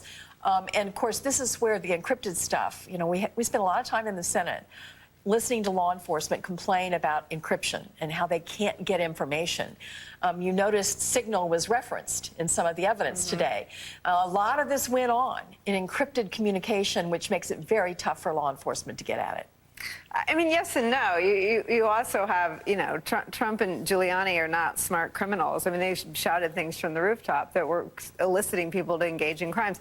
I think to answer what they were looking for, we have to know what's happening. We don't know what's happening. If Donald Trump is under investigation, I think there are a whole bunch of questions. I mean, who goes to jail for Donald Trump will become the new drinking game, right? And like right now, Steve Bannon is going to be on trial, Mr. Navarro maybe. Ivanka and Jared took the other path. Now, we may learn in the new documentary evidence that the committee got that they were saying one thing inside the 18-acre White House complex and another on their televised. You know, they clearly had some awareness that it was a televised event. So, you know, I don't know that we know what they were looking for, but I put you on the spot earlier and asked about this coincidence. You've sort of answered it.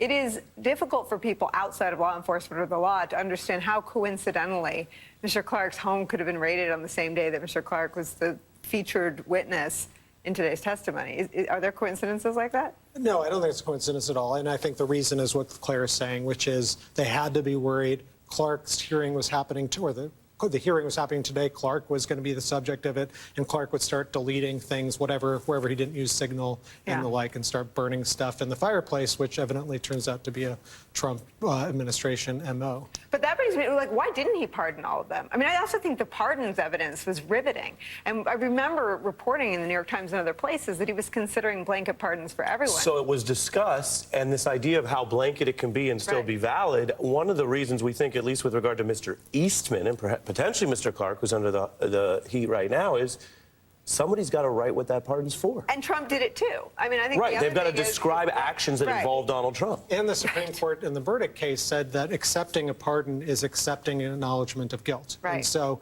at least for some of the people like Ivanka, they don't want to have anything to do with something like that, insinuating that they committed felonies. And it's easy to forget because we've all lived through this, but in that period going into the 20th, there was a second impeachment going on. Right. There was concern. There was leaks from McConnell's office that maybe they would convict.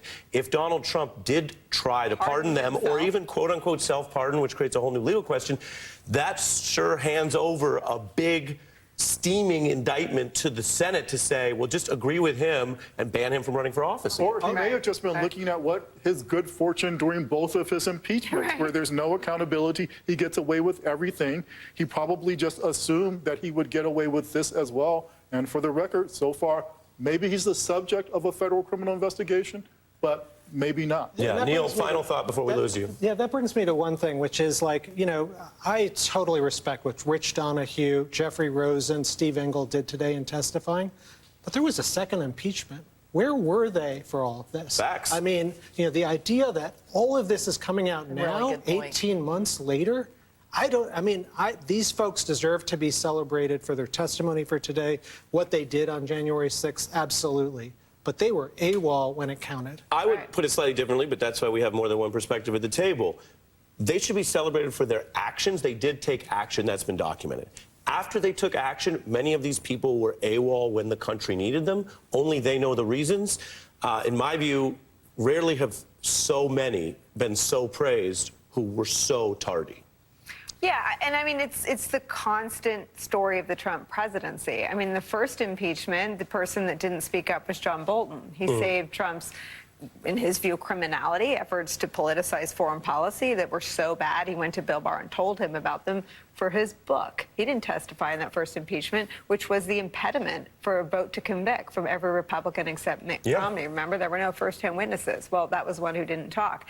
I mean, I think the other thing that's clear now is that there were two governments, and impeachment's a good sort of historical parallel. There was the State Department, and then there was Rudy Giuliani calling Zelensky and Andrei Yermak and these guys and trying to extort them. When it came to overturning the election, there was Barr, and then there was Rosen, and there was Donahue, but there was a shadow government there too, and it was Eastman and Clark. And Giuliani. Yeah, you make the point so well, Nicole, and that speaks to exactly what we've been discussing, which is that so-called shadow government is the person who's currently got their home raided. Right. That's who they wanted to have running the DOJ. And I think the country needs an answer to whether or not that's legal, because I mean, the precedent of a president not running, I mean, the testimony also reveals the dereliction of duty. And, you know, did you hear from Donald Trump on January 6th? No, none of them did. Right. They all heard from Pence. I mean, it's clear Donald Trump wasn't even functioning as America's commander-in-chief on that day. All I can say is I'll be tuning in at 8 p.m. to hear more of you because you break it down well. And I want to really thank our panelists who've been rolling with all of this. Claire, Neil, I believe Paul is sticking around. We're going to fit in our first break of this hour of our special edition. Coming up, we have more on that. Worst news for Donald.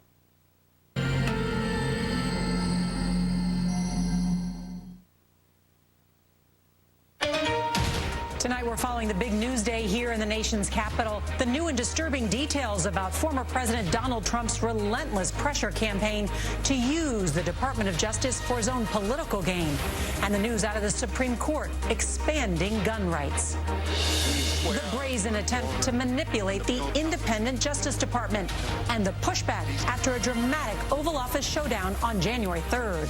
I said, Mr. President, you could have hundreds and hundreds of resignations of the leadership of your entire Justice Department because of your actions. Okay. The new Trump docuseries, exclusive footage, and the first TV interview with the filmmaker who spent months with the Trump family. Do you get a sense that President Trump wanted violence to occur on January 6th? The most significant gun ruling in more than a decade. The Supreme Court's major decision allowing more people to carry a firearm. Tonight, New York officials calling it a blow to public safety. Juul banned. What does the FDA's order mean for the vaping industry? Our eye on America, how the Chicago Police Department is handling staffing shortages. And the heroic rescue. We hear from the coach who saved an American swimmer. Plus, 50 years of Title IX, how the landmark law changed sports for women and the world. This is the CBS Evening News with Norah O'Donnell, reporting from the nation's capital. Good evening, and thank you for joining us on this Thursday night. In the past few weeks, we have heard gripping new testimony from the January 6 hearings. But what we learned today was particularly egregious. 3 former high-level Justice Department officials testified that the President of the United States repeatedly sought to pressure and manipulate the DOJ to, in the words of President Trump, just say the election was corrupt. And when those officials told the President over and over again that there was no evidence of fraud, Trump sought to replace the Attorney General with an environmental attorney with no experience. We also learned of an Oval Office showdown on January 3rd. That was just 3 days before the insurrection. We've got more on that in just a minute. The other big headline from today's hearings, that 6 House Republicans asked for pardons for themselves from the White House. CBS's Nicole Killian starts us off from Capitol Hill with all those details. Good evening, Nicole. Hey, good evening to you, Norah. And this appears to be another case of the former president ignoring advice from his own administration as he tried to pressure senior Justice Department officials to overturn the 2020 election. Between December 23rd and January 3rd, the president either called me or met with me virtually every day. Testifying under oath, top former Department of Justice officials told the House Select Committee investigating the January 6th attack that former President Trump relentlessly pressured them to investigate false claims of election fraud. We had concluded, based on actual investigations, actual witness interviews, actual reviews of documents, that these allegations simply had no merit. Weaving previous interviews with live testimony, committee members painted a picture of a desperate president attempting to force former acting Attorney General Jeffrey Rosen and his deputies to cast doubt on election integrity. You also noted that Mr. Rosen said to Mr. Trump, quote, DOJ can't and won't snap its fingers and change the outcome of the election. How did the president respond to that, sir? He responded very quickly and said, essentially, that's not what I'm asking you to do. What I'm just asking you to do is just say it was corrupt and leave the rest to me and the Republican congressman. Instead, Jeffrey Clark, an environmental lawyer at DOJ with no experience in elections, wrote a draft letter that he intended to send to battleground states Trump lost, saying the department had identified significant concerns that may impact the outcome of the election. That was false. 3 days before the January 6th attack on the Capitol, a tense hours-long Oval Office meeting took place where Trump threatened to replace Rosen with Clark. Toward the end of the meeting, the president, again, was getting very agitated, and he said, people tell me I should just get rid of both of you. I should just remove you and make a change in the leadership, put Jeff Clark in, maybe something will finally get done. Also at that meeting, Stephen Engel and former acting Deputy Attorney General Richard Donahue. They helped knock down claims of voter fraud and told the former president they had hundreds of attorneys at DOJ who would resign immediately if he went through with his plan. Only then, Donahue said, Trump backed off. And I began to explain to him what he had to lose, and what the country had to lose, and what the department had to lose. And this was not in anyone's best interest. Jeffrey Clark did not testify today, but invoked the Fifth Amendment at a previous deposition. And yesterday, federal investigators raided his Northern Virginia home. Meantime, the committee named more Republican lawmakers who sought pardons after meeting with the former president to strategize ways to block the certification of the election. Nora? It's like there are new revelations every day. Nicole Killian, thank you. Let's turn now to our CBS News exclusive and a new twist in the committee's investigation in the form of 120 hours of never-before-seen footage of the Trump campaign and White House. The new revelation is making some members of former President Trump's inner circle nervous. What's being billed as an intimate behind-the-scenes look at the Trump family. Okay. My father. The newly revealed docuseries Unprecedented features interviews with the former president and his kids, both before and after the January 6th Capitol riot. Can we talk for a minute about January 6th?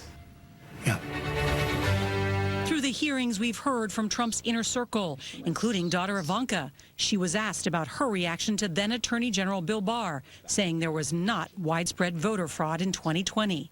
It affected my perspective. I respect Attorney General Barr, so I accepted what he was saying. In this exclusively obtained clip from the footage, she struck a different tone.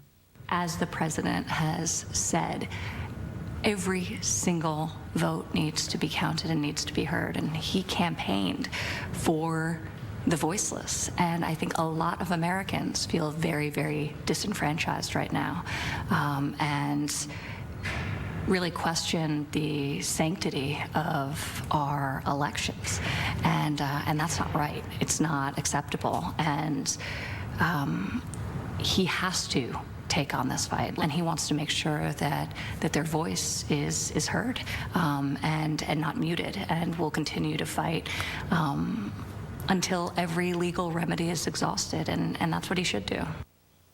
Well, earlier we spoke with documentary filmmaker Alex Holder for his first interview since speaking behind closed doors for more than 2 hours with the House committee investigating the January 6th assault.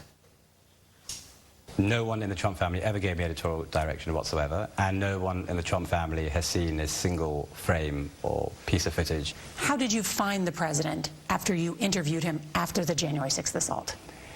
So I interviewed him twice after January 6th, and the first time he did come across as quite irate and quite depressed and frustrated. The second time, which was in Bedminster in New Jersey, he certainly came across more jovial and content. Why were you up on Capitol Hill on January 6th? So we were covering the rallies that the president was having throughout that period after the election. And this particular event we knew was happening. And I actually said the night before that, I was sort of half joking, and I said, you know, the president's going to tell everyone to march on the Capitol. This was the night before January 6th. And we sort of prepared for that potentially happening. How did you know that the president would call on people to march on the Capitol?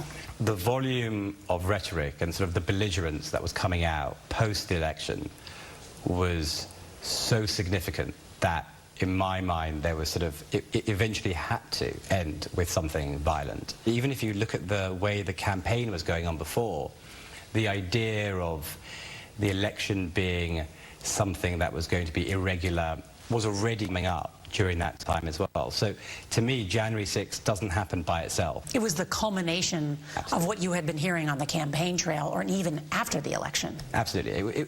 To me, it wasn't surprising. And it's obviously awful to sort of say this, but in some ways, it's like, I thought it would be even worse. Why did you think it would be worse? What did you hear? What did you record? If you're telling 75 million people that their election doesn't count, and they believe you're their president, and they voted for you, and you're saying that their election doesn't count, then what else is going to happen? Are there revelations from your interviews with Donald Trump that will shock people? I believe so, yes. Do you get a sense that President Trump wanted violence to occur on January 6th? I think the president saw it as an inevitability, in that the people that were there were doing what he thought was to be correct, which was that they were fighting for their election and for their votes to be counted. And Alex Holder told us the reason the Trump family agreed to the documentary was because they believed that Trump was going to win the election. But now that he's lost, Holder thinks Donald Trump will not run again in 2024. Let's go now to the other big story today, the Supreme Court and the most significant case regarding the Second Amendment in more than a decade. As the nation deals with a recent wave of mass shootings, the Supreme Court expanded gun rights, nullifying a New York law that required applicants to show a special need for a concealed carry permit. The ruling could jeopardize similar laws in 5 other states. We get more from CBS's Jan Crawford. Striking down some of the nation's strictest gun laws, the court emphasized the Second Amendment is not a second-class right. Writing for the 6-3 majority, Justice Clarence Thomas said concealed carry laws in New York and at least 5 other states prevent law-abiding citizens with ordinary self-defense needs from exercising their right to keep and bear arms. New York officials characterized the ruling as a blow to public safety. This decision has made every single one of us less safe from gun violence. My response to that is that's the same claptrap that they have been using for 20 years. But gun rights advocates like Tom King, who challenged the law, said it did nothing to solve the real problems of gun violence or stop mass shootings like the one in Buffalo. It's not the gun owner, it's not the pistol permit holders, it's the criminals that are causing the violence and the gun problem in New York State. The ruling follows the court's 2008 landmark decision that individuals have a right to have a gun for self-defense in their homes. 43 states allow legal gun owners to carry concealed weapons in public. Half don't even require a permit. But New York, as well as 5 other states, went beyond standard permitting requirements and made gun owners prove they had a special need to protect themselves. In dissent, Justice Stephen Breyer, writing for the court's liberals, said the court's ruling severely burdens state efforts to pass laws that limit in various ways who may purchase, carry, or use firearms of different kinds. But several conservative justices stress there are limits to the Second Amendment, some saying that the ruling does not invalidate other state gun licensing requirements and suggesting that states can still restrict who can lawfully possess a gun and, Nora, what kind of gun they can own. And Jan, we are still waiting for that big decision from the court about abortion rights that could overturn Roe versus Wade. That's right. It could come any day, Nora. Jan Crawford, thank you. All right, tonight the FDA made it official, announcing a ban on Juul e-cigarettes and nicotine pods. The action is a devastating blow to a company that once dominated the e-cigarette market, but is blamed for sparking a surge in teen vaping in the U.S. The Food and Drug Administration said the company was unable to supply the data needed to determine relevant health risks of its products. Juul said it will appeal. Now to the growing shortage of police on patrol across the country. A recent survey from the National Police Foundation found 86% of departments reported staffing shortages, with applications down and officers leaving the force in record numbers. In tonight's Eye on America, CBS's Charlie DeMar traveled with the Chicago Police Department looking for a few proud new recruits. It's graduation day for 46 brand new Chicago police officers. It's a start, but still 1,300 cops short of what the department says it needs. What is the reality for the Chicago Police Department in terms of the officer shortage? The reality is that we need to fill the gaps quickly. So the city is looking here to fill the void. It's been a great job. At Camp Pendleton near San Diego, about 9,000 Marines become civilians every year. So Deputy Chief Migdalia Bulnes brought 6 officers, all former Marines, to recruit. Good afternoon, Marines. These are every mother's son and daughter that put on the uniform of our country. These aren't bad people. These are great people. These are American heroes. It's not always an easy sell. What are some of the biggest challenges for you in recruiting? Just the negativity that goes around it. Since the national reckoning following George Floyd's death in 2020, departments across the country are struggling to keep cops. According to a recent survey of 172 police departments, resignations are up by more than 40% since 2019, and retirements were up almost 25% during the same period. The wrongdoers in the state, and the politicians have to learn that. The decision is also being hailed as a landmark win for the NRA. 80 million Americans live in states with laws similar to New York's, and it remains to be seen how those laws might change. Under this opinion, those laws are also likely unconstitutional. And so all of those states are now going to have to go back to the drawing board and pass new laws, regulating the ability to carry guns outside of the home. All right, so let's get to Terry Moran on this potential ripple effect across the country. He's live at the Supreme Court tonight. Terry, big picture here. Do we expect to see a wave of challenges in states with similar laws to New York's? Sure do, David. There are 8 states by our count that have very similar laws to New York's, but this case has impact nationwide and on many other regulations, because under it, every American has a constitutional right now to carry a gun for self-defense in public. The court leaving the door open for regulation in those so-called sensitive spaces like government buildings, maybe public transportation like the subway, and private establishments like taverns or churches are exempt. But the bottom line here, there'll be many more Americans carrying many more guns in public. David? Terry Moran live at the court tonight. Terry, thank you. And one more important note on this. Tonight, gun rights advocates celebrating the Supreme Court ruling, though some asking tonight in the wake of all these mass shootings, why would authorities want to make it easier to add guns to the streets? And then there's New York City's Mayor Eric Adams, who said before this ruling, what if everyone on a New York City subway could carry a gun? ABC's Lindsay Davis in New York with a reaction on both sides tonight. Within minutes of that Supreme Court decision striking down New York's concealed carry law, New York City's Mayor Eric Adams immediately condemned it. This decision has made every single one of us less safe from gun violence. There is no place in the nation that is going to be impacted based on this decision more than New York City. Home to more than 8 million residents, New York City is the most populated city in the U.S. And despite some of the strictest gun laws in the country, gun arrests are at a 28-year high following a spike in shootings. So far this year, the NYPD has already taken more than 3,000 illegal guns off the streets. But tonight, the mayor warns the new ruling will put more guns on the streets and put New Yorkers in more danger. We're a densely populated city. Millions of people use our transportation system. Traffic accidents can escalate into gunfights. That's not what we want. And we cannot allow New York to become the wild, wild west. Tonight, people in New York City are reacting. The Second Amendment does support the right to bear arms. That being said, that is not working in our world today. We definitely need change. And I think New York had a reasonable constraint that most people seem to support. And now you feel less safe. I will, I think, when I feel like people are running around carrying guns and there are more guns on the streets, yeah. And Lindsay Davis with us here tonight. Lindsay, talking to New Yorkers who are on both sides of this issue. We heard New York City's mayor saying, imagine if everyone on the subway could have a gun. But bottom line for people at home watching tonight, what's different now? What does a New Yorker no longer have to do to get a gun? Things won't change overnight. You'll still have to, if you want to be able to carry a gun, you're going to have to get a license. You'll have to go through a background check, all of that. But what you'll no longer have to do is sit for an interview and have to try to explain or prove why you have this special need to be able to carry a concealed gun. Bottom line, it's going to be a lot easier to get a license to carry. And we could very well see this across several states in this country. Exactly. All right, Lindsay Davis tonight. Lindsay, thank you. And of course, Lindsay will have much more a little later tonight on ABC News Live. And as we reported last night here, the FDA has now moved forward, ordering Juul to pull all of its e-cigarette products off the market here in the U.S. The agency saying after a nearly 2-year review, Juul had provided, quote, insufficient and conflicting data about potentially harmful chemicals in its e-liquid pods. The company has come under particular scrutiny for its marketing to teens. Juul says they will try to block the move in court.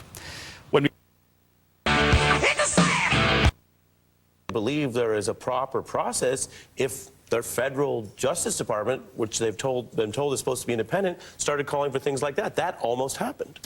Yeah, I mean, I guess I'm a little less alarmist and a little bit more bullish. Like, I actually feel like the institutions held, and they held for a reason, and that is because most of these lawyers abided by norms and traditions of these offices, and they're stronger than you think. And so, you know, I don't think that we could have just had a Jeffrey Clark. I think that, you know, we actually had people who are responsible and respectable, and those people, they could say, look, you put him in place, and it'll be a laughingstock, right? It's a suicide pact, and it's you know, it's a suicide pact because you'll lose. Nobody will think that Jeffrey Clark is a significant person.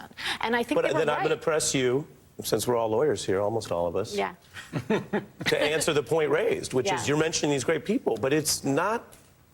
There's no great logic to who Trump picked when.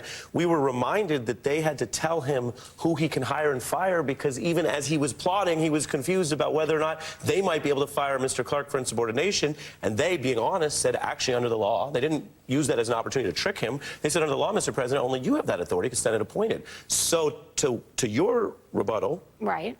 What if Mr. Clark had just been the AG? He could have been picked as the AG. Well, I mean, he could have been, but he wasn't. And the reason why he wasn't is because there's an order for picking attorney generals and who gets confirmed for that job. Not a couple years prior, though. Well, they put in Barr. But Barr is different. In my mind, Barr, as you said, Barr did some messed up things. But he could have picked Clark. I'm saying Clark could have just been the AG. There's no magic reason why he wasn't. I think there is a magic reason why there wasn't, which is he was not qualified for the job. And so he wasn't in position. He wasn't the next. But again, and I'm not trying to give you too hard a time, but Donald Trump put many unqualified people in many big positions. All right. My point is merely that it's not accident that we end up where we are. It's not like flip of the coin, we could have ended up somewhere else. I'm not saying it's not a significant thing that we ought to pay attention to and figure out how to buttress these institutions and make sure that they're stronger. But I also think our institutions are pretty strong. Traditions and norms are pretty strong, that all of these lawyers lined up and said, basically, we will all quit our jobs in order to support this is significant. That shows just how strong these traditions are, that they stand up to power. And that is not the kind of thing that would happen in any country. And I think we should just take a pause to say that's quite amazing that that happened. I appreciate your perspective because regular viewers know we actually get a whole range of perspectives. We had Ken Starr's replacement here last week. You missed him just by a couple days. Okay. You would have loved to have seen him. So we get a wide range of perspectives. I think the concern is what you're calling bullishness to some could sound like, oh, then I guess we got this. And the hearings sometimes feel like, no, we don't. But again, I want to give you your time. I did promise something else. The whole panel stays, but this is new. The individual who actually spent about 11 hours of footage that they gathered here that hasn't been seen yet, Alex Holder, had all this access to the Trump family and aides. You're looking at some of how this all came together. I guess him coming in there to the interview. Here's what he's saying today after speaking with lawmakers behind closed doors. This morning I met with the January 6th committee. I provided them with all the materials they've asked for, and I will continue to cooperate with them. I had one interview with President Donald Trump before January 6th, and 2 interviews with him after January 6th. Did the president or his daughter tell you different things than you heard them than you heard her say to the committee? I'm not a lawyer. I don't know what necessarily is defined as being different. I mean, there are certainly differences in the things that she says, but as to pontificating more on that, I think I'll leave that to others. Leaving it to others to pontificate, but this is new video. It speaks to how time and time again some very interesting, at least interesting, if not incriminating material has come out because Donald Trump and the people around him have loved participating, as Roger Stone did, in these documentaries and other attempts at films. As Sean Carter might say, let me tell you dudes what I do to protect this. Shoot at you actors like movie directors. Roll it.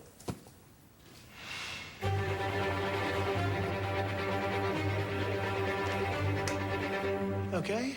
My father, he's very honest, and he is who he is. He believes everything that he's doing is right. I think I treat people well unless they don't treat me well, in which case you go to war. Can we talk for a minute about January 6th? Alex Holder is a witness. Witnesses make for newsworthy interviews. We certainly love those in the press. And Joy Reid has that newsworthy interview with Mr. Holder at 7 p.m. Eastern tonight at a timely moment for that. What do you think of that, Paul? I can't wait to see it. I mean, I'm sure that since Trump was cooperating with these filmmakers, he viewed them as allies, but Trump cannot talk without lying. He cannot talk without incriminating himself. So no matter what he said, no matter how innocuous he thought it was, I think there's going to be more evidence for the Justice Department to consider. Mara? Yeah, I have to agree. I mean, given the hubris of the actors involved, and especially the former president, I expect that he said things he wished he hadn't. And Nick, who played you in All the President's Men? I can't remember. Oh, you probably didn't see that part of the movie. Final thought. No, look, we don't know what these tapes are going to show, obviously. Someone's got to go through them, and I think we're going to find out at the next, segment of the hearings, because we just don't know. But we know that the Trumps don't know how to tell the truth, that they tell one story out of one side of their mouth and another story out of the other side of the mouth. And so I'd say, I bet you there's some good stuff in there. Interesting. Well, this has been a really distinguished panel on a big news day, Mark. Destroying so many people's lives. And it is also a national security threat. Some of the terrorists, suspected terrorists, are caught crossing, but not all. And it is a complete disaster. It is notable how calm people seem to be about it relative to the concern they had, again, just a few years ago. Leslie, do you think that this is a big political issue for your party? Absolutely. It's second or third, depending on who you ask and in what state, especially border states or portions of states like mine, people in San Diego versus people in Sacramento, as an example. But here's the problem, and I've said it a million times, and this is something both Democrats and Republicans, presidents, Senate, House, kick the can down the road. Because, when you can say bad, bad, bad, look at the numbers, no matter who's in office, Democrat or Republican, there is political gain and benefit for that other party. And that's shameful, because honestly, all you have to do is have Congress do their job and to change the asylum laws. They come here seeking asylum because they have to come here to seek asylum. And I agree with some of what Molly said with regard to fentanyl. We know there's a connection between China and the Mexican cartels, and we need to look at what we can do about that. And speaking of what we can do about that, there is something with the administration right now they're trying to put forth with regard to health care that could save over 160,000 lives, because so many are lost with fentanyl addiction. There's a Senate Oversight Committee that is looking at that right now. There may be, Leslie, but I don't hear anything from the administration about fentanyl, and those numbers are through the roof. It's a tomb, and the fentanyl that all of us agree is the #1 part of the border crisis is what we have to be focused on. It killed 107,000 Americans last year. It is a wide open border. I know you wanted to talk about the FDA and Joel, and I have to say, why are we focusing part of the federal government, the FDA, on regulating Juul when we can't regulate the border? Why do we assume the federal government can do anything when it can't do the first thing, which is to control the border? As Molly said, the cartels control the border, not the administration. So why would we trust the FDA which had a very bad year anyway in the course of COVID. They blew the Johnson & Johnson pause.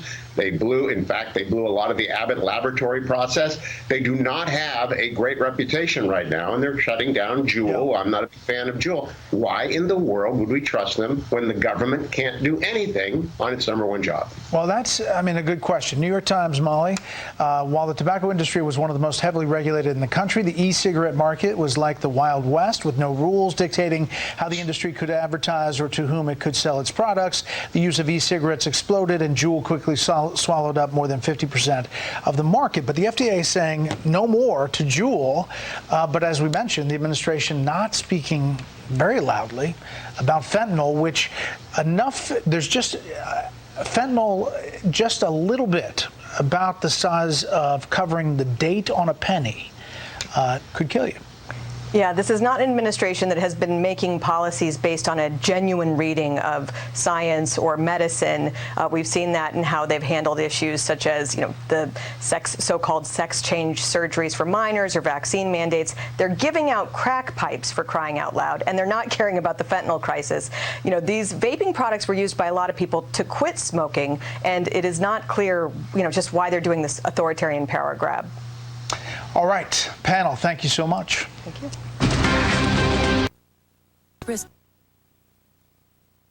Year after year sees a similar struggle throughout the community on a daily basis. She believes if things do not improve soon, many will face tough decisions.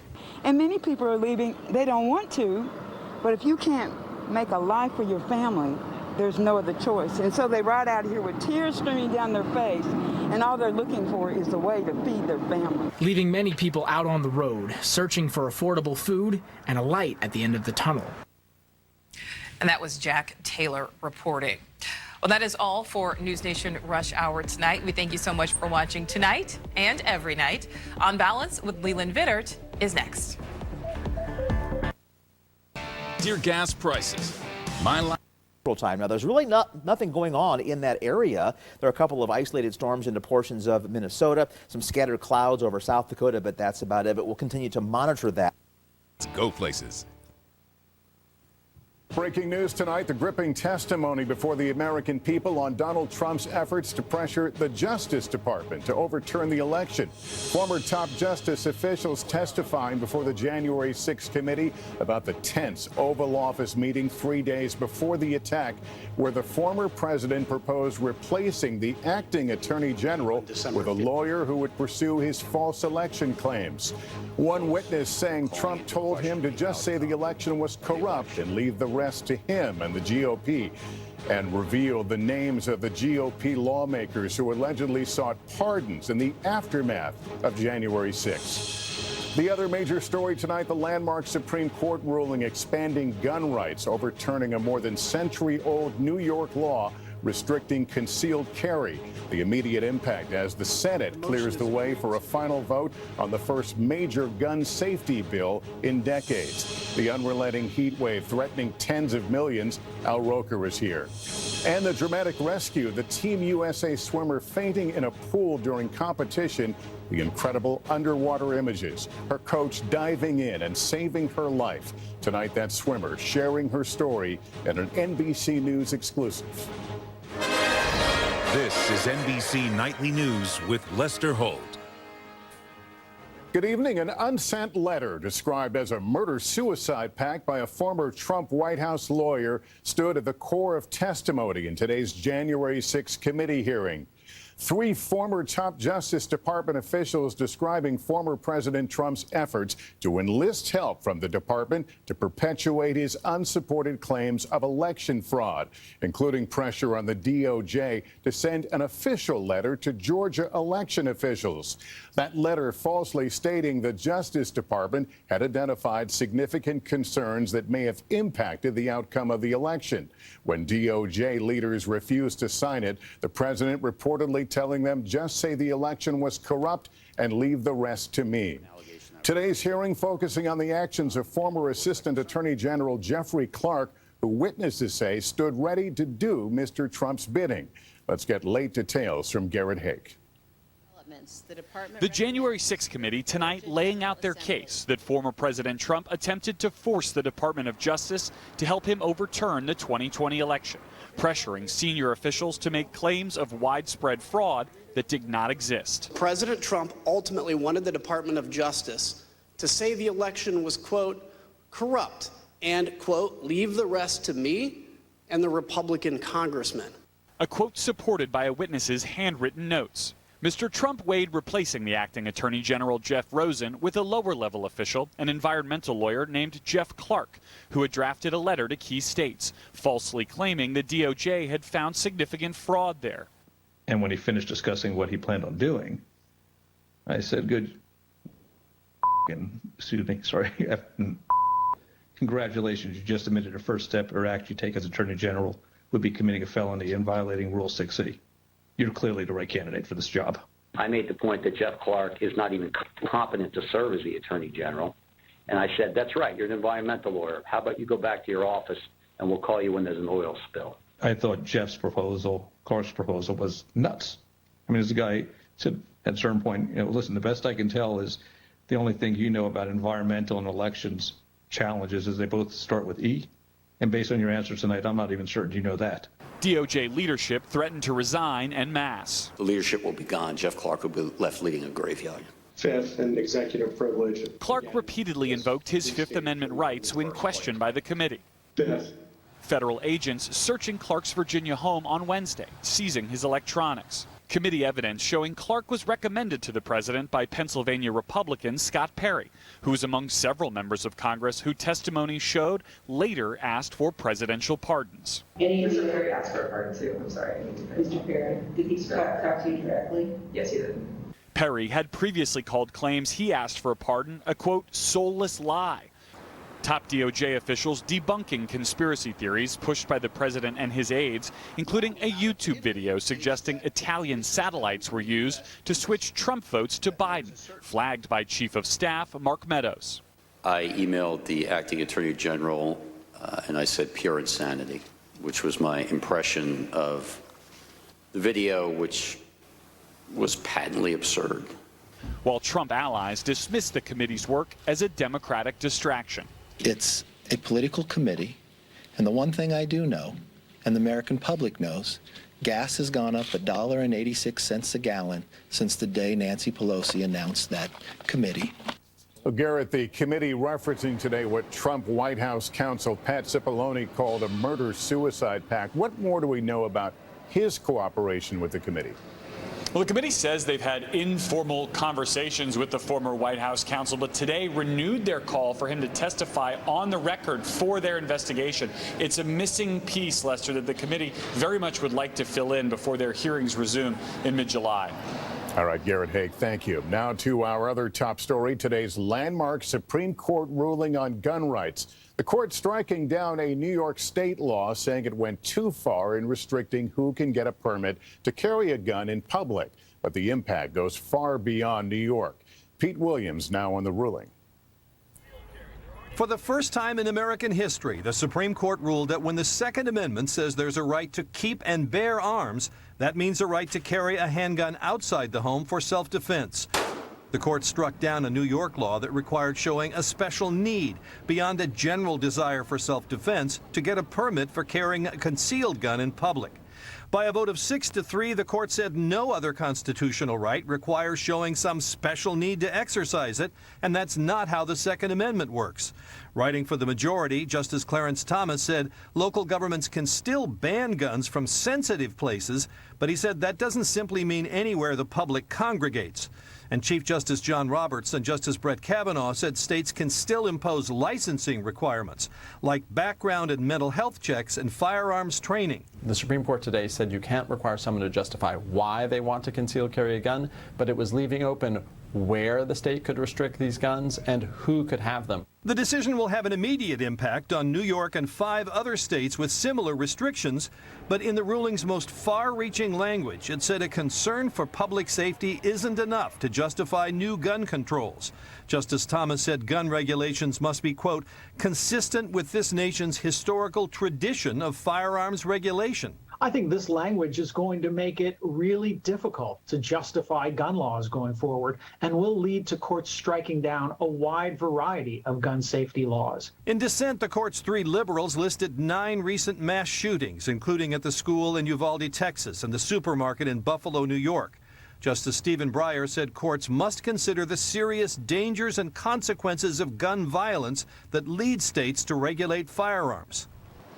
We'll get more decisions tomorrow. 9 cases remain from this term, including the one on whether to overturn Roe v. Wade, Lester. And Pete, what does today's ruling tell us about the makeup of the court currently?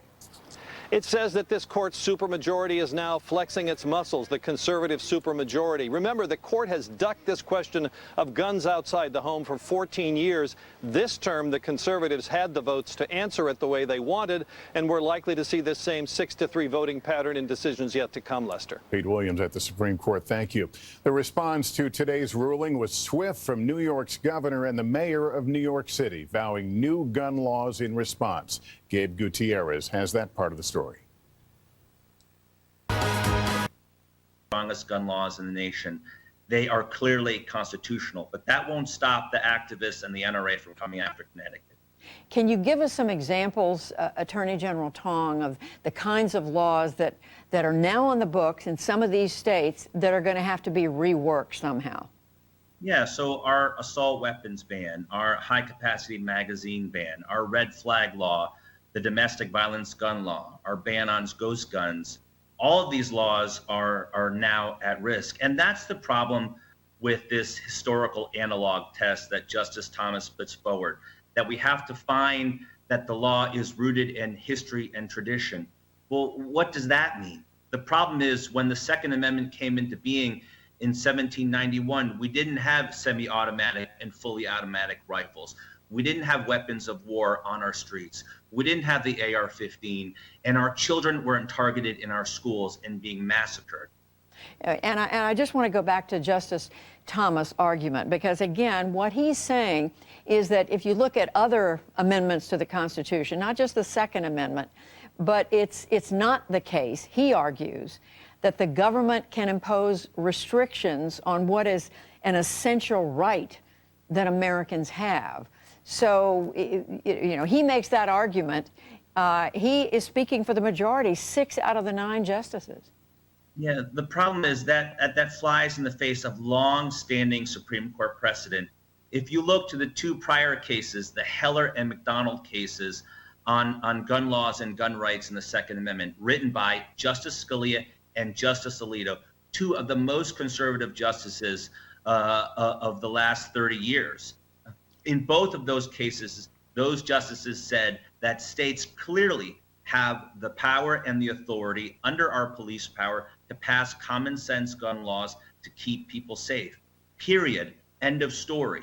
Justice Thomas now purports to go in a new direction, which is why I call it reckless and radical, and which is why we're concerned it threatens common sense gun laws across the country. But as we now know, the Supreme Court has a different makeup than what the court was when those previous decisions were handed down. Attorney General Tong, you said a moment ago there are going to be a lot of lawsuits, going to be a lot of challenges, but the Supreme Court has spoken on this. I mean, how does it work that there are challenges when you have an overwhelming majority coming down as they did in this case? Well, the Supreme Court spoke, frankly, on the narrow issue of whether New York's laws regarding the carrying of firearms are constitutional, and they found that law was too vague and discretionary, frankly, and wasn't based on objective standards. Now, we don't agree with that. We support New York. We supported New York in that case. But even though this decision narrowly focused on the New York law, the import of this new test, this historical analog test, potentially speaks to common sense gun laws in Connecticut, Massachusetts, New York, and across the country. And that's why we expect activists, the NRA, the gun lobby, to now mine this opinion, as they always do, look for language that may give them an opening to attack constitutional laws that have stood up to challenge, like those in Connecticut. And let me finally ask you about something else, and that is this bipartisan gun deal working its way through the Congress right now. It looks like it is going to have the votes to be passed and signed by the president. How much difference do you think that will make in addressing gun violence in this country? It will make some difference, and we're very proud of Senator Murphy and Senator Blumenthal here in Connecticut, but we have to do more. Our children are getting killed in school. Our children are at risk. And people say that we've politicized this issue.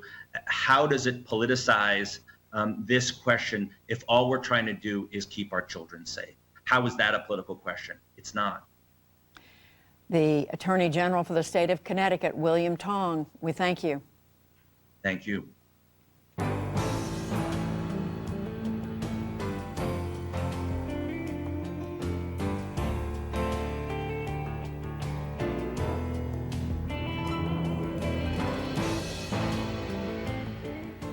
In its fifth public hearing, the Congressional Committee investigating the January 6th Capitol attack detailed its findings of how former President Donald Trump pressured the Department of Justice to overturn the 2020 election results. Three of Mr. Trump's top Justice Department officials, the acting Attorney General Jeffrey Rosen, the acting Deputy Attorney General Richard Donoghue, and Assistant Attorney General Stephen Engel, all recounted how Mr. Trump wanted the department to undermine and overturn the election, and how, when that effort failed, Mr. Trump nearly installed a loyalist who would carry out his demands. Here's Donoghue. For the department to insert itself into the political process this way, I think would have had grave consequences for the country. It may very well have spiraled us into a constitutional crisis, and I wanted to make sure that he understood the gravity of the situation. Congressman Adam Kinzinger, one of two Republicans serving on the committee, led the presentation today. In his opening remarks, he had a message for his party. I want to take a moment now to speak directly to my fellow Republicans. Imagine the country's top prosecutor with the power to open investigations, subpoena, charge crimes, and seek imprisonment. Imagine that official pursuing the agenda of the other party instead of that of the American people as a whole. And if you're a Democrat, imagine it the other way around. Today, President Trump's total disregard for the Constitution and his oath will be fully exposed. NewsHour congressional correspondent Lisa Desjardins and our White House correspondent Laura Barone-Lopez have been watching this hearing today, and they join me now. So, Laura, I'm going to turn to you first. So much of this hearing today, most of it, was about the pressure that then President Trump placed on the Justice Department to try to get them to do what he wanted them to do, which was overturn the election. Tell us how that case that the committee was making, the facts they put forward, built the case that they were making.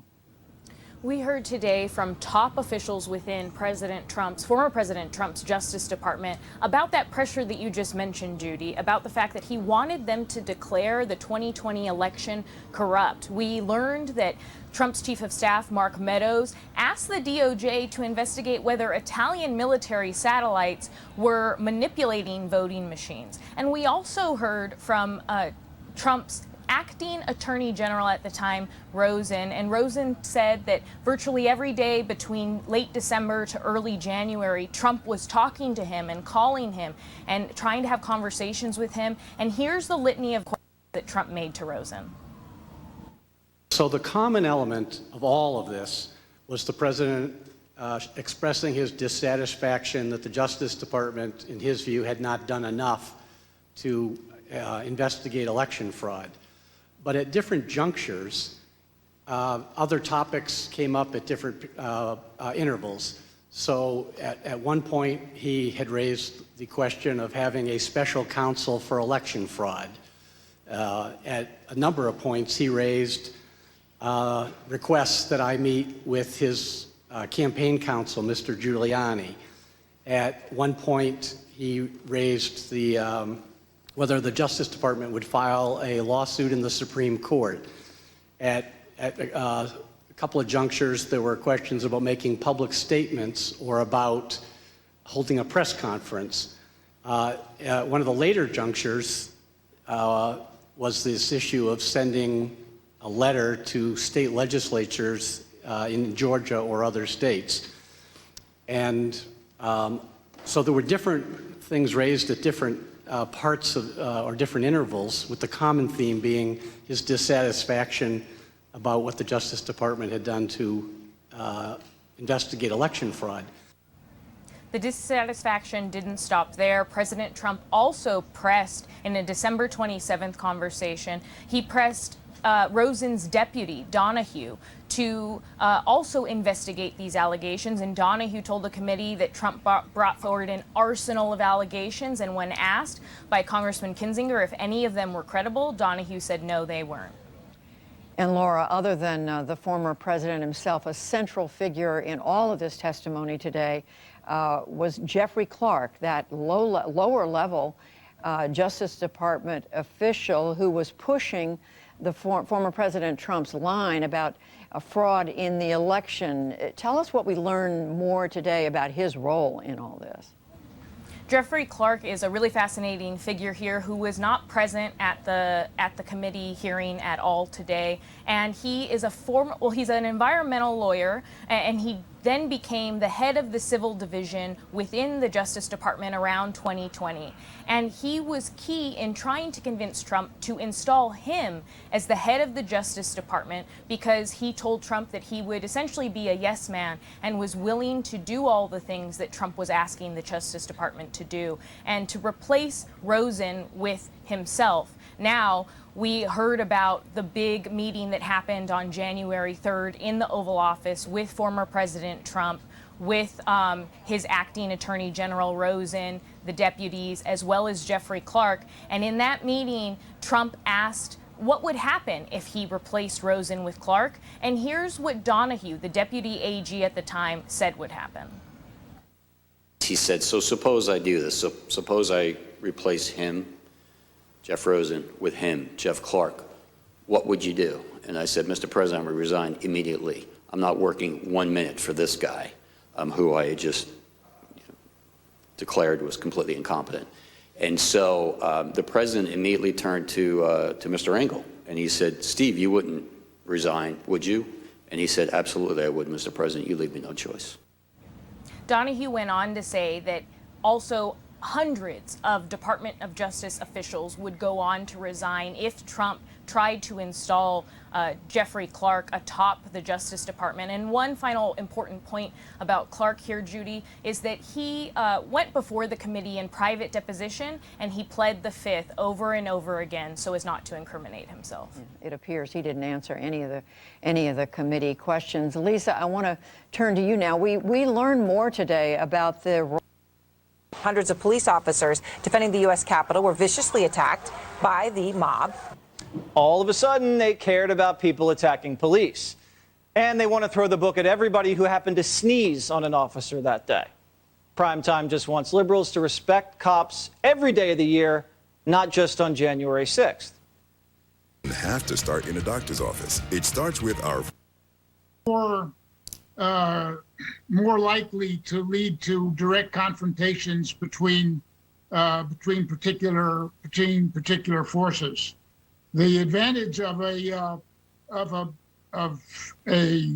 reflagging operation that escorted merchant ships is that there would be a coalition, as I recommend, of friendly countries, and it would be large enough so the Russians would be discouraged over it and attacking ships. Well, certainly they may be discouraged, but at some point, if they take a shot at one of these ships or try to stop it, doesn't that quickly end up with a war with whatever this coalition is and the United States Navy and Vladimir Putin on the other side? Does Vladimir Putin want to take on 10 or 12 ships at one time? Do we want to find out? Do we want to find out the consequences of having Ukraine blockaded successfully for the next 2 years? I guess that's the real question. What does that look like if Ukraine is successfully blockaded? It looks like food crises all over the world, including substantial shortages here in our own country. It's a scary prospect. And one of the points that's important here is that 25 million tons is last year's harvest. Okay, so if those silos are not emptied, what happens to the grain and foodstuffs that are being grown right now and will be harvested beginning a month from now? Where do they go? They get burned up? Putin goes ahead and steals them, which is probably what he would exactly like to do. Newsweek: famine will force West to lift sanctions.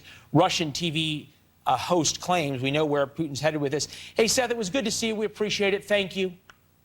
Sure. Thank you, Leland. Good talking. You too.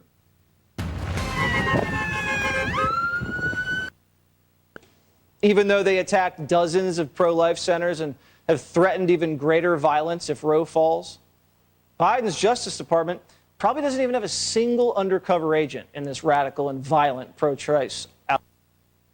To experience the way selling a home should be. Moves you've ever seen.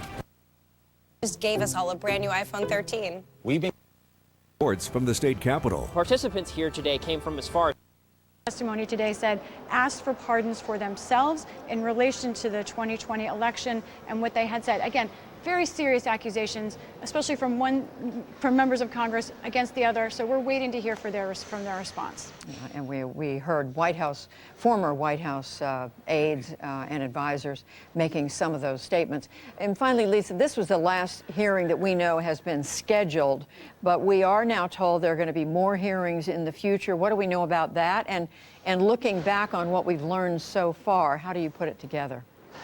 We expect more hearings in July. We do not yet know how many, we don't know when, and one source told me that they're still deciding that they have a mountain of evidence to go through, and in fact, they are getting more evidence now. One example, Representative Mo Brooks of Alabama, I just mentioned him as someone who was in the hearing today, testimony saying he'd asked for a pardon. We now